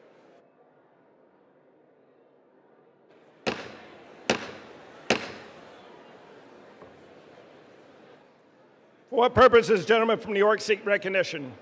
Mr. Speaker, I have a motion to recommit at the desk. The clerk will report the motion. Motion to recommit H.R. 8800. Mr. Ryan of New York moves to recommit the bill H.R. 8800 to the Committee on Armed Services. Pursuant to Clause 2B of Rule 19, the previous question is ordered on the motion to recommit. The question is on the motion to recommit. Those in favor, please say aye. Those opposed, please say no. And the opinion of the chair, the noes have it. Mr. Speaker. The gentleman from New York. Mr. Speaker, I request the yeas and nays. The yeas and nays are requested. Those favoring a vote by the yeas and nays will rise. A sufficient number have been risen. The yeas and nays are ordered. Members will record their votes by electronic device. Pursuant to Clause 9 of Rule 20, this 5-minute vote on the motion to recommit will be followed by 5-minute votes on passage of the bill if ordered, the motion to recommit on H.R. 7008, passage of H.R. 7008 if ordered, and adoption of the House Concurrent Resolution 113. This is a 5-minute vote.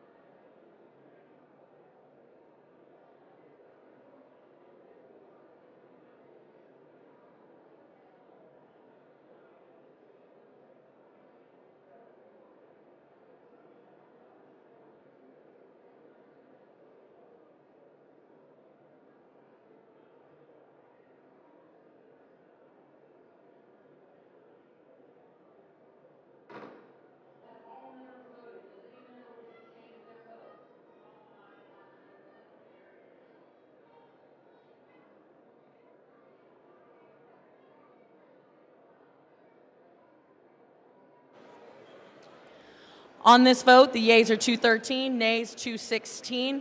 The motion is not adopted. The question is on passage of the bill. Those in favor, please say aye. Those opposed say no. The ayes have it. Without objection, a motion. The gentleman from Washington is recognized. The yeas and nays have been requested. Those favoring a vote by the yeas and nays will rise. A sufficient number having risen, the yeas and nays are ordered. Members will record their votes by electronic device.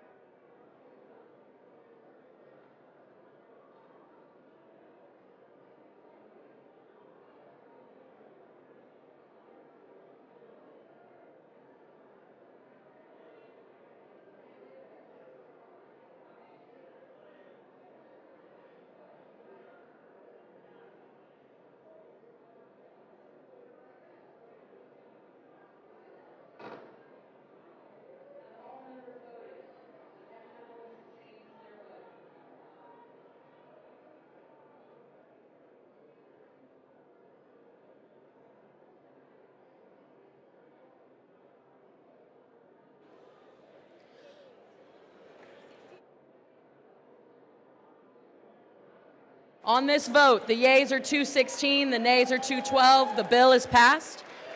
Without objection, a motion to reconsider is laid on the table. Pursuant to Clause 8 of Rule 20, the unfinished business is the question on agreeing to the motion to recommit on H.R. 7008 offered by the gentleman from Rhode Island, Mr. Magaziner, on which the yeas and nays were ordered. The clerk will redesignate the motion. Motion to recommit H.R. 7008, offered by Mr. Magaziner of Rhode Island. The question is on agreeing to the motion to recommit. Members will record their votes by electronic device. This is a 5-minute vote.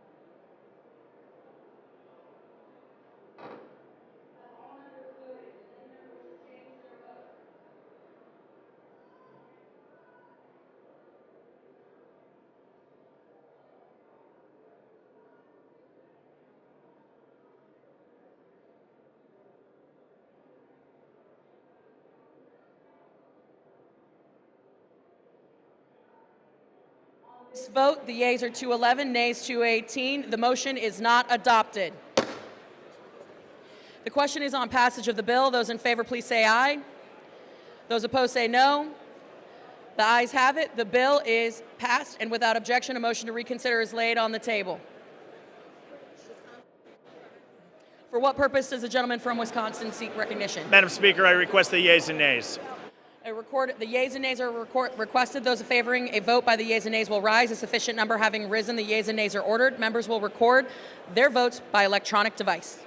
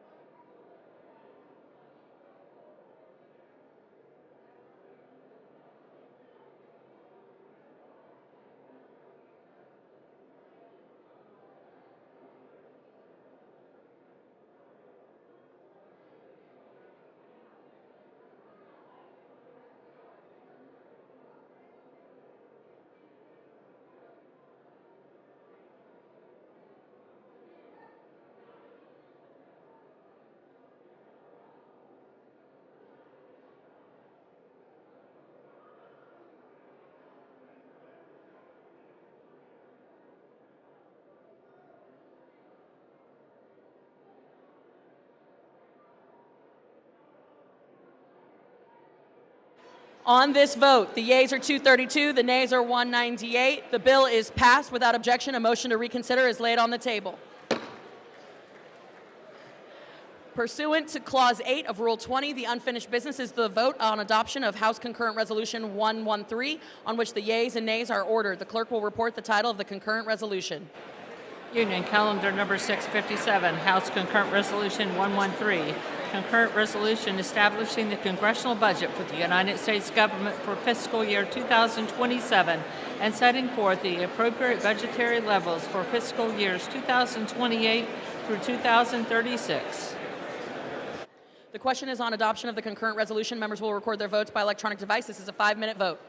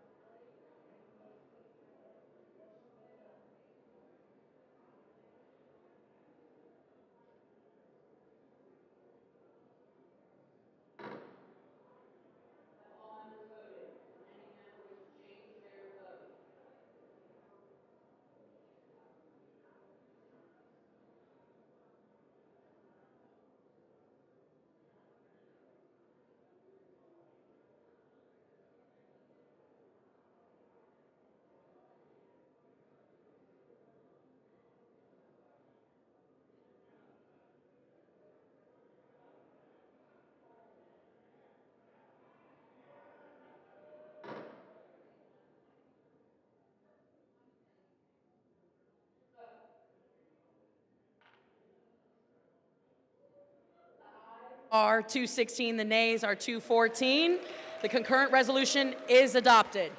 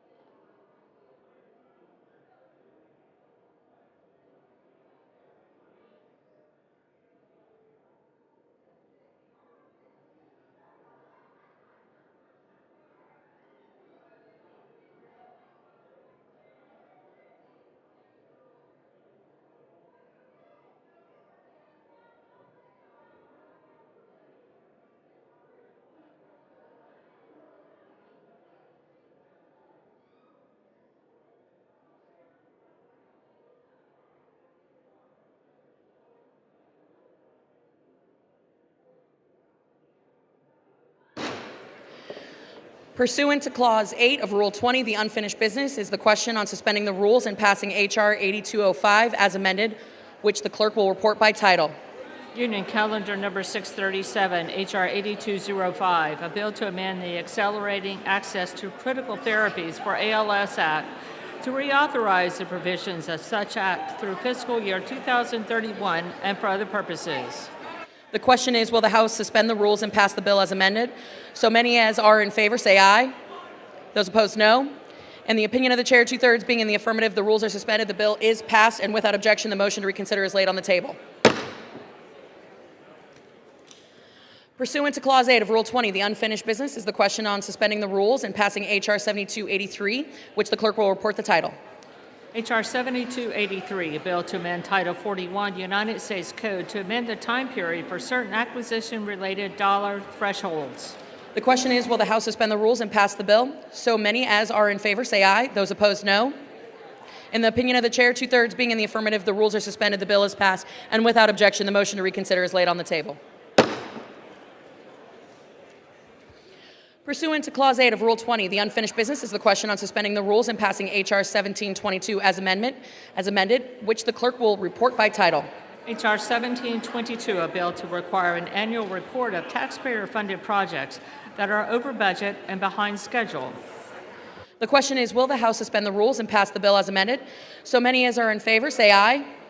Those opposed, no. In the opinion of the chair, 2/3 being in the affirmative, the rules are suspended, the bill is passed, and without objection, the motion to reconsider is laid on the table.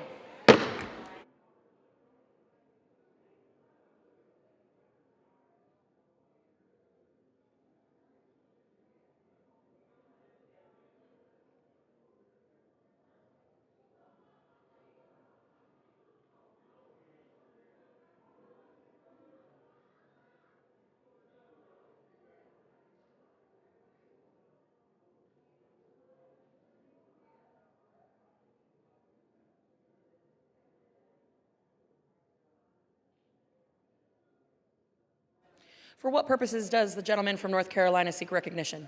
Madam Speaker, I hereby remove my name as a co-sponsor of H.R. 9535. Request is granted. For what purpose does the gentleman from Wisconsin seek recognition? Madam Speaker, I ask unanimous consent to take from the Speaker's table the concurrent resolution S-Con Res 37 and ask for its immediate consideration in the House. The clerk will report the title of the concurrent resolution.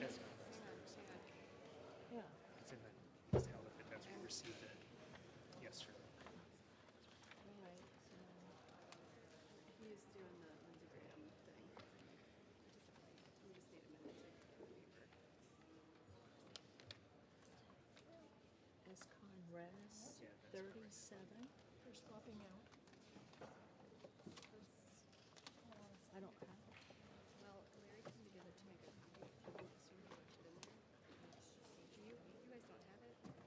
Okay. I have the title from here. No, I have to have the papers. Okay. Larry came to get it to make a copy last night. We thought he left it in here. S-Con Res 37. It's the Lindsey Graham line estate. Maybe they pulled it out already? Did they pull it out already? Somewhere? I don't know, it's not in here. Unless it got refiled? No, it's not in there. We need to make sure we have it this time. In all fairness, I did jump the gun. It's not here. Huh? Yeah, ask Lawrence where it's at. It's not here. Hey, transfer to Larry, please. Hey, Lace, did you file that?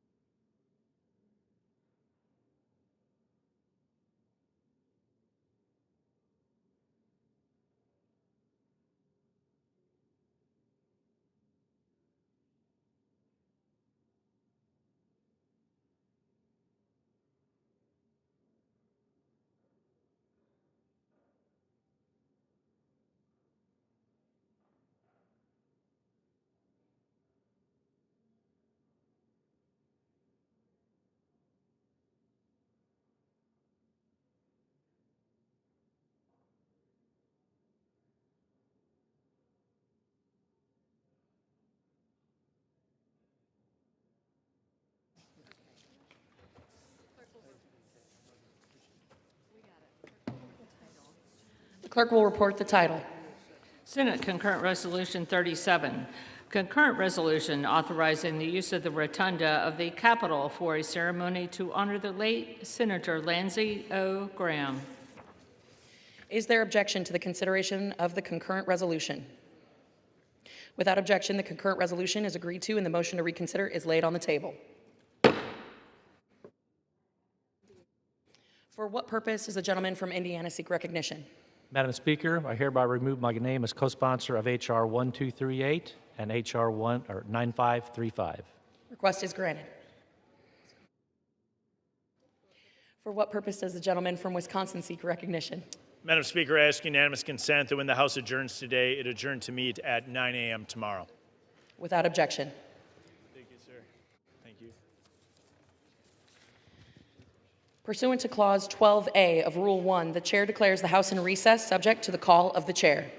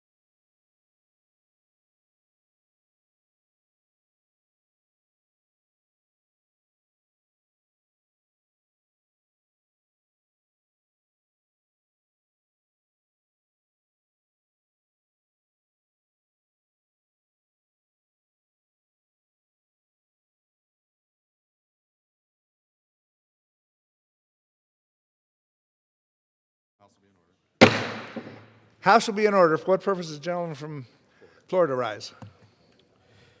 Mr. Speaker, I ask unanimous consent that it be in order at any time to consider H-Con Res 89 in the House if called up by the chair of the Committee on Foreign Affairs or his designee, that the concurrent resolution be considered as read, and that the previous question be considered as ordered on the concurrent resolution to adoption without intervening motion except for 1 hour of debate, equally divided among and controlled by Representative Mast of Florida and Representative Meeks of New York and Representative Jayapal of Washington or their respective designee. Without objection. Mr. Speaker. Gentleman from Florida. Pursuant to the order of the House of July 22, 2026, I call up House Concurrent Resolution 89 and I ask for its immediate consideration in the House. Clerk will report the title of the concurrent resolution. House Concurrent Resolution 89, concurrent resolution directing the President, pursuant to Section 5C of the War Powers Resolution, to remove United States Armed Forces from hostilities with Iran. Pursuant to the order of the House of today, the concurrent resolution is considered as read. The concurrent resolution shall be debatable for 1 hour, equally divided among and controlled by Representative Mast of Florida, Representative Meeks of New York, and Representative Jayapal of Washington, or their respective designees. The gentleman from Florida, Mr. Mast, the gentleman from New York, Mr. Meeks, and the gentlewoman from Washington, Ms. Jayapal, each will control 20 minutes. The chair recognizes the gentleman from Florida. Mr. Speaker, I ask unanimous consent that all members may have 5 legislative days in which to revise and extend their remarks and include any extraneous material on the resolution under consideration. Without objection. And Mr. Speaker, I yield myself as much time as I may consume. Gentleman's recognized.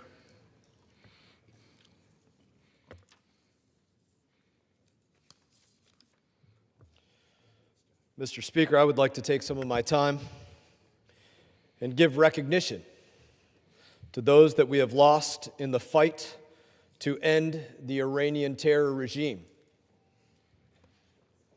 I'm going to say their names. I'm going to tell you where they served, and I'm going to show you their photo. Sergeant Angel S. Rampersad, United States Army.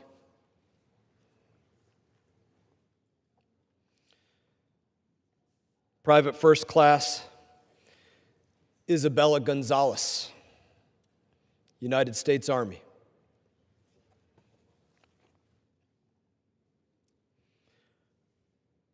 First Lieutenant Tyler James Feehan, U.S. Army.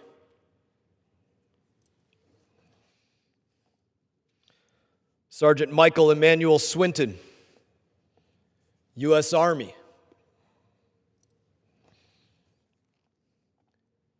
Lance Corporal Kevin Melendez, United States Marine Corps. Tech Sergeant Tyler Simmons, United States Air Force.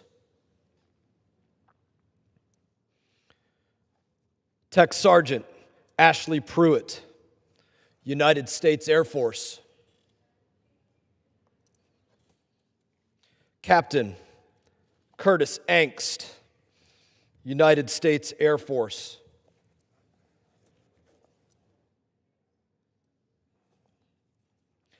Captain Seth Koval, United States Air Force.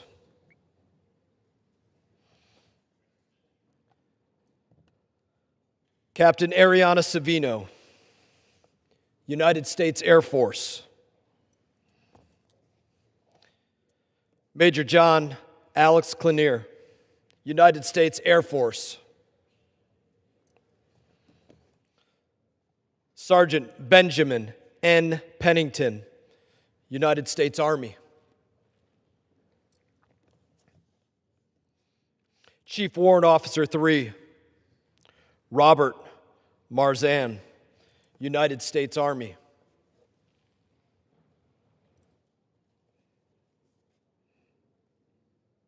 Major Jeffrey Robert O'Brien, United States Army.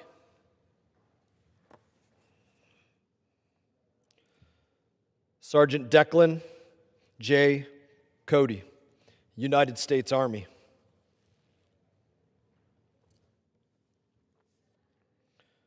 Sergeant First Class Noah L. Tegens.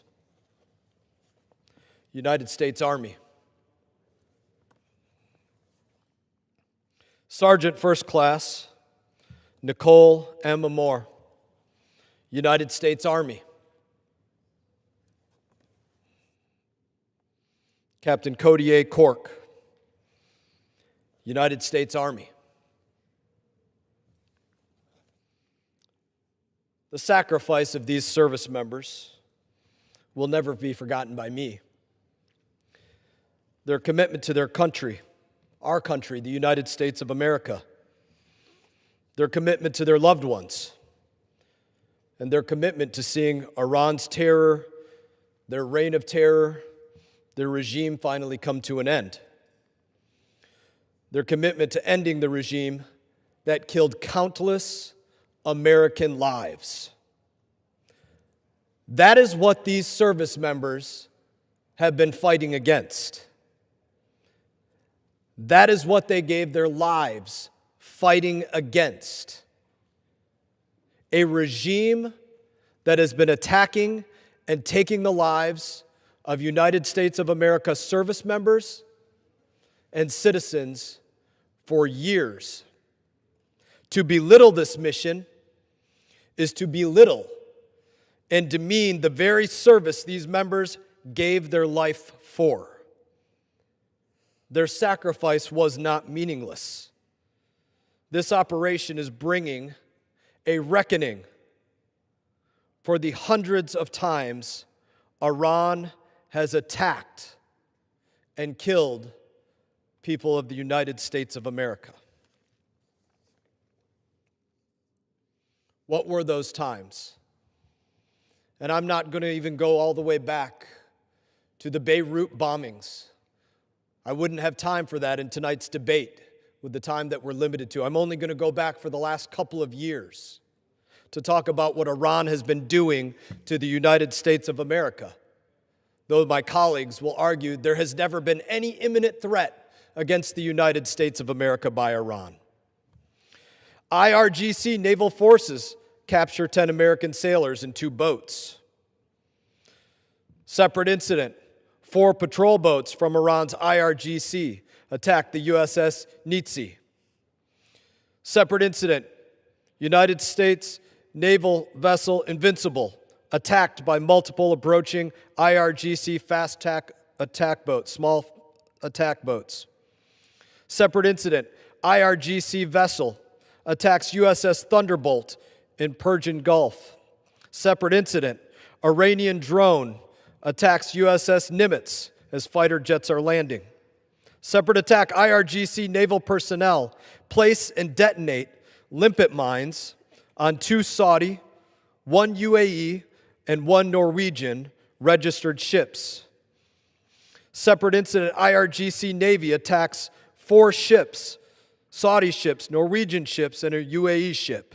Separate incident, IRGC Navy attack 1 Japanese ship, 1 Norwegian-owned ship as they transit the Gulf of Oman. Separate incident, IRGC shoot down U.S. aircraft operating over international waters over the Strait of Hormuz. Separate incident, IRGC Navy seizes British-flagged, Swedish-owned tanker, and they hold the crew hostage for more than 2 months. On that same day, the IRGC also detained a Liberian-flagged tanker. Separate incident, Iran attacks by helicopter and drone U.S. Navy ship in the Strait of Hormuz. Separate incident, IRGC Navy attack and seize Hong Kong-flagged tanker. Separate incident, 11 IRGC Navy small boats attack 5 U.S. Navy vessels. Separate incident, Iran vessels attack U.S. ships, including U.S. Coast Guard cutter. Separate incident, Iranian personnel board Liberian flag tanker. Separate incident, IRGC attack and seize South Korean tanker. Separate incident, all in the Strait. Separate incident, tanker MT Mercer attacked by Iran, off of Oman, killing 2 people. Separate incident. Asphalt Princess attacked off of UAE, boarded by Iranians.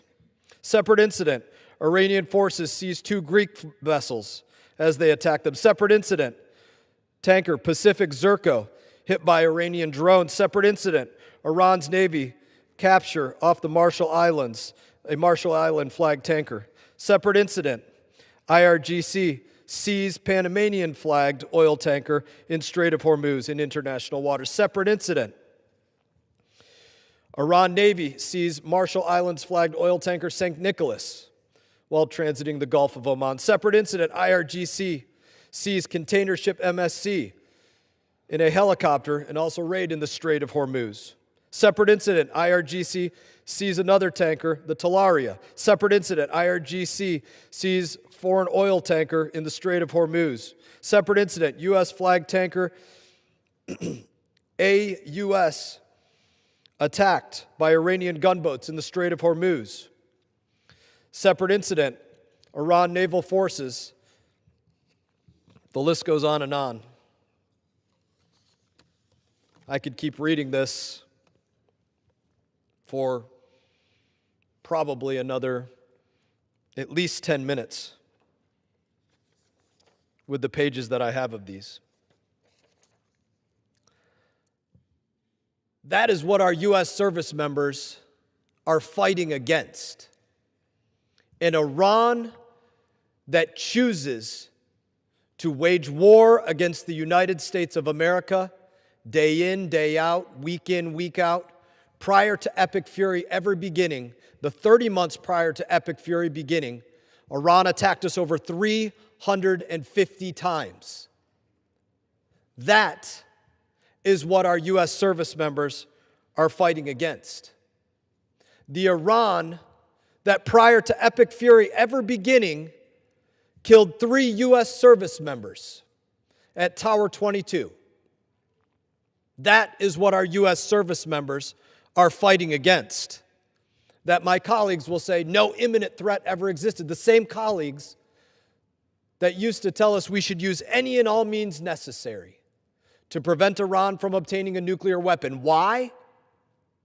Because they recognized back then that that is the Iran that we have been dealing with day in, day out, week in, week out, year in, year out.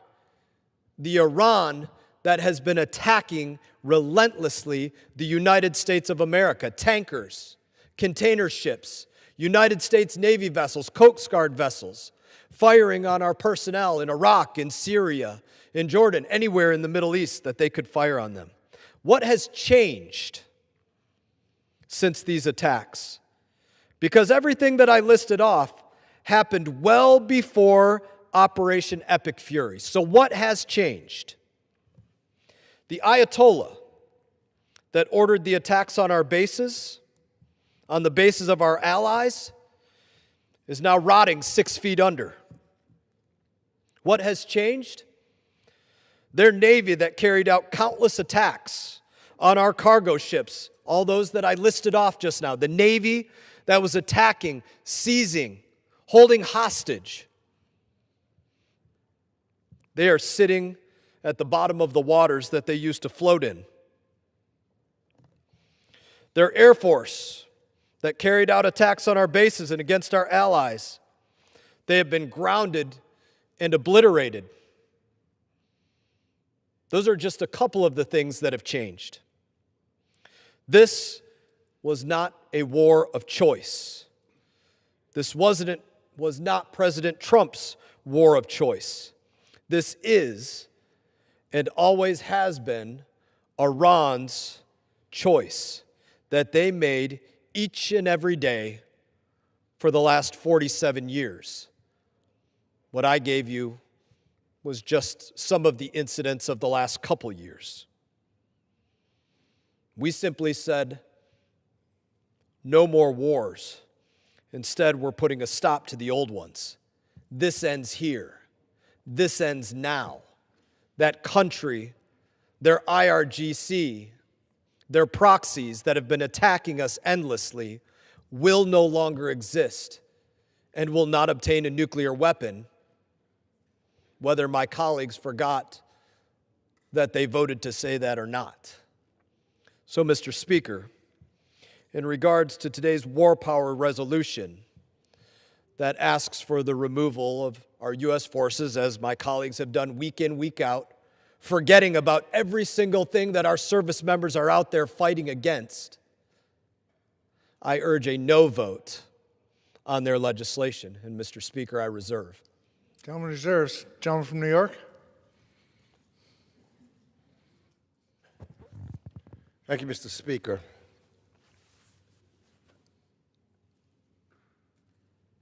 The hardest part of this job for me, for all the time that I've been in Congress, all the bills that we have to vote on, when I put my hand up and swore that I would abide by and protect the Constitution of the United States of America. That Constitution also says that Congress determines when we send our women and men into war. I've had to vote on that several times previously in this Congress. It's a responsibility that is tough to make that determination when our men and women and presidents, based upon that Constitution, should come to this body and make their case. And then we have the awesome responsibility of making the determination of whether or not they should or should not. And that's been the toughest votes for me to have and me to make as a member of the United States Congress. Unfortunately, in this instance, we didn't have a voice. My heart goes out to the 18 members of the United States Armed Services who lost their lives.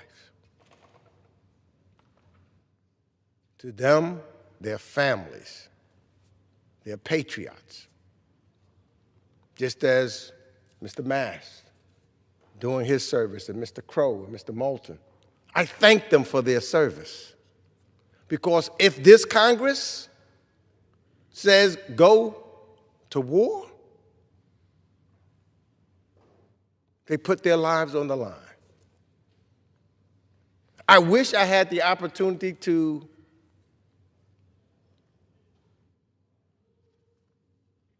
talk to all 18 families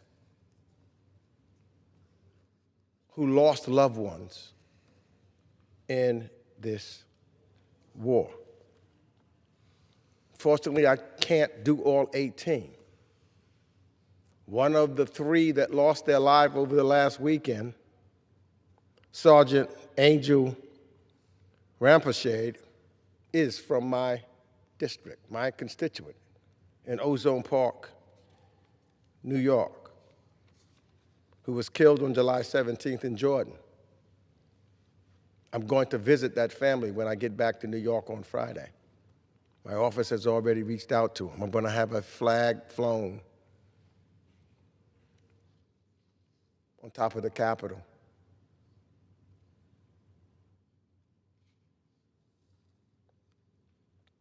Mr. Speaker, I rise today in strong support of Representative Jayal Paul's Iran War Powers resolution because I believe that the President needs to come to us so that we can make that decision and that responsibility as the Constitution says. And let me be clear. This body has already spoken. The War Powers resolution passed with bipartisan support in the House and in the Senate. The Trump administration was required to end its hostilities against Iran. It has not. a dual-chamber concurrent resolution has never been struck down by the courts, certainly not in the war powers context. Any claim otherwise is simply wrong. I will also be introducing legislation that would require the Speaker to bring suit against the administration, to force it to abide by Congress's vote on the War Powers Resolution. But we are here today because the administration broke the law. 3 more U.S. service members have made the ultimate sacrifice for an illegal, unauthorized war that the American people don't want. This administration has never sought an authorization for use of military force from Congress, and most Republicans in this chamber continue to enable it. As I've said before on this floor, this war has achieved none of our core objectives, and more bombing would not change the reality that's on the ground.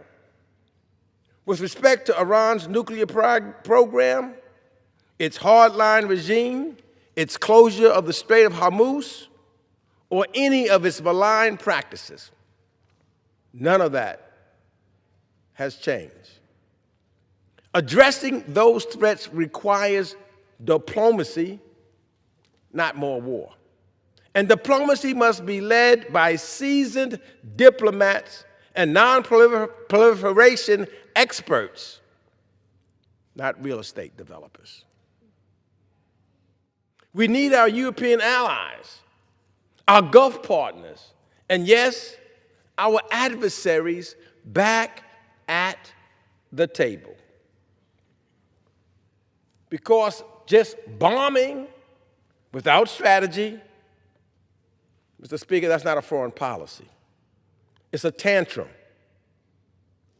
It's a tantrum by a president who could not clean up the mess that he has made.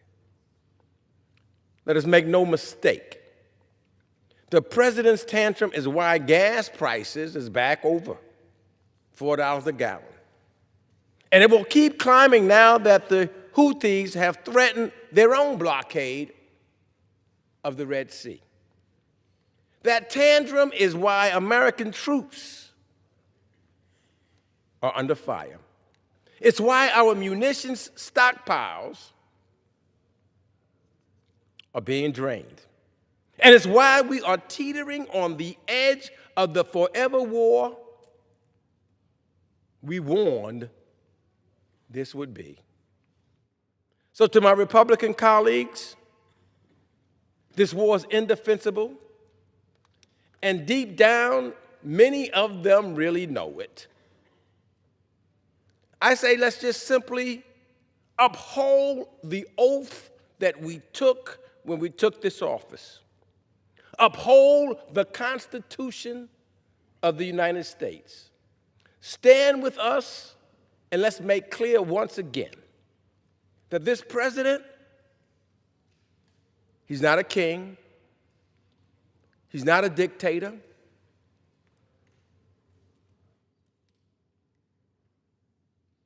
he's the president of the United States, but there is a body called the House of Representatives and the Senate that is equal to the executive branch. He cannot go around this. That's in violation of the Constitution. And he cannot wage war without our consent. And so if you still believe this war should continue, I say fine.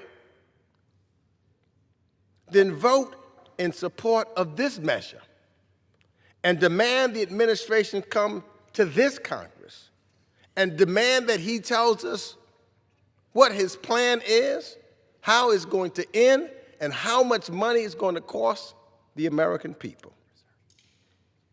And also, he should follow the Constitution as the law requires.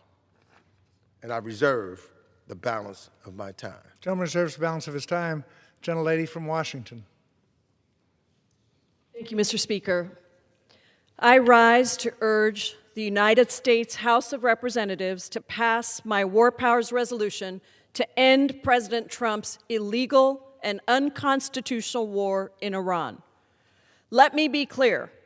We should not have to be here yet again voting on another War Powers Resolution. For the first time in history, both the House and the Senate passed a War Powers Resolution to rein in this reckless war and reassert our constitutional authority under Article 1, Section 8, to authorize the use of military force. But the President is once again showing his contempt for Congress and for the Constitution, continuing this destructive, deadly, and costly war despite Congress having already passed a War Powers Resolution that has the force of law, declaring that this war must stop. Instead of respecting Congress's Article 1 sole constitutional authorities over war, the President has doubled down on more illegal strikes, escalating the situation in the region and leading to more Iranian strikes that killed 2 United States soldiers, as well as an additional service member who was killed during a controlled detonation of a downed Iranian attack drone. Gas prices across the country have gone up again. The Memorandum of Understanding has turned into a deadly memorandum of misunderstanding, with the Iranian government continuing to utilize leverage over the Strait of Hormuz. This is an illegal and unconstitutional war, waged without authorization from Congress and at the cost, the tremendous cost, of a total of 18 U.S. service members who have lost their lives and hundreds more who have been injured.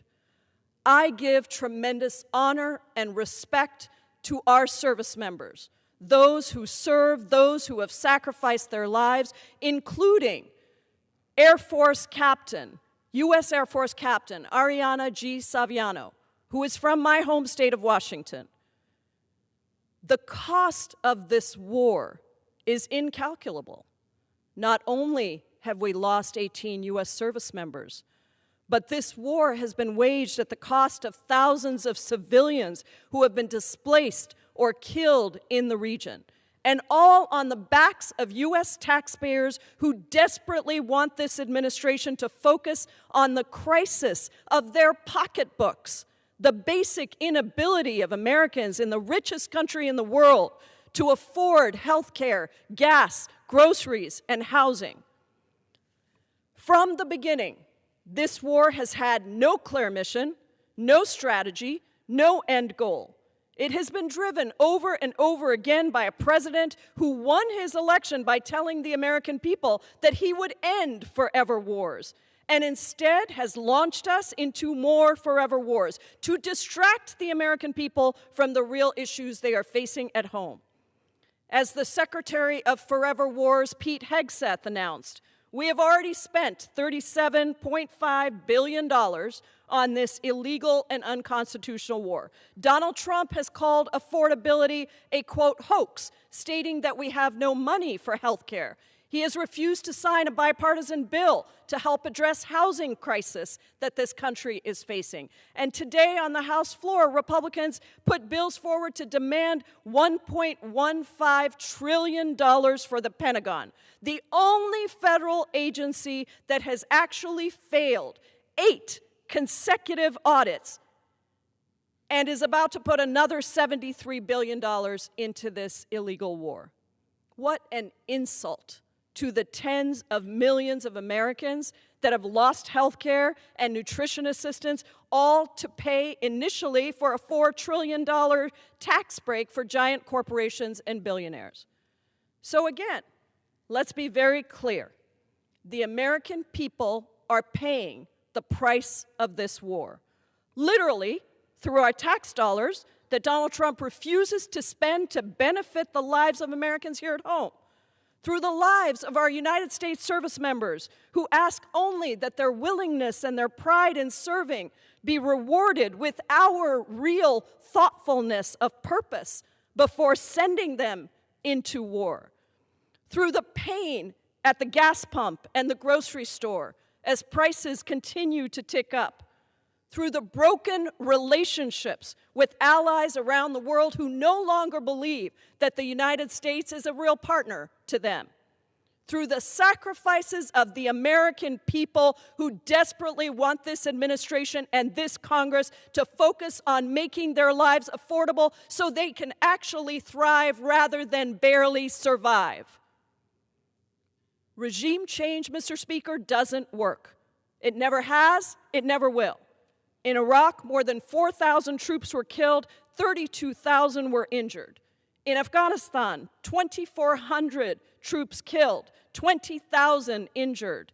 These two wars alone cost at least $2.4 trillion, and neither led to freedom or peace for the people of Iraq and Afghanistan, and the toll on our own people, lives lost and ruined, PTSD, wasted dollars, is immense.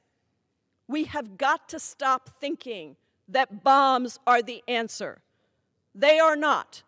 Let us remember that it was Donald Trump in his first term that pulled us out of the Iran nuclear deal, the JCPOA, a landmark agreement negotiated by President Obama that required 2 years of careful negotiations to restrict Iran's ability to enrich and stockpile enriched uranium, and to ensure regular inspections of Iran's nuclear facilities, supply chains, and uranium mines. Had the JCPOA been left in place, we would not be in this situation today.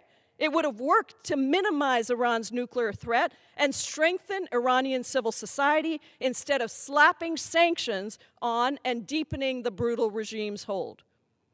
I want to thank Ranking Member Meeks for his tremendous leadership on this issue. I want to thank my Democratic and Republican colleagues who are voting for this bill for their clarity of conscience and of constitution. And I want to thank Congressman Crow for his partnership on this War Powers resolution, as well as the bipartisan group of members who have co-sponsored, many of whom have served in uniform for our country and uniquely understand the immense sacrifice and duty of serving in our armed forces. I hope that there are even more on the other side who listen to this debate and are moved to join us in passing this War Powers resolution with even more strength and votes than the last one. Our founders knew that going to war was one of the most solemn decisions that our country would face, and that it had to be debated and authorized only by the elected representatives of the people of the United States Congress, not by a president who ignores his obligation to the Constitution and his obligation to the people of the United States. I urge a yes vote on this War Powers resolution. We must end this war now. I reserve. Gentlewoman reserves. Gentleman from Florida. Mr. Speaker, both of my colleagues said forever war, forever war. I stood here and read for about 15 minutes the attacks that Iran has been leveling against us just for the last couple of years. 350 attacks, 30 months, 200 wounded, 4 killed. That is the forever war. It has been going on for 47 years, but that is just the last 30 months of the forever war Iran has been waging against us. To end a war that is waged against us every single day, you have to end the people that are waging that war. That is what is taking place. I reserve. Serves. Gentleman from New York. Mr. Speaker, I yield 4 minutes to the gentleman from Massachusetts, Seth Moulton, a co-sponsor of this resolution. Gentleman's recognized for 4 minutes.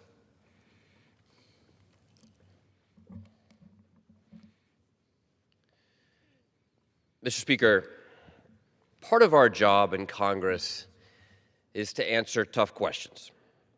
When the people have tough questions, they deserve honest answers. But the toughest question I've ever received in my life is not here in Congress, but in Iraq, from an 18-year-old Lance Corporal who simply asked, "Sir, why am I risking my life for this?" There are a lot of young Americans, the best of the best, those few brave enough to put their lives on the line for our country and for all of us here, who are asking that question today.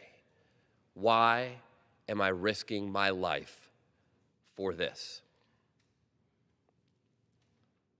Asking that question today as they fight and die in a war Trump did not need to start, a war that he is not winning, a war that has made Iran more dangerous, not less, and a war that is costing every American back home, though none more so than the American heroes and their families who have already made the ultimate sacrifice for this folly.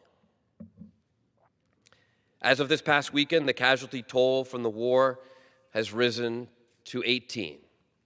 18 Americans dead in a war that Congress never voted to authorize.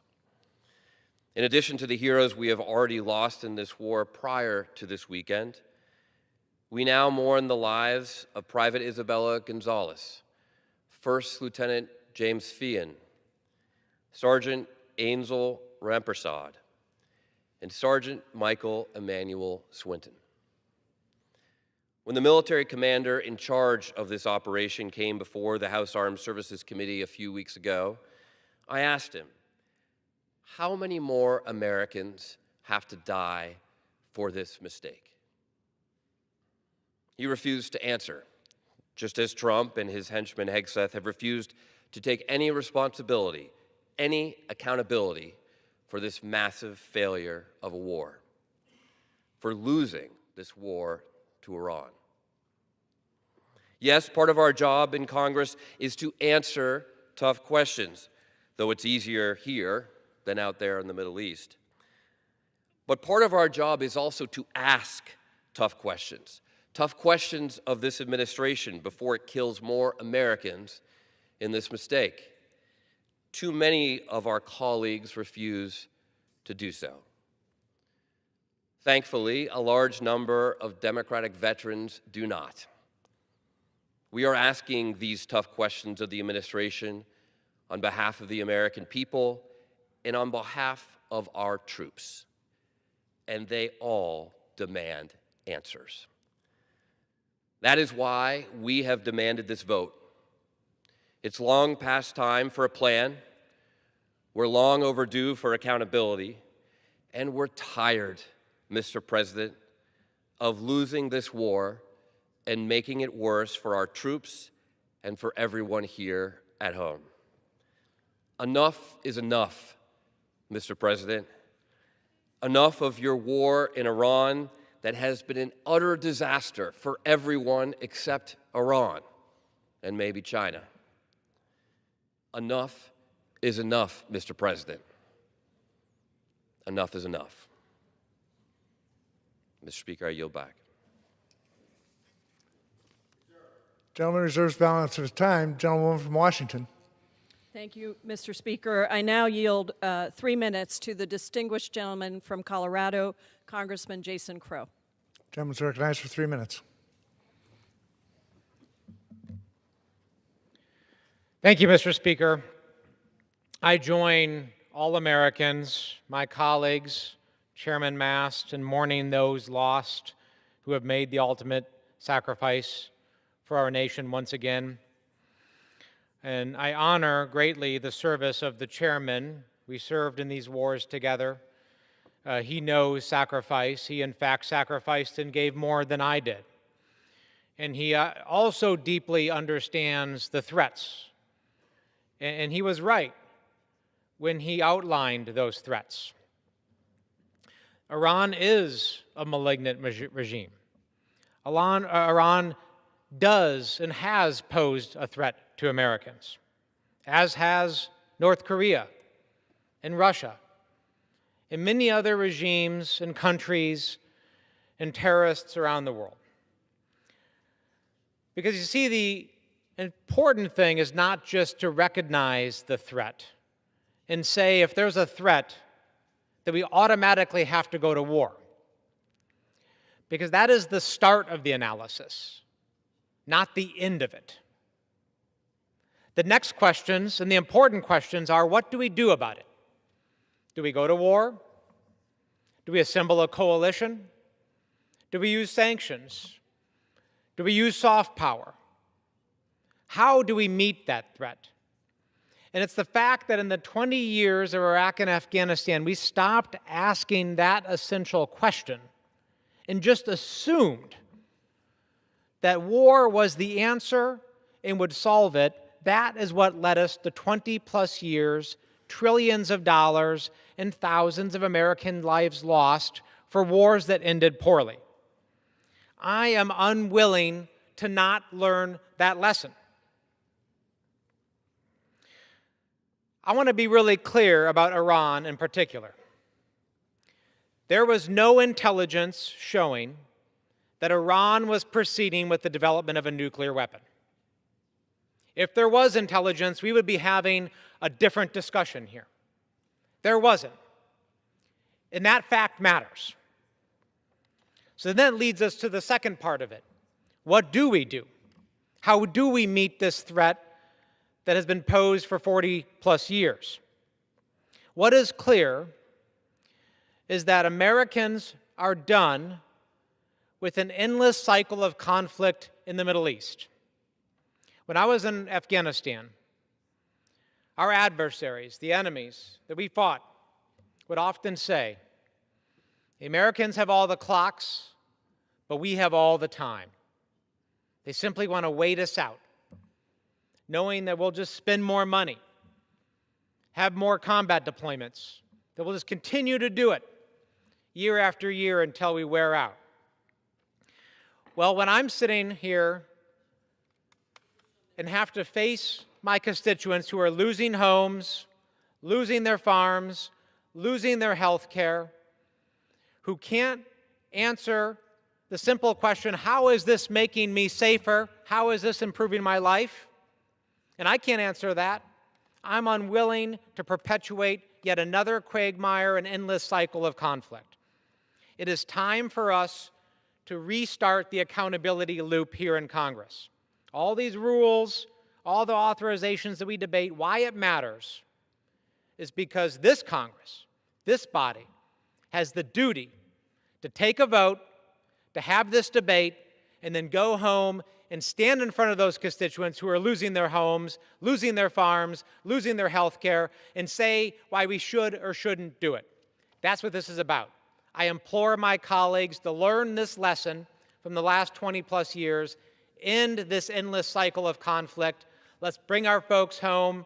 Let's focus on health care, housing, and meeting the needs of our constituents and serving our military families in the way that they need to be served. I yield back. Gentleman reserves the balance of her time. Gentleman from Florida. Mr. Speaker, I would say to my colleague, thank you for the recognition of my service, and I recognize him for his service as well. Proud to have brothers in arms. But I cannot let what was said that is unequivocally false stand. Number one, North Korea and Russia have not killed 4 Americans, wounded 200, and attacked over 350 times in the 30 months just prior to Epic Fury beginning. There is no comparison. That is what Iran has done.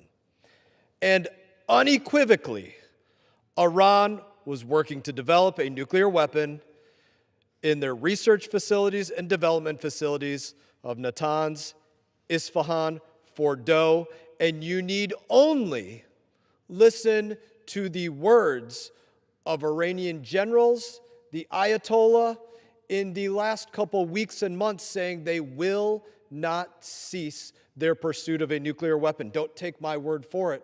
Just listen to the words of the Iranian leadership. I reserve. Gentleman from New York. I reserve. Gentleman reserves. Gentlewoman from Washington. Mr. Speaker, I'm prepared to close. Gentlelady is recognized. Mr. Speaker, this vote is a vote of conscience, and we are begging our colleagues here in Congress to stand up for our fellow Americans, for the Constitution, for our Article I powers that our founders thought so carefully about when they wrote the Constitution. This war is remarkably unpopular. It is so unpopular that it is America's least popular war since polls began. And that's been true since the first bombs were dropped. This war is unpopular even amongst President Donald Trump's own supporters. Back in May, only half of self-proclaimed MAGA Republicans thought that the war was worth the cost. Now, 2 months later, only about a third do. That is a 13-point drop in just 2 months. And amongst all Americans, a staggering 70% disapprove of this president's handling of the war, and almost 2/3 of all Americans, including over half of MAGA supporters, blame Trump's war on Iran for their rising prices. I think it is important for us to understand that these moments of conscience in our country require a strength of conviction and courage that our constituents expect us to have. When they elect us, they expect us to honor the oath of office that we took. They expect us to understand the implications of the responsibilities that are conferred on us by that United States Constitution. They expect us to vote regardless of party for the thing that will keep Americans safe. And they expect us to take care of the needs that they have right here at home. And what we have seen over and over again is a refusal of this administration to do that. The lack of clarity about the reasons for this war are quite remarkable.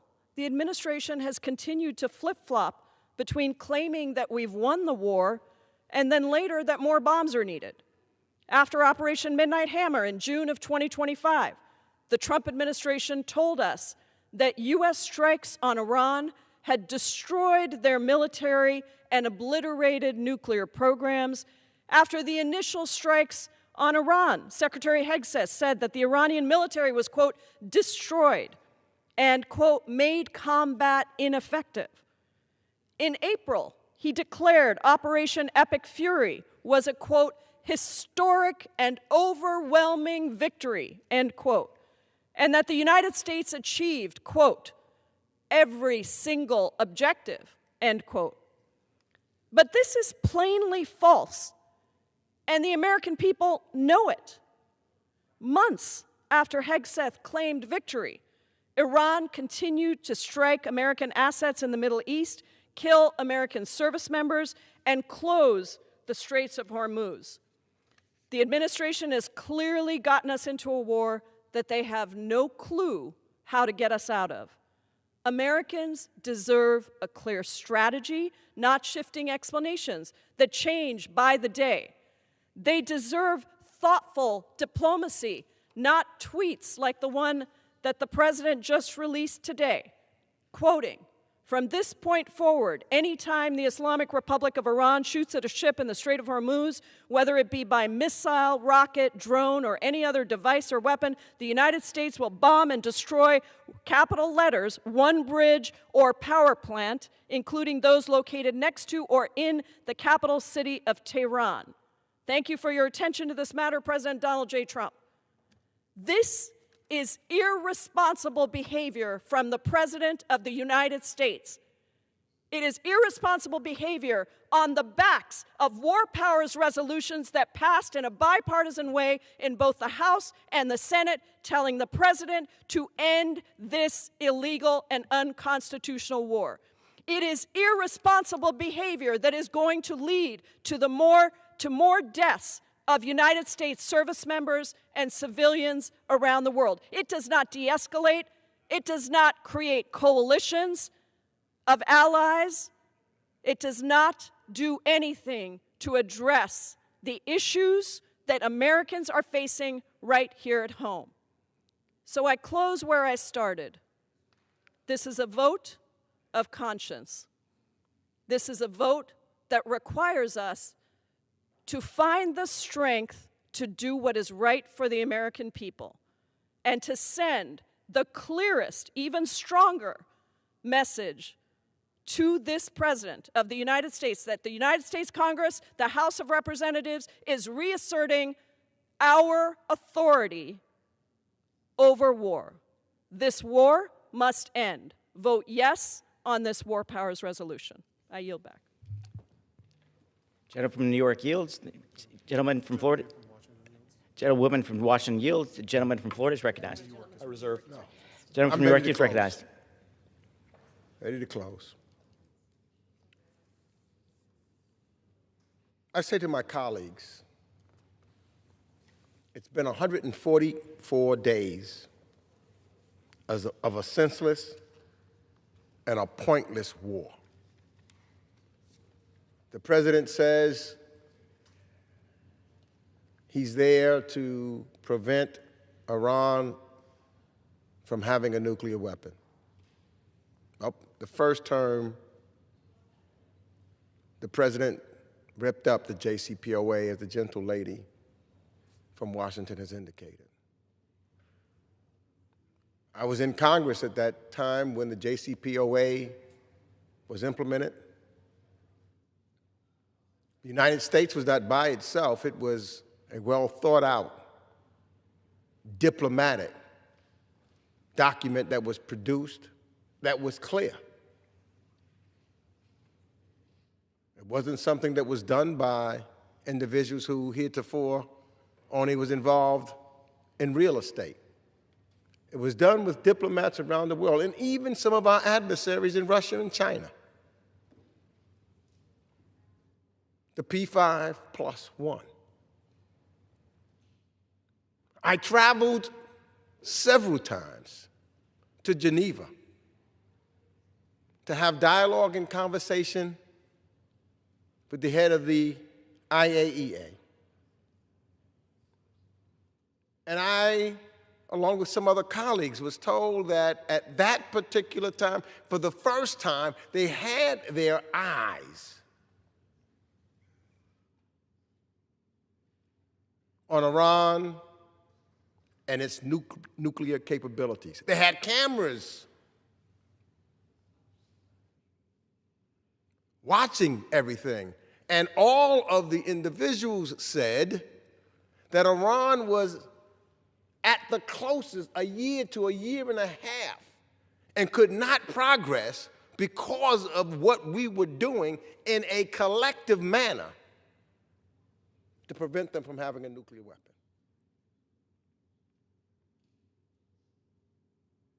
The IAEA was there until when?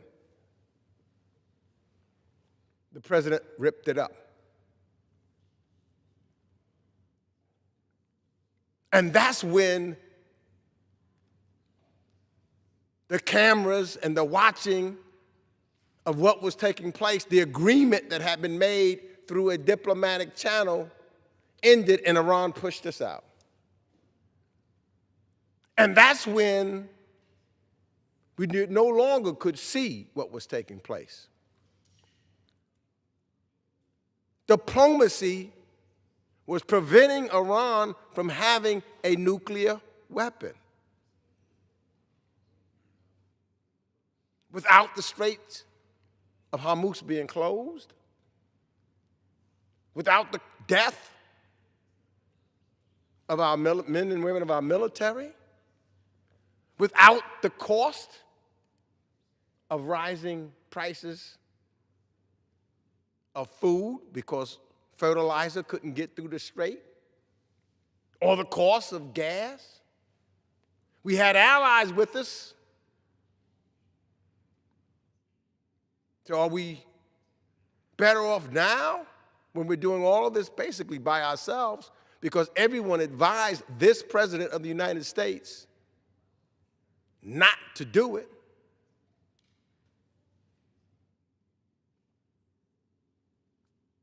$18 lives of service members, too many Iranian civilians, including more than 100 schoolgirls, and injured countless more.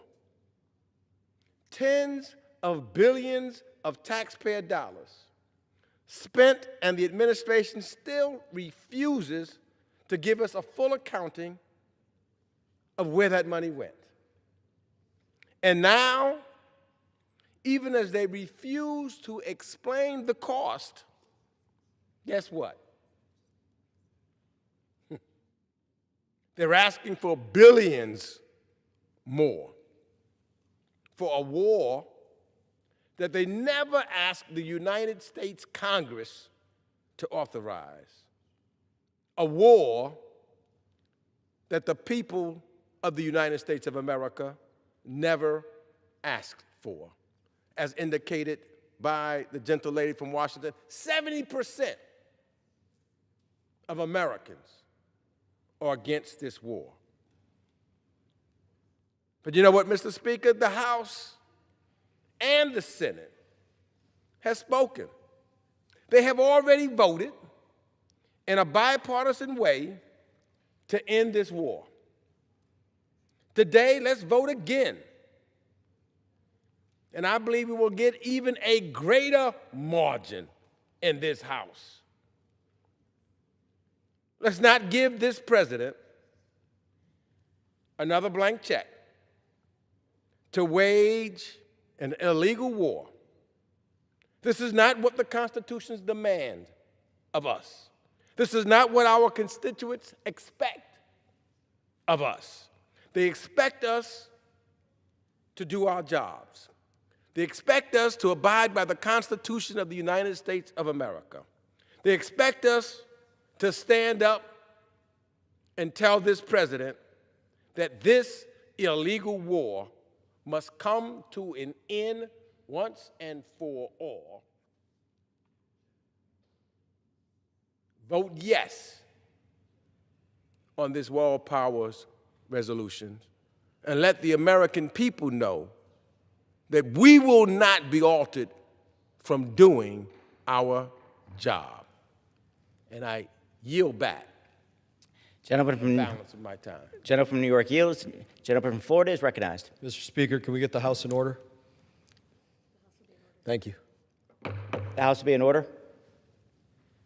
Mr. Speaker, I'm going to begin by agreeing with something that my colleague said. We didn't ask for this. We didn't ask for Iran, again, as I've said already, to attack us over 350 times in just the 30 months prior to Operation Epic Fury. We did not ask for that. I want to read from the concurrent resolution offered by my colleague from Washington. Remove United States Armed Forces from hostilities against Iran, with the exception of forces that would prevent the United States from defending itself, its armed forces, diplomatic facilities, or allied states from imminent attack. Mr. Speaker, I'd like to yield 10 seconds to the gentlelady from Washington to tell us which units, which ships she would like removed. The gentlelady from Washington is recognized for 10 seconds. Mr. Speaker, what I would like to respond to the gentleman is we actually need a strategy. Have you seen a strategy of which ships are where, what we're planning to do, what our end goal is, how we intend to achieve a mission? Gentleman's time has expired. We have had no classified briefing. Gentleman from Florida is now Not recognized. A single classified Thank you, Mr. Speaker. briefing I'm in glad the to be House recognized Foreign again, Affairs Mr. Committee. Gentleman from Florida is now recognized. Mr. Speaker, I would read from the resolution again, remove United States forces from hostilities against Iran except for those that are tasked with defending it, its armed forces, its diplomatic facilities, from imminent attack. I would again yield 10 seconds to the gentlelady from Washington asking what forces you would like removed. And I would again respond to the chairman by asking when we will have a single classified briefing, a single hearing in the House Foreign Affairs Committee on this war. Is the chairman prepared to say that we will have that hearing on this war? Why are we so afraid of having a public hearing on the issue of whether or not we should be at war in Iran? Where is the chairman's commitment to the American people? The gentleman from Florida is now recognized. Thank you, Mr. Speaker. Again, we have an author of this bill that's demanding U.S. forces be removed, and the author of this bill has absolutely no clue what forces she wants to remove. That is beyond irresponsible, to say the least. Write a resolution, bring it to the floor, demand something with the weight of this issue, nuclear-armed Iran that has been attacking us, killing our people, for years, 350 attacks, 4 dead, 200 wounded, just before the 30 months before Epic Fury began. She says, remove all forces, that's the legislation before us, and has no clue what forces she wants to remove. There's a lot of adjectives I could use, but my words will be taken down if I start to use them. So I am going to close. My colleagues keep saying that this is a war of choice. The Islamic Republic has made their choice. They chose to attack Americans every day. I read it off for 15 minutes, the attacks that have been coming against us. They chose to support terrorist proxies, killing of Americans and our allies, to develop weapons of mass destruction, and missiles to reach out and touch our homeland and our allies. They also chose to scrap the MOU that President Trump put in place when he ended Epic Fury, and to again engage in hostilities and attempt to extort the world for shipping through the Strait of Hormuz. We do have a choice, Mr. Speaker, and sometimes the only choice is whether you're going to hit back when you yourself are getting hit. We have been hit day in, day out. I read it off, and for the first time, we are finally responding. Mr. Speaker, I yield back. All time for debate has expired. Pursuant to the order of the House of today, the previous question is ordered on the concurrent resolution. The question is on the adoption of the concurrent resolution. All those in favor say aye. All those opposed say no. The noes have it. The concurrent resolution is not agreed to. Mr. Speaker, I ask for the yeas and nays. For what purpose is the gentlewoman from Washington seeking recognition? I ask for the yeas and nays. The yeas and nays are requested. Those in favor of a vote by the yeas and nays will rise. A sufficient number having risen, the yeas and nays are ordered. Pursuant to Clause 8 of Rule 20, further proceedings on this question will be postponed.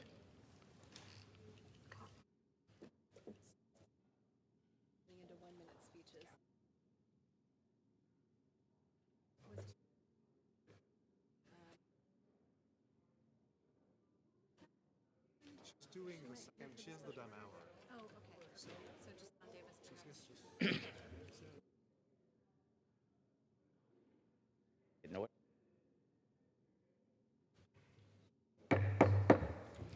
The chair will now entertain requests for 1-minute speeches. For what purpose does the gentleman from North Carolina seek recognition?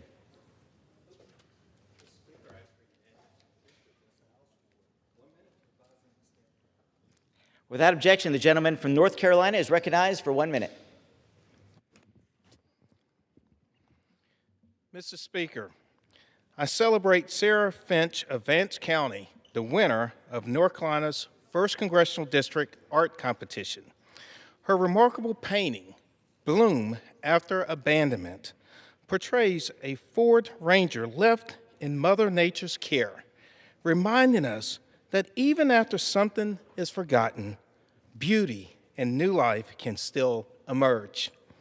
Sarah's artwork reflects not only extraordinary talent, but also the creativity, resilience, and promise of the next generation in Eastern North Carolina. May her achievement encourage other young artists to pursue their dreams, to share their unique stories, and to never underestimate the power of their creativity. Congratulations, Sarah, and thank you for reminding us that hope can bloom in the most unexpected places. I yield back.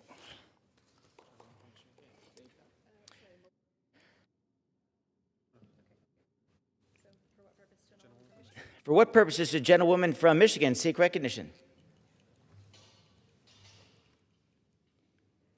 I ask unanimous consent to address the House for 1 minute and revise my remarks. Without objection, the gentlewoman from Michigan is recognized for 1 minute. My dear friend, Kate Szyszkowski, passed away earlier this month after a long battle with cancer. Kate was an absolute powerhouse. She served as the Livonia Democratic Club president, where she promoted democratic values and progressive policies. She revitalized the club, transforming the organization into one of the largest, most active in the state of Michigan. It became a local force, just like her. It's weird not to see Kate at the meetings anymore, but her legacy and presence is still felt in the room. Beyond her volunteer work and service, Kate balanced a career as an attorney while raising 2 daughters. She returned to school to follow her passion for nursing. Instead of resting in retirement, Kate worked every single day to defend our democracy and the rights of all residents, especially those historically marginalized in the city. Not even a cancer diagnosis slowed her down. I will miss Kate dearly. I will miss Kate's calm presence, her subtle sense of humor, and her warmth that radiated every single day and everywhere she went. With that, I yield. Under the Speaker's announced policy of January 3, 2025, the gentlewoman from Utah, Ms. Malloy, is recognized for 60 minutes as a designee of the Majority Leader. Mr. Speaker, I ask unanimous consent that all members may have 5 legislative days in which to revise and extend their remarks and include extraneous material on the topic of this special order. Without objection. With that, I yield as much time as he may consume to my distinguished colleague from the great state of California, Representative Kiley. You're recognized. Thank you very much to my colleague from Utah for yielding. Many Californians have been shocked to learn that our state legislature and governor just imposed what the California Tax Foundation calls the largest tax increase in state history. Now, for a state that already has the highest taxes in the country and the highest cost of living, that is really saying something. And as part of this, the governor and legislature in Sacramento have imposed a massive tax increase on health care that's going to cause California families to have to pay up to $400 more for health care premiums.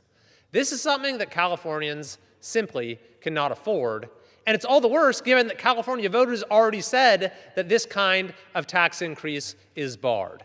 It is a double blow to democracy and affordability. Fortunately, there is a way we can fight back to stop it.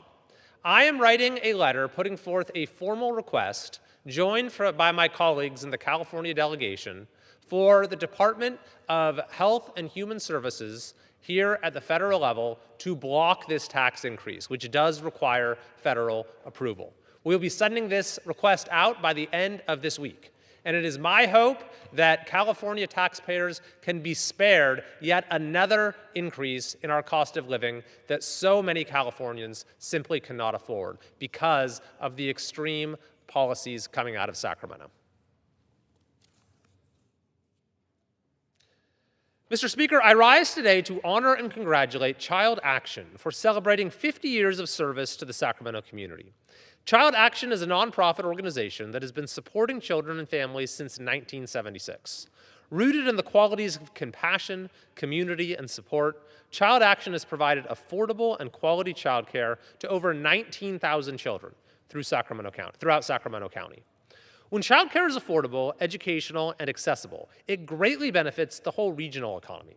As chair of the subcommittee on early childhood, elementary, and secondary education, I know full well the impact that Child Action's subsidy program and eligibility list provide to deserving families with the necessary financial support. These forward-looking initiatives allow parents to seek employment or educational opportunities while still being able to support their families. In addition to the programs for families, Child Action also provides support and training to other child care providers in the Sacramento region, raising the quality of care in the field while growing local businesses in the process. Partnering with like-minded stakeholders is just another way that Child Action enhances the quality of life in our community. They are indeed a pillar of compassion and care by supporting other child care providers and guiding children and families towards brighter futures. I was honored to attend Child Action's Golden Gala in the city of Rancho Cordova. The evening was filled with connection, care, and support as guests raised awareness for programs that continue to provide high-quality care to those who need it most in our community. Therefore, on behalf of the United States House of Representatives, I am honored to recognize Child Action for 50 years of service to the Sacramento region.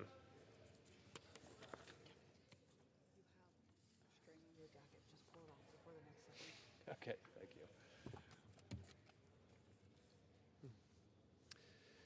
Mr. Speaker, in the spirit of National Zookeeper Appreciation Week, I rise today to recognize an outstanding zookeeper in my district, Folsom City Zoo Sanctuary zookeeper, Amy Van der Molen.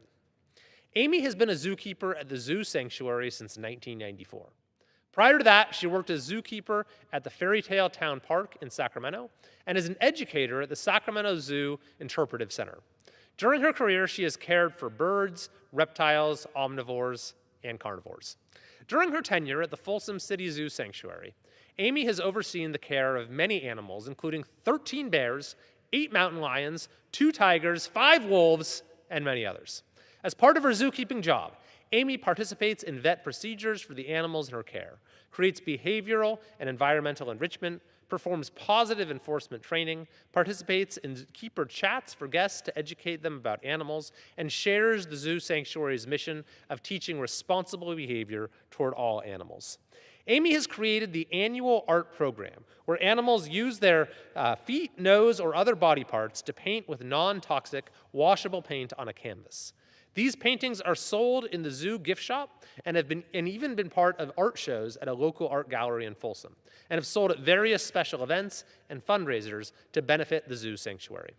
Amy's love for her work and for the animals under her care is evident, as she has been quoted as saying, "During my career, I have loved every single animal that I have worked with, but of course there are a few that I will never forget and will always be part of me. I have been eligible," she said, "for retirement since January of 2025, but I love my job and my animal family, and I don't see myself leaving anytime soon." Therefore, on behalf of the United States House of Representatives, I am honored to recognize zookeeper Amy Van der Molen for her service to the Folsom community.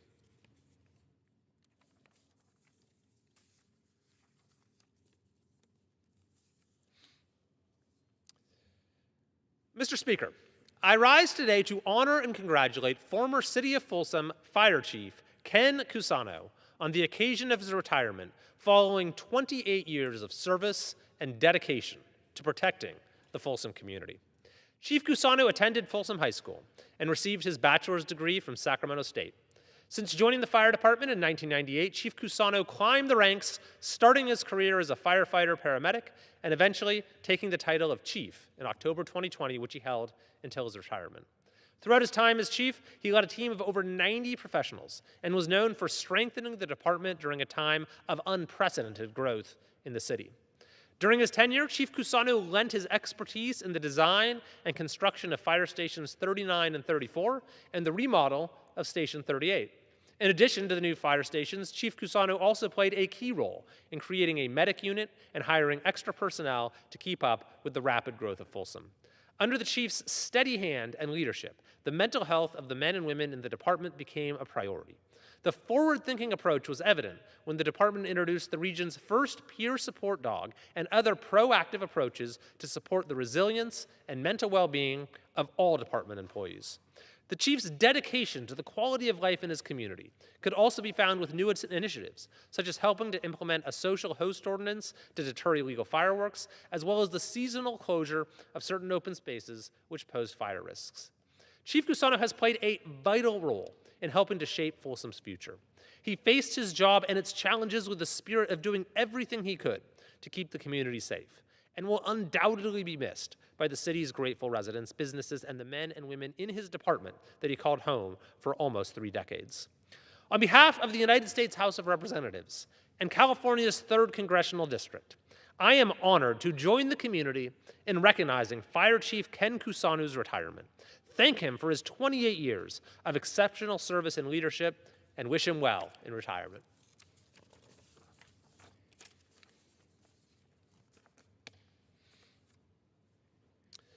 Mr. Speaker, I solemnly rise today to honor the life of Brad Tatum, who passed away earlier this year.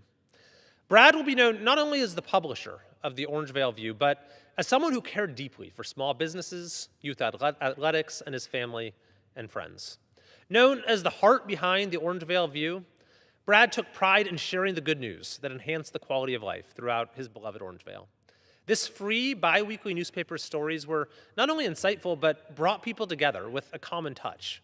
Brad's gift for selecting stories that reflected his sense of pride for the community could be seen through the ways that he highlighted local heroes, businesses, and the Casa Rams athletic program. His prose and choice of which stories to feature positively impacted Orangevale and the surrounding communities.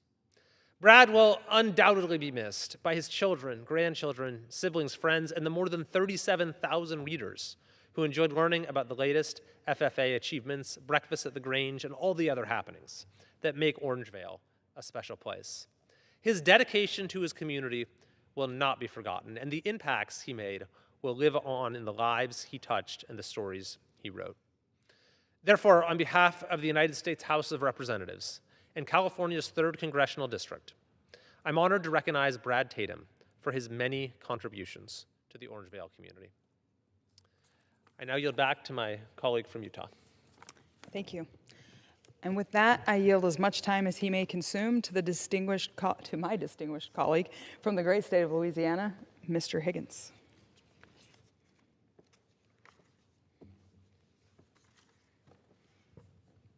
I thank the gentlelady for yielding me time.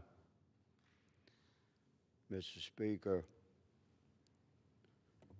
I rise today to honor and express gratitude for my dear friend and Chief of Staff, Andrew David, who is seated next to me here. Andrew has served by my side for over 9 years. We have toiled together to serve we the people. I have great sorrow in my heart that Andrew is leaving the office. He has accepted a beautiful and meaningful position in our home state of Louisiana. But I have an odd mixture of tremendous joy that Andrew is embracing the illuminated path before him, and that he and his beautiful, amazing wife, Holly, who is seated in the gallery, also a native of our beloved Louisiana, they're returning home, having served their country with honor here in this, the people's house. And I rise, Mr. Speaker, unscripted, with only the words that the Lord has etched upon my heart, to speak in gratitude of what this man has brought to me, my family, my congressional service for nearly a decade. Andrew has been an unwavering counselor for me through some very difficult and challenging times and decisions. He has never strayed from the deepest core principles that we attempt every day to embrace as we conduct the business of our congressional service. And as a man, Andrew, through the years, became perhaps my dearest and most trusted, most immediately available source of sound counsel. I have no doubt, good sir, good lady, that I would have failed to perform my service for we the people time and again had it not been for the quiet and calm and steady counsel of Andrew David. I'm reminded, Mr. Speaker, as I see the words that we who are honored to serve in this chamber gaze upon every day, and the stone above your podium, in God we trust, and we effort to be worthy of what it is to be His child and to serve in this His anointed house. I am reminded this day of His words in Genesis 7:1, when the Lord said to Noah, "Come into the ark, ye and your household." Come, Mr. Speaker, He said. He didn't say go into the ark, He said come. This is understood to mean that the Lord was already present there.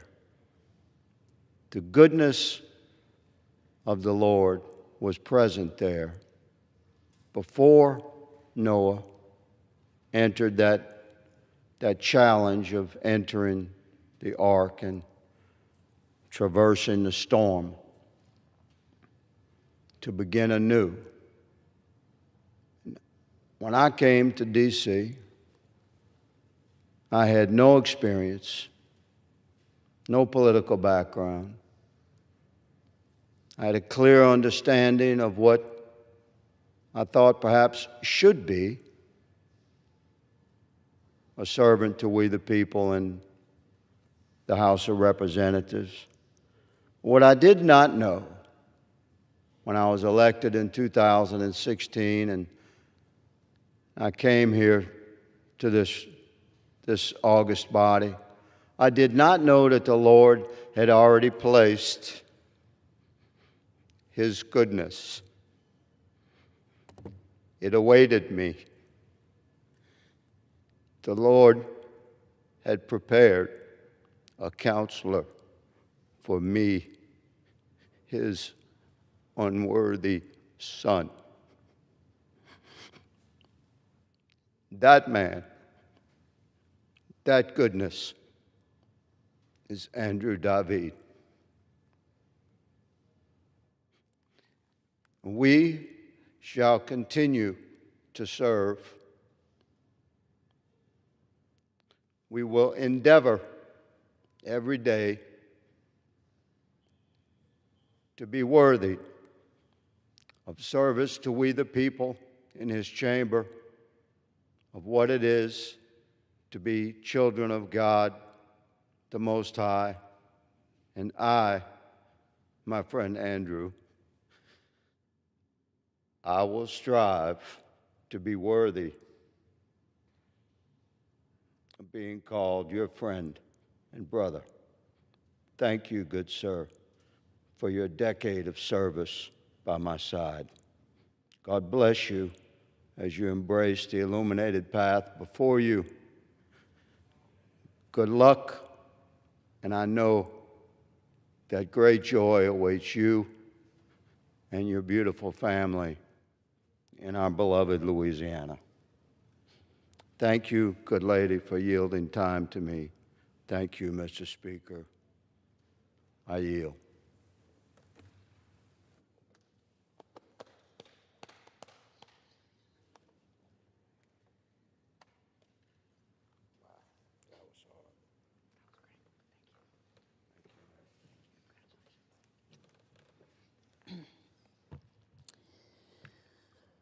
The 4th of July fireworks are over, the barbecue leftovers are long gone, and now we have the rest of the year to continue to reflect on America's founding 250 years ago. John Adams believed that independence should be celebrated with solemn reflection, and in that spirit, I sponsored a speech competition for the high school students in Utah's 2nd Congressional District and asked teenagers to write about what America means to them.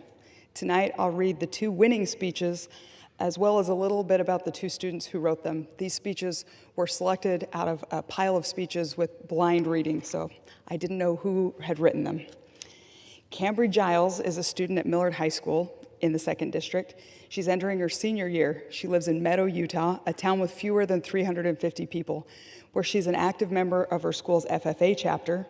And after graduating, she plans to serve an 18-month proselytizing mission for the Church of Jesus Christ of Latter-day Saints. This is her speech.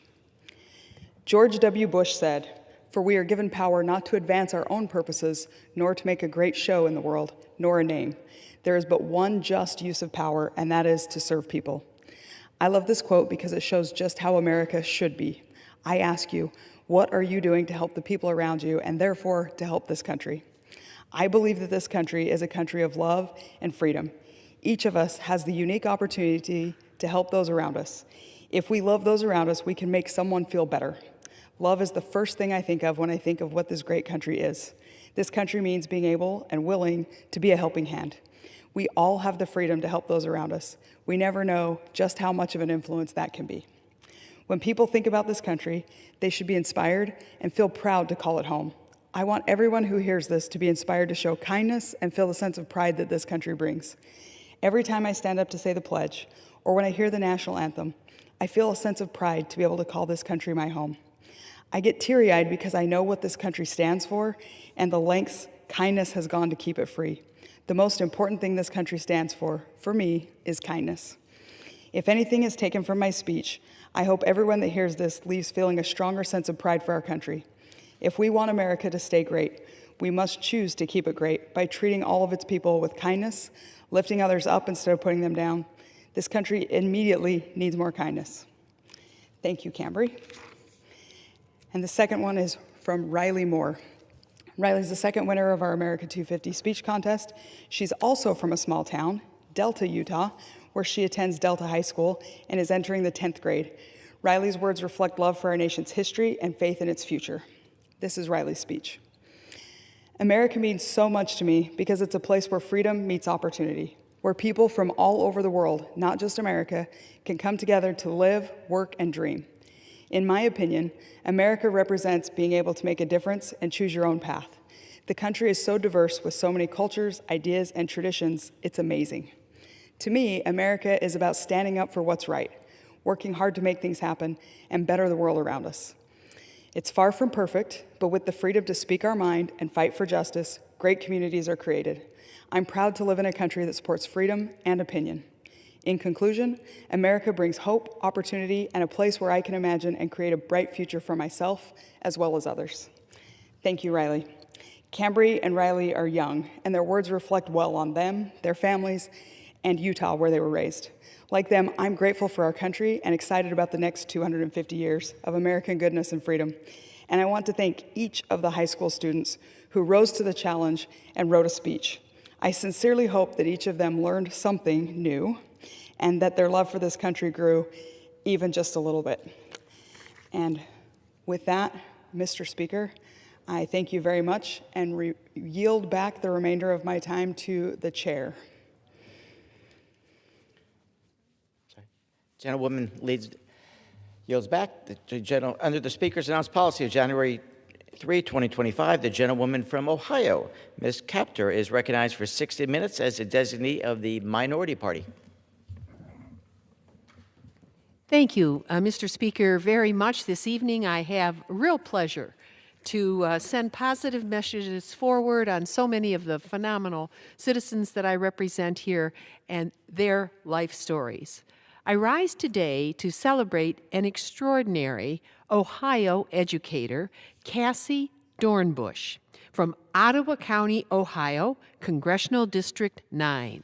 She was honored by the Coalition of Rural and Appalachian Schools as the Outstanding Elementary Teacher for the 2025-2026 school year, this year. For 33 years, Cassie has been a reading specialist at Benton Carroll Salem and a builder of futures. With patience, compassion, and unwavering belief in every child who walks through her door, she has helped students discover how to read, yes, but more importantly, how to believe in themselves.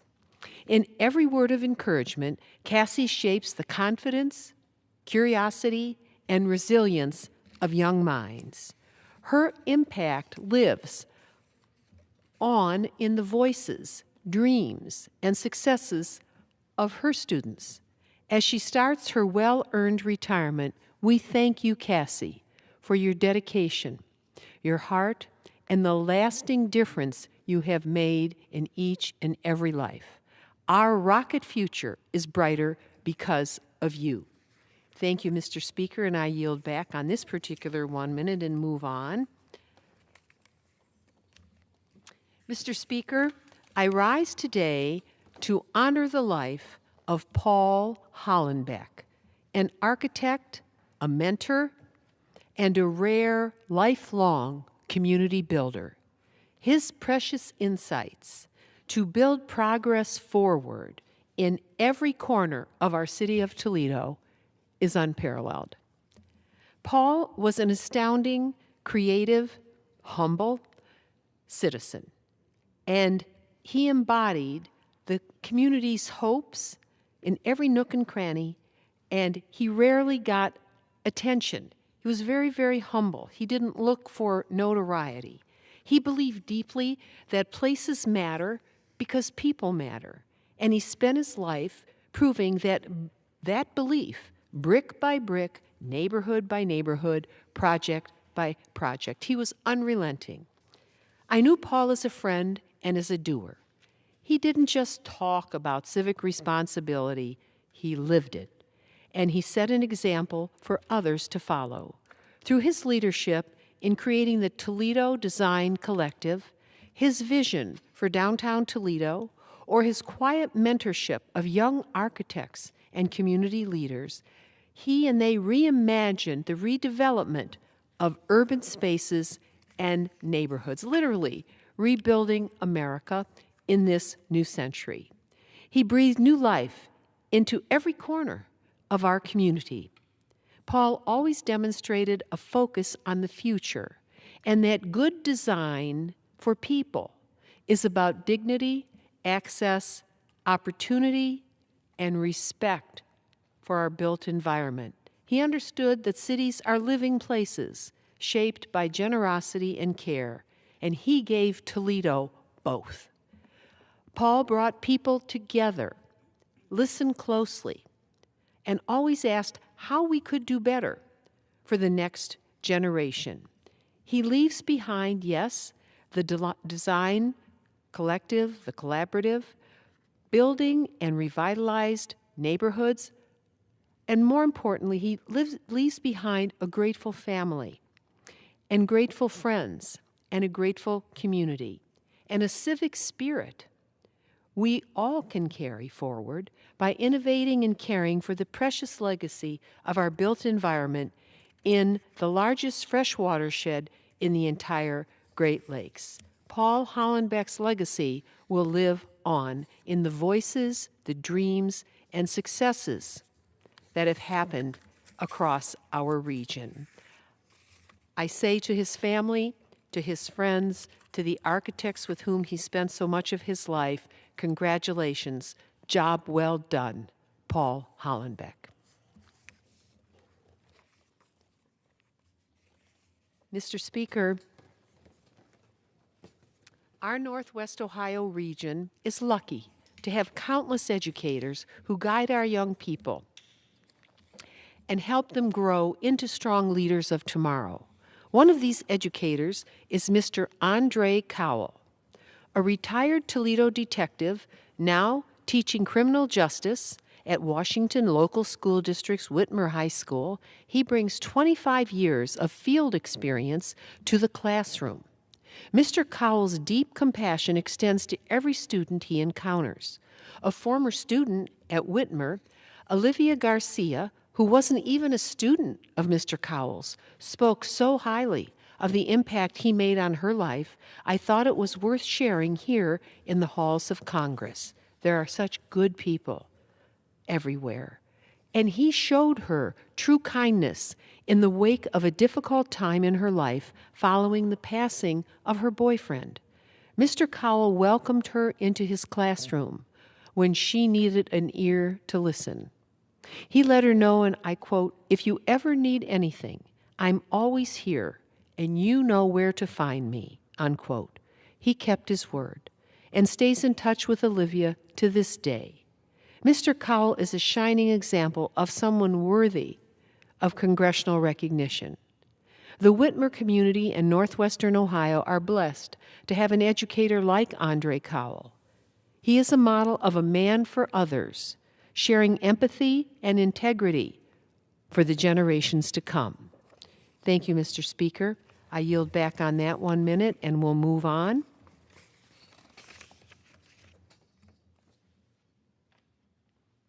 Mr. Speaker, I was pleased to return to my alma mater, St. Ursula Academy in Toledo, Ohio, earlier this year to join the students at a sports rally that featured student athletes, a lot of them. The event recognized the senior young women for their achievements.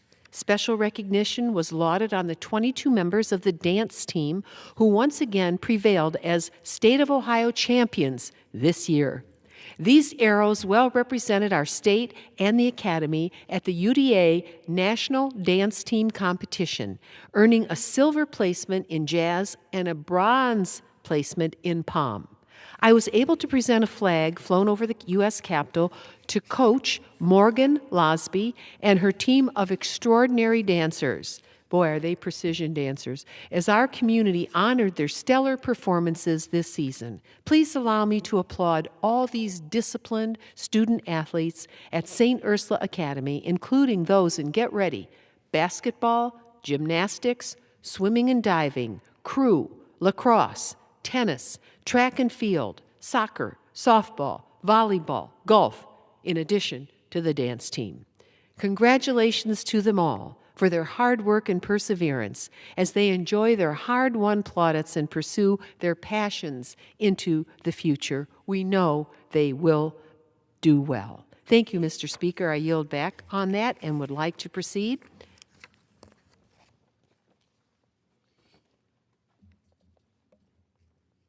A serious issue facing our continent. Right now, wildfires are ravaging our neighbors in the Canadian province of Ontario, which Ohio adjoins through Lake Erie. Many First Nation communities have been forced to evacuate. Hundreds of thousands of hectares of forests have burned. However, our northern neighbors were not the only ones who suffered. Just last week, in my hometown of Toledo, Ohio, hazardous air quality ranked among the highest levels in our nation.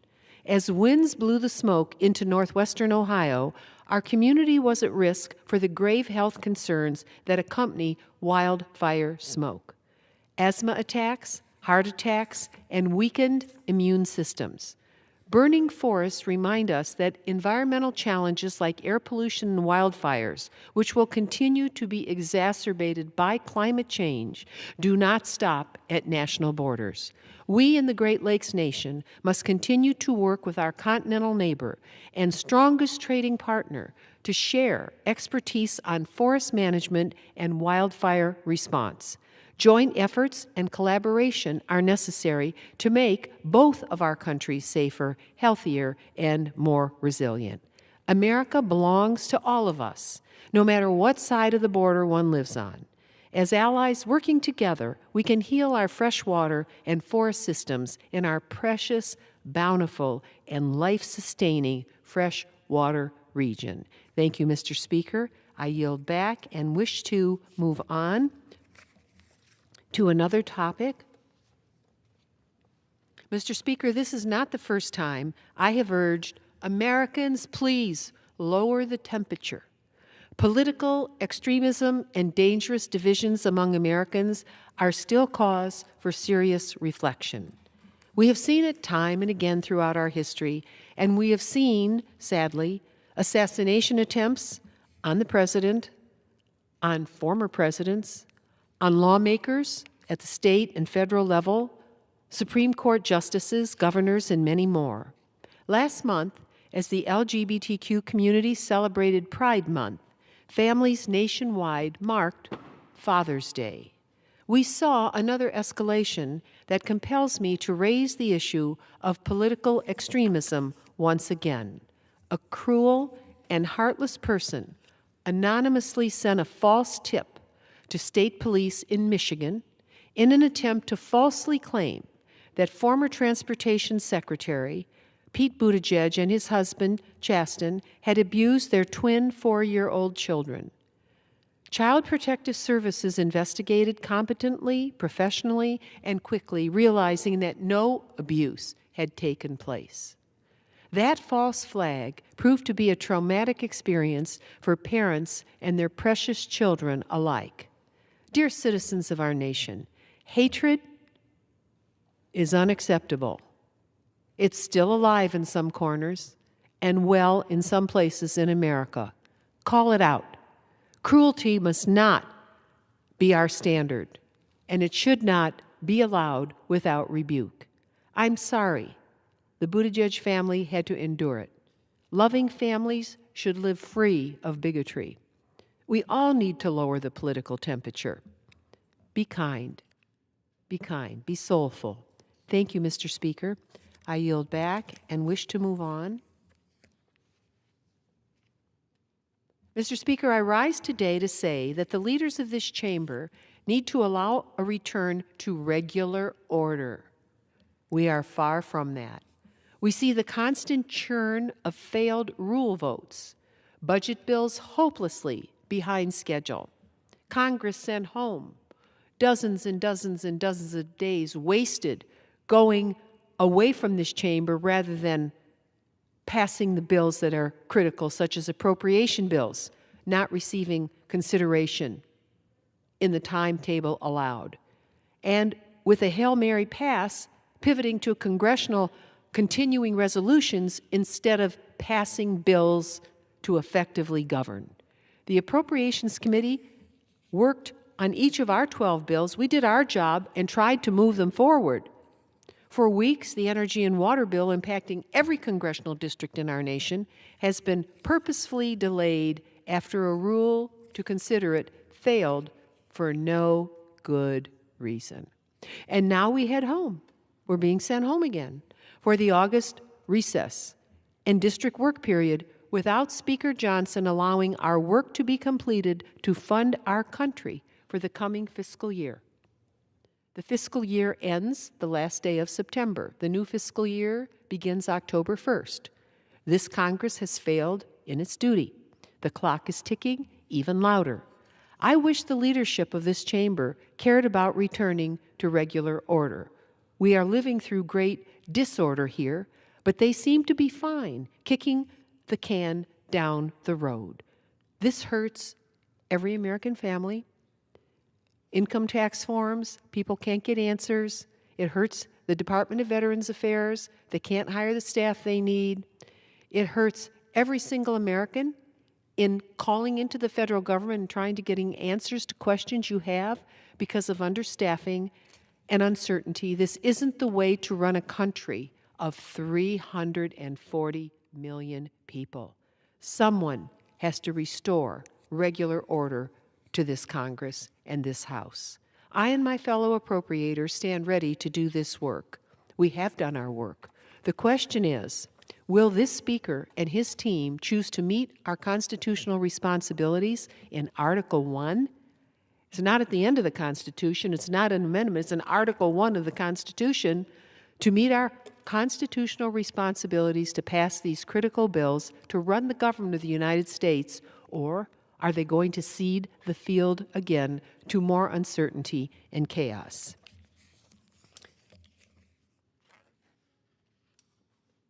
I yield back on that, and Mr. Speaker, I move on. The President's reckless and power-hungry administration has made yet another attempt to stifle the rights of millions of hardworking Americans.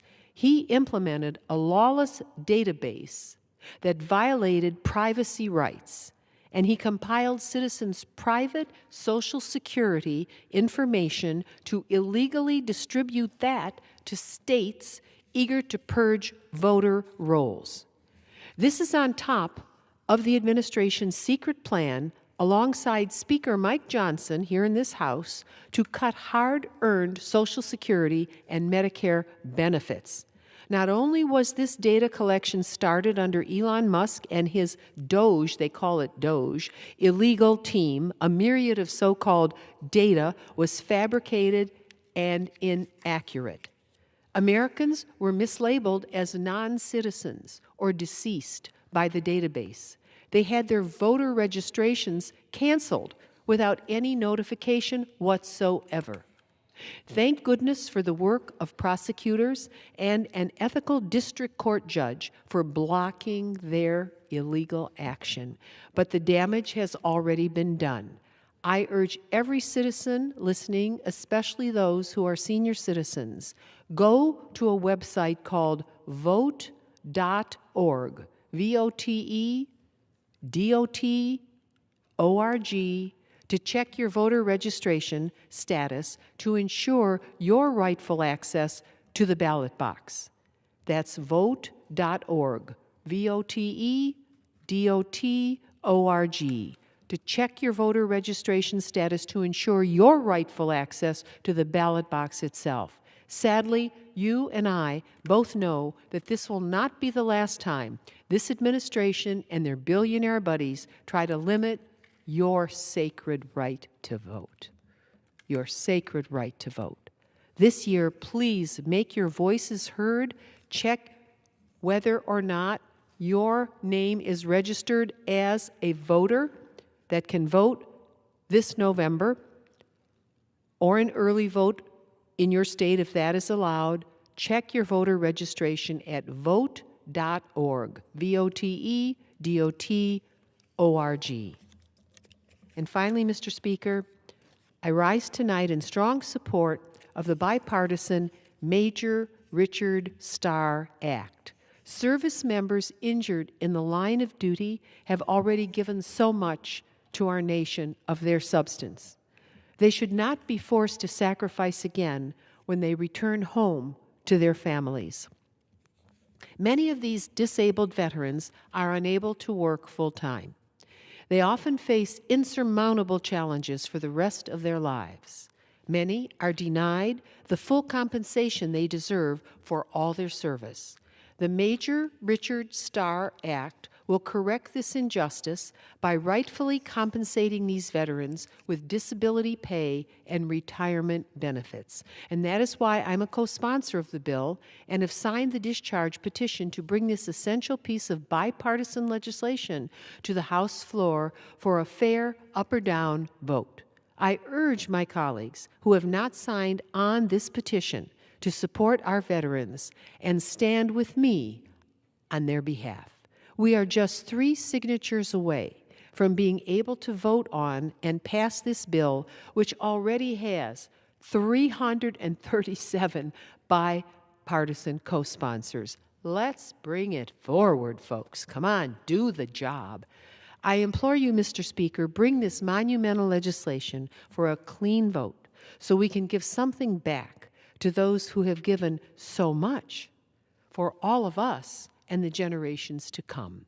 Please sponsor the Richard Starr Act. Just sign the discharge petition, the Major Richard Starr Act. We only need 3 signatures more, and we can move this bill. Thank you, Mr. Speaker, and I yield back.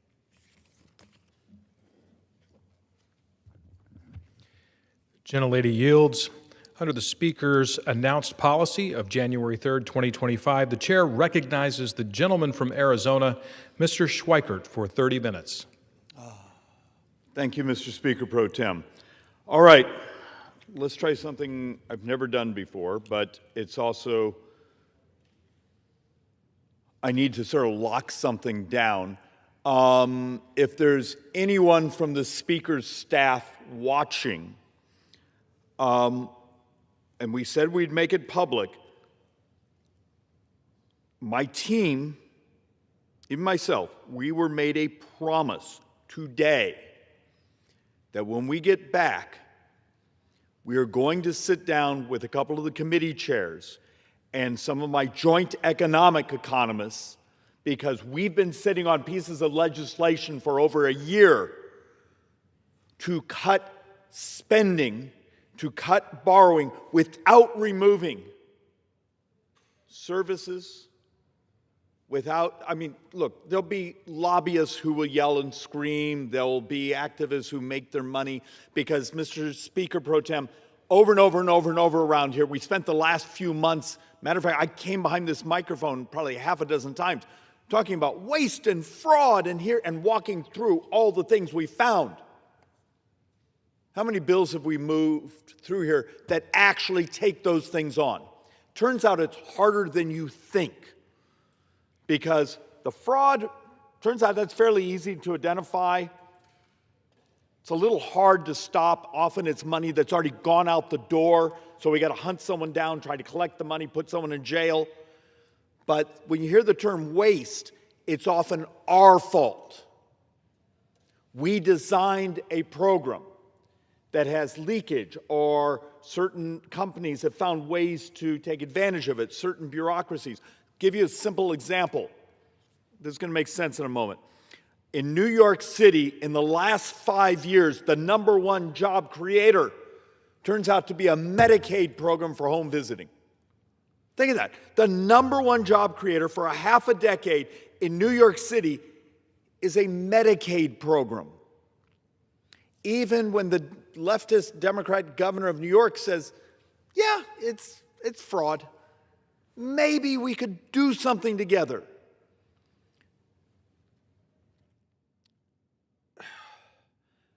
We have worked over and over and over to try to write bills. Many of them are very uncomfortable because they're complex. They require changing things in what we call entitlements. But they're moral, they're necessary, and I hope I'm not a fool.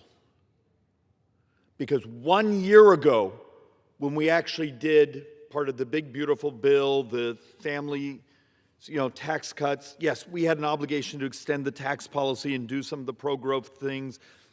But when we came back, many of us thought we had negotiated an agreement that when we did the second reconciliation bill, we were going to start to save the future of this country, to save the future of the economy, convince the bond markets we weren't going to continue to borrow ourselves into oblivion. And it turns out, and this isn't solely the Speaker's fault, it was really hard to convince a lot of our members how difficult it is to go home and tell the truth about math. So, Speaker's staff, if you're out there listening, I expect you and this institution to keep your promise to our team that we're going to take these bills seriously, we're going to bring in the leadership from the committees, and we're going to pound it out how we move them forward. Because there's a reason. I'm sorry, I don't mean to sound me a melodramatic jerk. How many of you get our daily debt? So the Joint Economic Committee, we actually built a system where every single day, every workday, we reach into the Treasury's management system, and they have these charts and charts and charts and graphs and charts, and we capture what was borrowed today, what was brought to market today, what was sold today. Who in this room, the handful of us who are here, and hopefully the 1,000 televisions we're on, understand over the last 12 months, if I do the last 12 months average, $93,763 is what we're borrowing every second. Every second over $93,000. Now, I understand some of these numbers bounce up and down because we also had some refunding issues after the last debt ceiling issue a year ago. But in the last 12 months, we as a government have borrowed $2,948 billion. If you just want to do this fiscal year, so the fiscal year we're in, congratulations. If you do, here's the publicly sold debt, and over here's the money we borrow from the trust funds, which we do pay interest back, so we have to intellectually be honest, it's borrowing. So often we quote what we borrowed from the public because that's in the public bond market, but when we borrow from the trust funds, Social Security, Medicare, railroad retirement, everything else, we pay it interest. We owe it back. We are now at $2,022 billion in borrowing this fiscal year. This total year, the original projections were like $1.6, $1.7 trillion. We're heading to borrowing $2.3 trillion. I know it's hard to see 12 zeros. I know no one cares, but just understand, this is really crappy. Maybe we all understand this number. At the current rate of total borrowing, remember, net borrowing is borrowing from the public, gross borrowing is borrowing from the public and from the trust funds. Anyone want to take a guess? How many days it takes us to borrow another $1 trillion? 123 days. Every 123 days, we're ticking off another $1 trillion. Total U.S. debt as of today, $39,660 billion.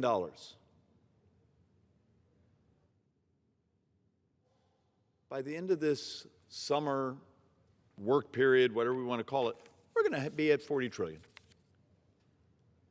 Doesn't this make anyone pucker up, or is the joke that's often said here, never near a microphone, because we'd be an idiot to say in front of a microphone, no one ever gets unelected by spending too much money because the public wants it. In 6 years, when you're on Social Security and you're getting a 22 to 24% cut in your check, and we double poverty of seniors, 7 years from now, when we double the number of baby boomers who live on the street, maybe some of this will make sense, that we should have done something much sooner. But math is math. Mr. Speaker, one of the reasons I'm a little exercised this week, and you've been in conference and those things, and I accept I've been a bit of a jerk. I'm just trying to find some way to be heard. I've been doing the same damn thing behind this microphone for 15 years, and it's only gotten worse. You know, something's wrong when, I'm number 4 in Ways and Means. I chair oversight in Ways and Means. I chair the Joint Economic Committee. We have a handful of PhD economists that are just smart. And yet I walk into a room of my brothers and sisters, Democrats, even Republicans, with my charts, and I almost get booed because we don't want to hear it. We're going to bring down this republic, and it's not going to be some mob coming over the border. It's going to be our own fiscal insanity. Remember, in about 25, 26 months, the majority of our spending, not tax collection, spending, will go to our brothers and sisters who are 65 and up. We are functionally an insurance company with an army. Last year, for every dollar we took in taxes, we spent $1.43. If you do the basic math, and forgive me, I did this one on the top of my head, so if I make a mistake, send me an angry text like everyone else. I think right now, so far this fiscal year, for every dollar we're taking in, we're spending $1.47.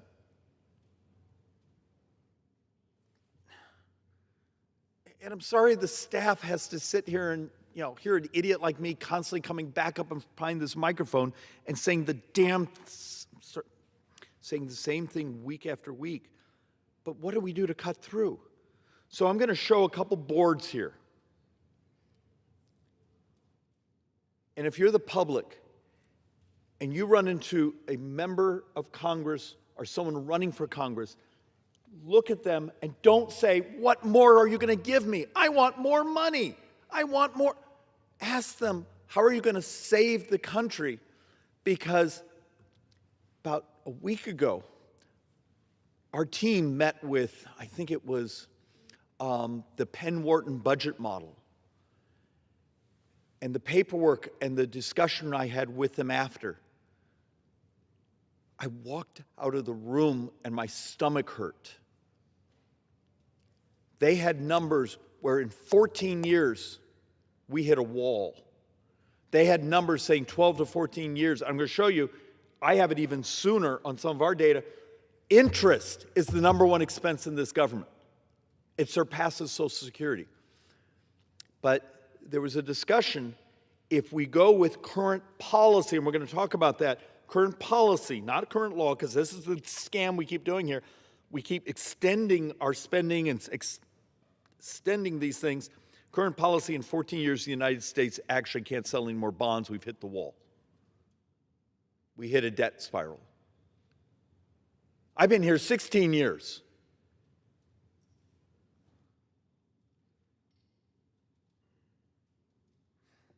All right, let's do this. Let's run through these boards.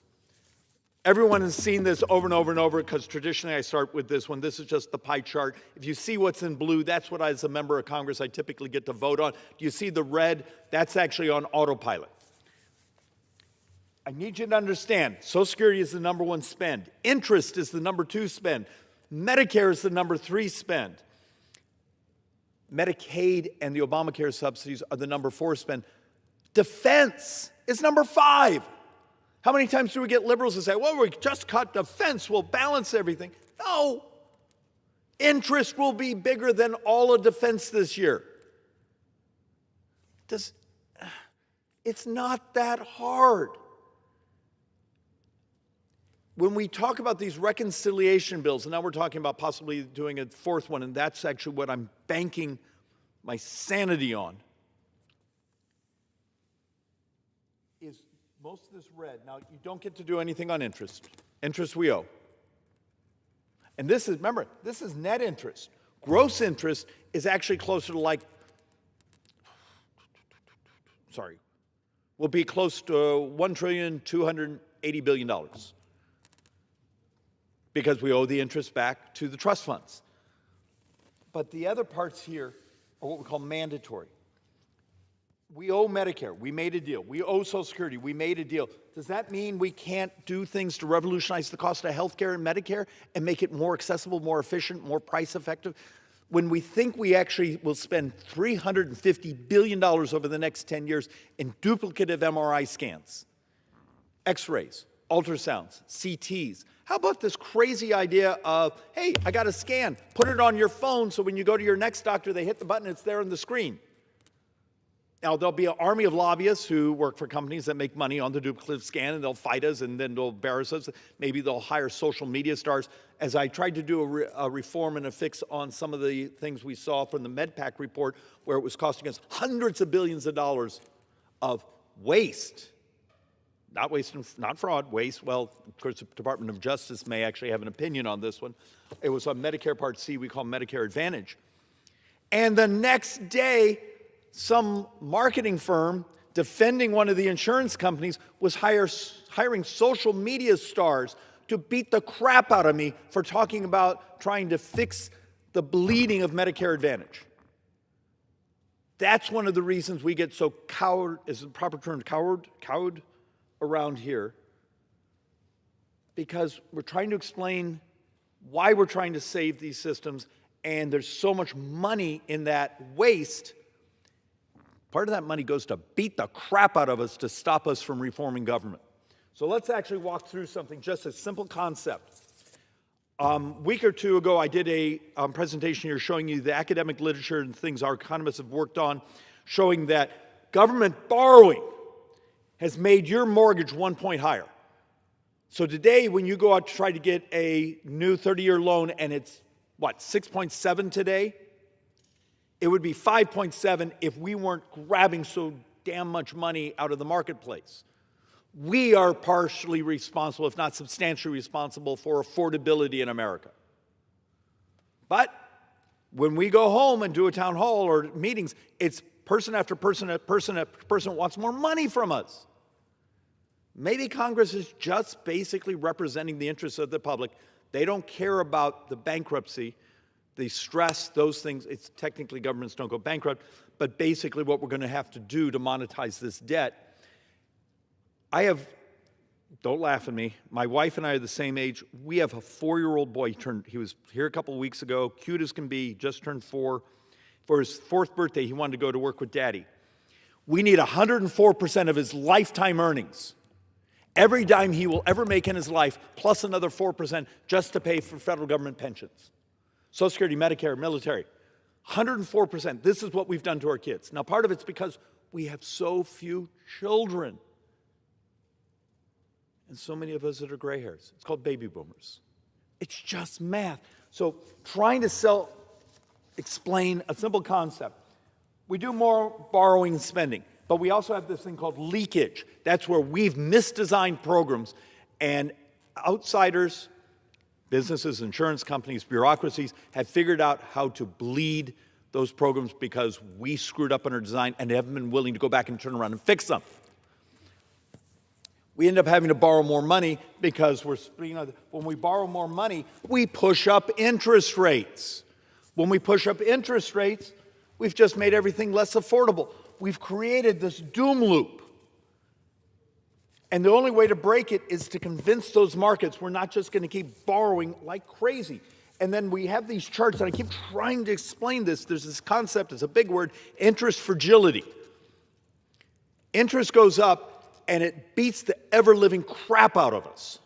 So think about what's happened today. Today, I believe the 10-year bond closed was it hitting 4.65, 67? So it's functionally the highest it's been, pretty close to the highest it's been in a year, and some of the highest it's been in many years. So let's play a game here. Let's assume that's, 60 basis points, 70 basis points higher than the average we were having before. And remember, you're going to keep having people say, well, the reason interest rates are up is the war in Iran. They were ticking up before that because the worldwide battle for capital, other countries are also binging on debt. We have data centers, other things coming to market, binging on debt. We're all competing with each other because when you borrow money, you're borrowing from the world's pool of savings. So it could be, your savings account, your pension, a family in China.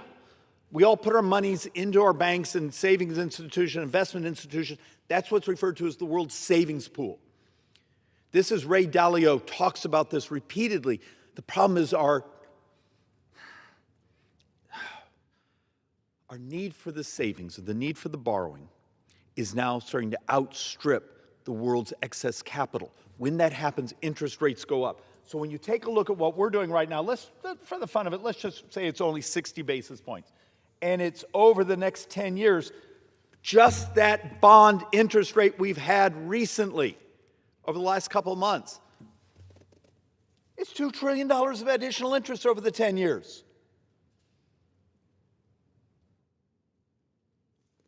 It's called interest fragility. Little bits of interest increases when you're basically borrowing $40 trillion. That little bit kicks us in the head.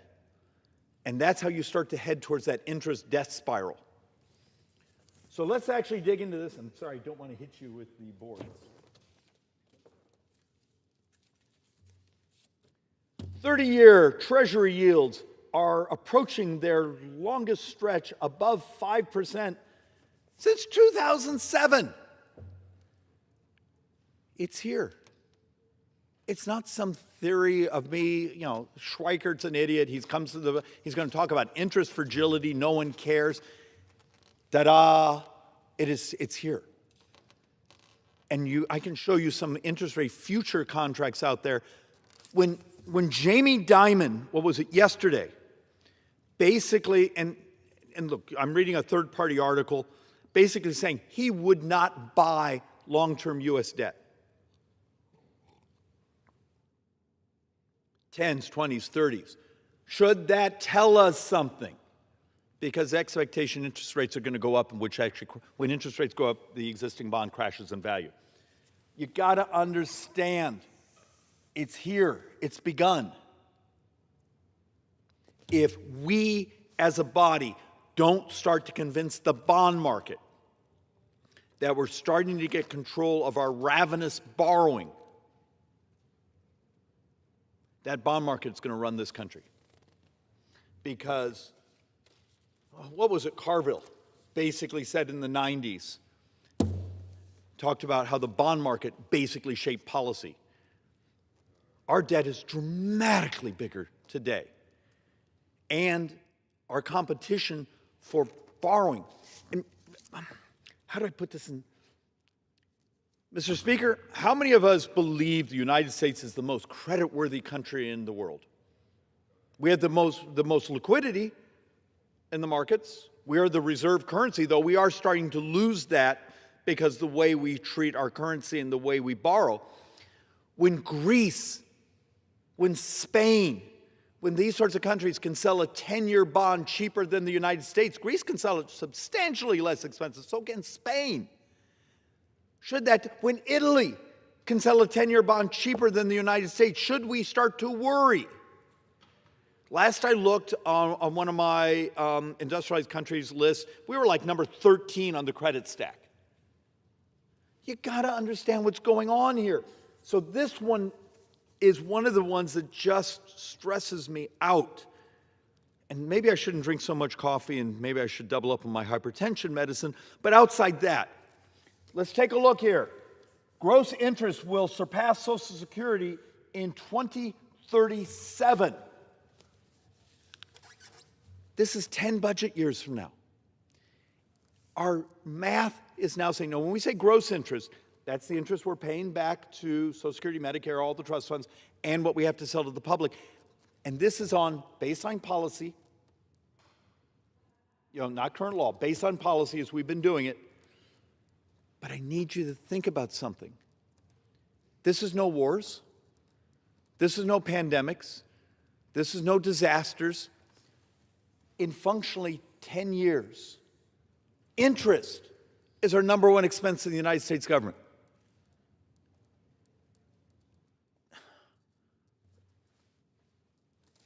Someone out there help me have the language to move people's hearts and their intellects.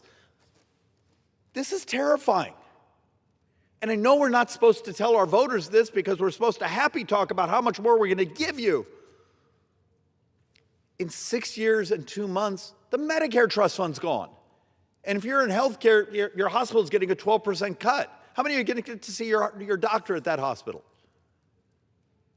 These numbers, and during that time, the spend on Medicare goes from $1 trillion to $2 trillion. It's demographics.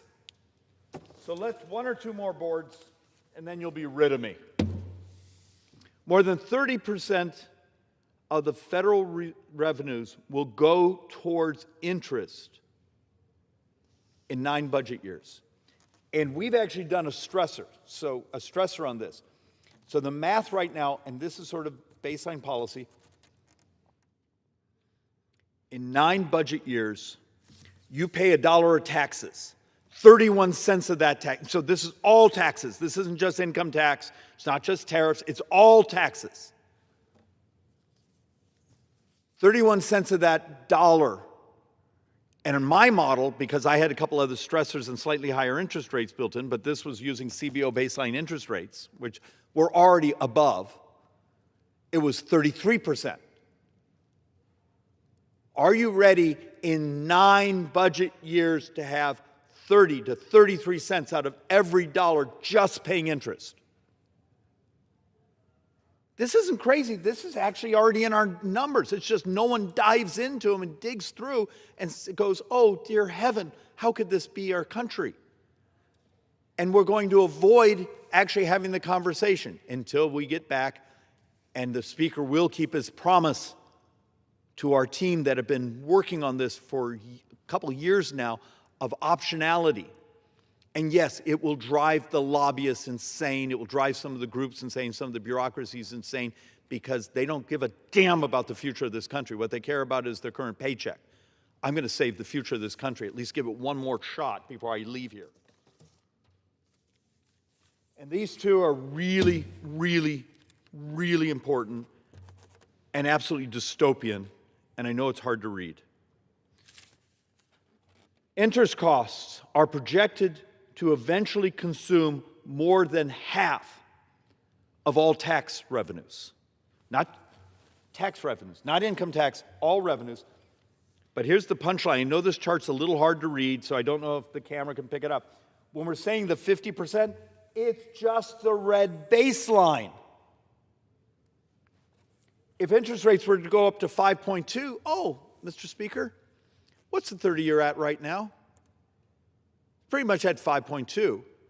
I know that's not our blended rate, but you see the elevation. But at current interest rate models, which is actually at 4.2, which I believe we're now well above because the 2-year is at 4.2. And functionally, let's take a look here. Looks like by about 2041, which sounds like a long years. It's about to become 2027 budget year. It's not that long from here. Half of all revenue. If interest rates go up, this is actually the collapse of your republic, because you owe more interest than every tax receipt, every tariff, every corporate tax, everything we sell can produce. The interest load takes us over. It's called the death spiral. And we're not that far away. Some of this starts to hit where you're hitting 80, 90% 14 years from now. You've got to understand, if with those higher interest rates actually just brutalize us as a country. Mr. Speaker, and to the team, last board. I do wish you were allowed to applaud and be happy for these things. Federal interest costs under various interest rate scenarios. So look, this is a little more the way, if you and I were playing economists, we actually don't do dollar amounts, we do percentages of GDP, because the GDP can grow, but often it's inflation. So when we actually start to look at the actual numbers, we actually right now estimate this year's borrowing. Now think of this. The Treasury Secretary, the Budget Director, our own budget team, we all said, actually, hundreds of us, I think, actually co-sponsored a piece of legislation. We're going to only borrow 3% of GDP because we're going to grow at 3% of GDP, except we have a problem. As of today, interest is at 3.1 to 3.2% of GDP. Not borrowing, interest is already over that target.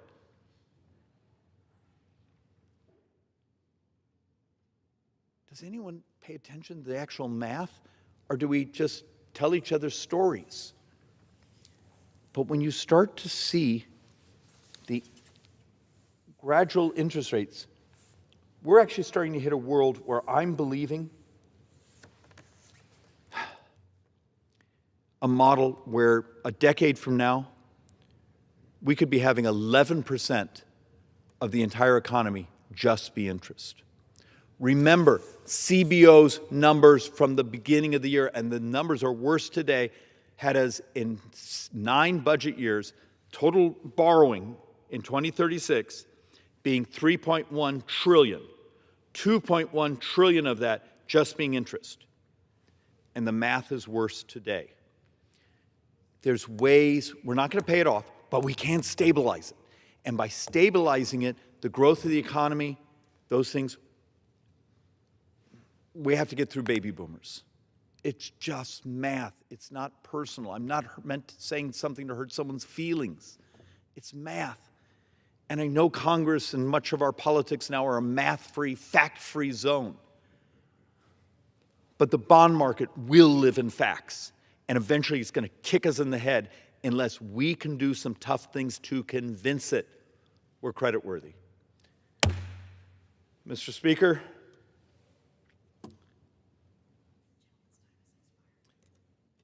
I am yielding back because I think I used my half an hour. I apologize if I hurt someone's feelings. Please send me a note. I already have pre-written apology notes. With that, we're done. Gentleman yields. Under the Speaker's announced policy of January 3rd, 2025, the Chair recognizes the gentleman from Georgia, Mr. Carter, for 30 minutes.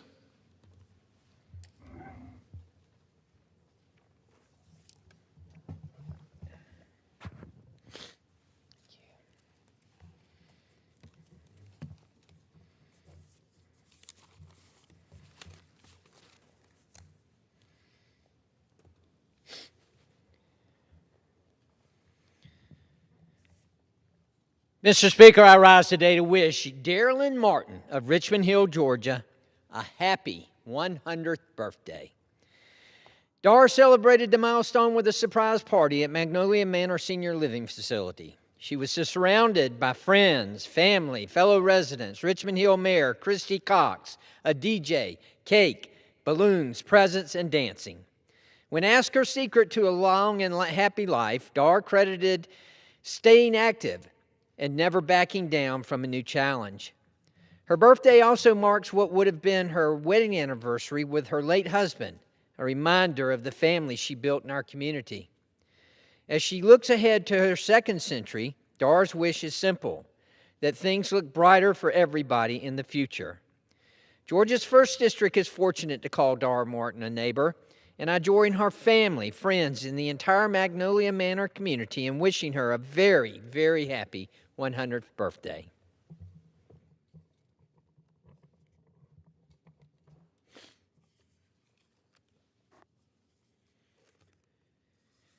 Mr. Speaker, I rise today to honor the Georgia Library Service for the blind and print disabled for being recognized as the 2026 Library of the Year by the Library of Congress.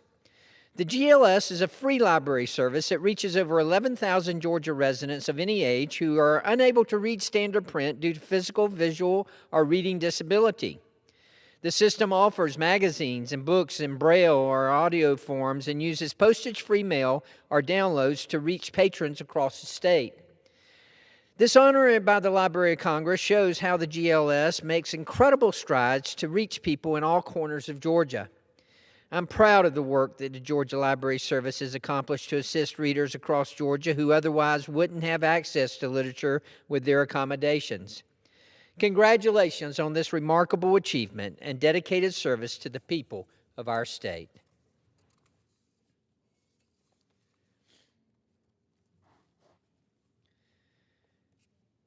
Mr. Speaker, I rise today to honor the Church of Christ Holiness unto the Lord as they celebrate their 100th anniversary. Founded in 1926 in Savannah, Georgia by Elder Major Solomon Bennett, the church is dedicated to the headship of Christ while preaching the pure gospel. Their name was chosen from scriptures such as Church of Christ from Romans 16:16 and Holiness unto the Lord from Zechariah 14:20. Through the late 1920s and 1930s, the church expanded throughout Georgia through evangelical outreach, revival meetings, and spirit-led ministries. Today, the church has experienced a new expansion with ministries throughout Georgia and Florida. I would like to congratulate the church on its long-standing commitment to discipleship and its continued effort to grow its congregation. Congratulations to the church on this remarkable milestone, and my prayers will be with them as they continue working through Christ.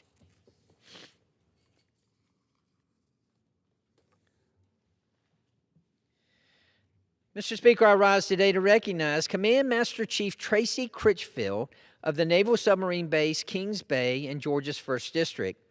A native of Clendenin, West Virginia, Critchfield enlisted in the Navy in 1996 as a submarine sonar technician. He graduated from Navy A School before reporting to his first command, USS West Virginia at Kings Bay in 1997. He went on to serve aboard the USS Maryland, the USS Wyoming, and the USS Rhode Island. As chief of the boat on USS Tennessee and USS Georgia, he helped lead the successful integration of enlisted women on submarines. He later served as Command Master Chief of Strategic Weapons Facility, earning the Strategic Systems Programs Award 2 years in a row. Thank you, Command Master Chief Tracy Critchfield, for nearly 3 decades of service to our nation.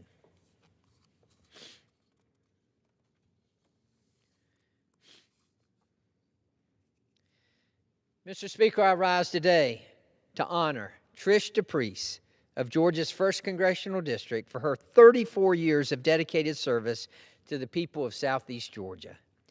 Born and raised in Wachakula, Florida, Trish got her start as a receptionist at WTOC before Congressman Lindsey Thomas hired her as a caseworker.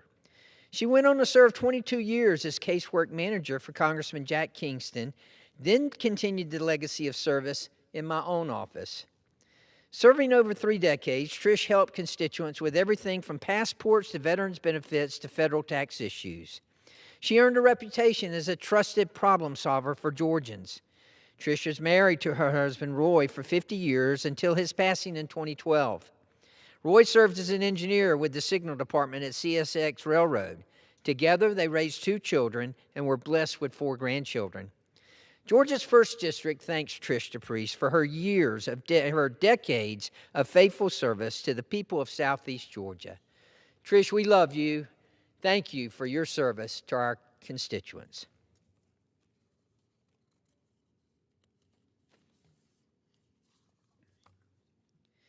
Mr. Speaker, I rise today to honor the life and the legacy of Commissioner Scott Sweeney, a devoted public servant who spent decades strengthening public education across Georgia.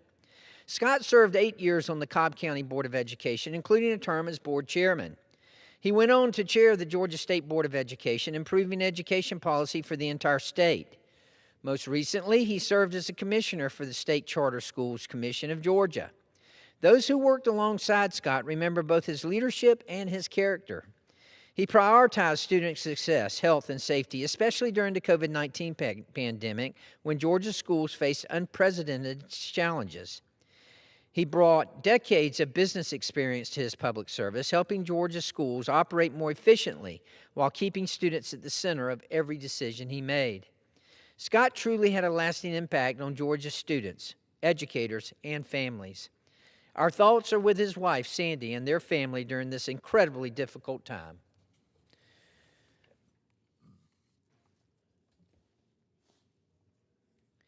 Mr. Speaker, I rise today to recognize Parker's Kitchen, which was recently named the Wounded Warrior Project's 2025 Corporate Partner of the Year. Headquartered in Savannah, Parker's Kitchen has long demonstrated its commitment to supporting the men and women who have served our nation. This year, the company contributed $375,000 to the Wounded Warrior Project, helping provide life-changing programs and services to wounded veterans and their families across the country. Parker's Kitchen founder, Greg Parker, continues to emphasize veterans as an essential part of the company's team, acknowledging that their sacrifices made possible the freedom we enjoy each day. Wounded Warrior Project CEO Walt Piet praised Parker's Kitchen's unwavering support, noting that partnerships like this make it possible to help veterans not only return from service, but truly come home. Thank you, Greg Parker, and the entire team for your continued commitment to Georgia's 1st District's strong military community.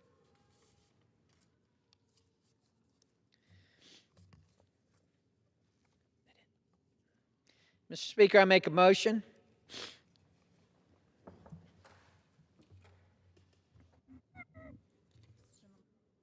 Does the gentleman have a motion? I have a motion. I move that the House now adjourn. The question is on the motion to adjourn. Those in favor say aye. Those opposed, no. The ayes have it. The motion is adopted. Accordingly, the House stands adjourned until 9 a.m. tomorrow.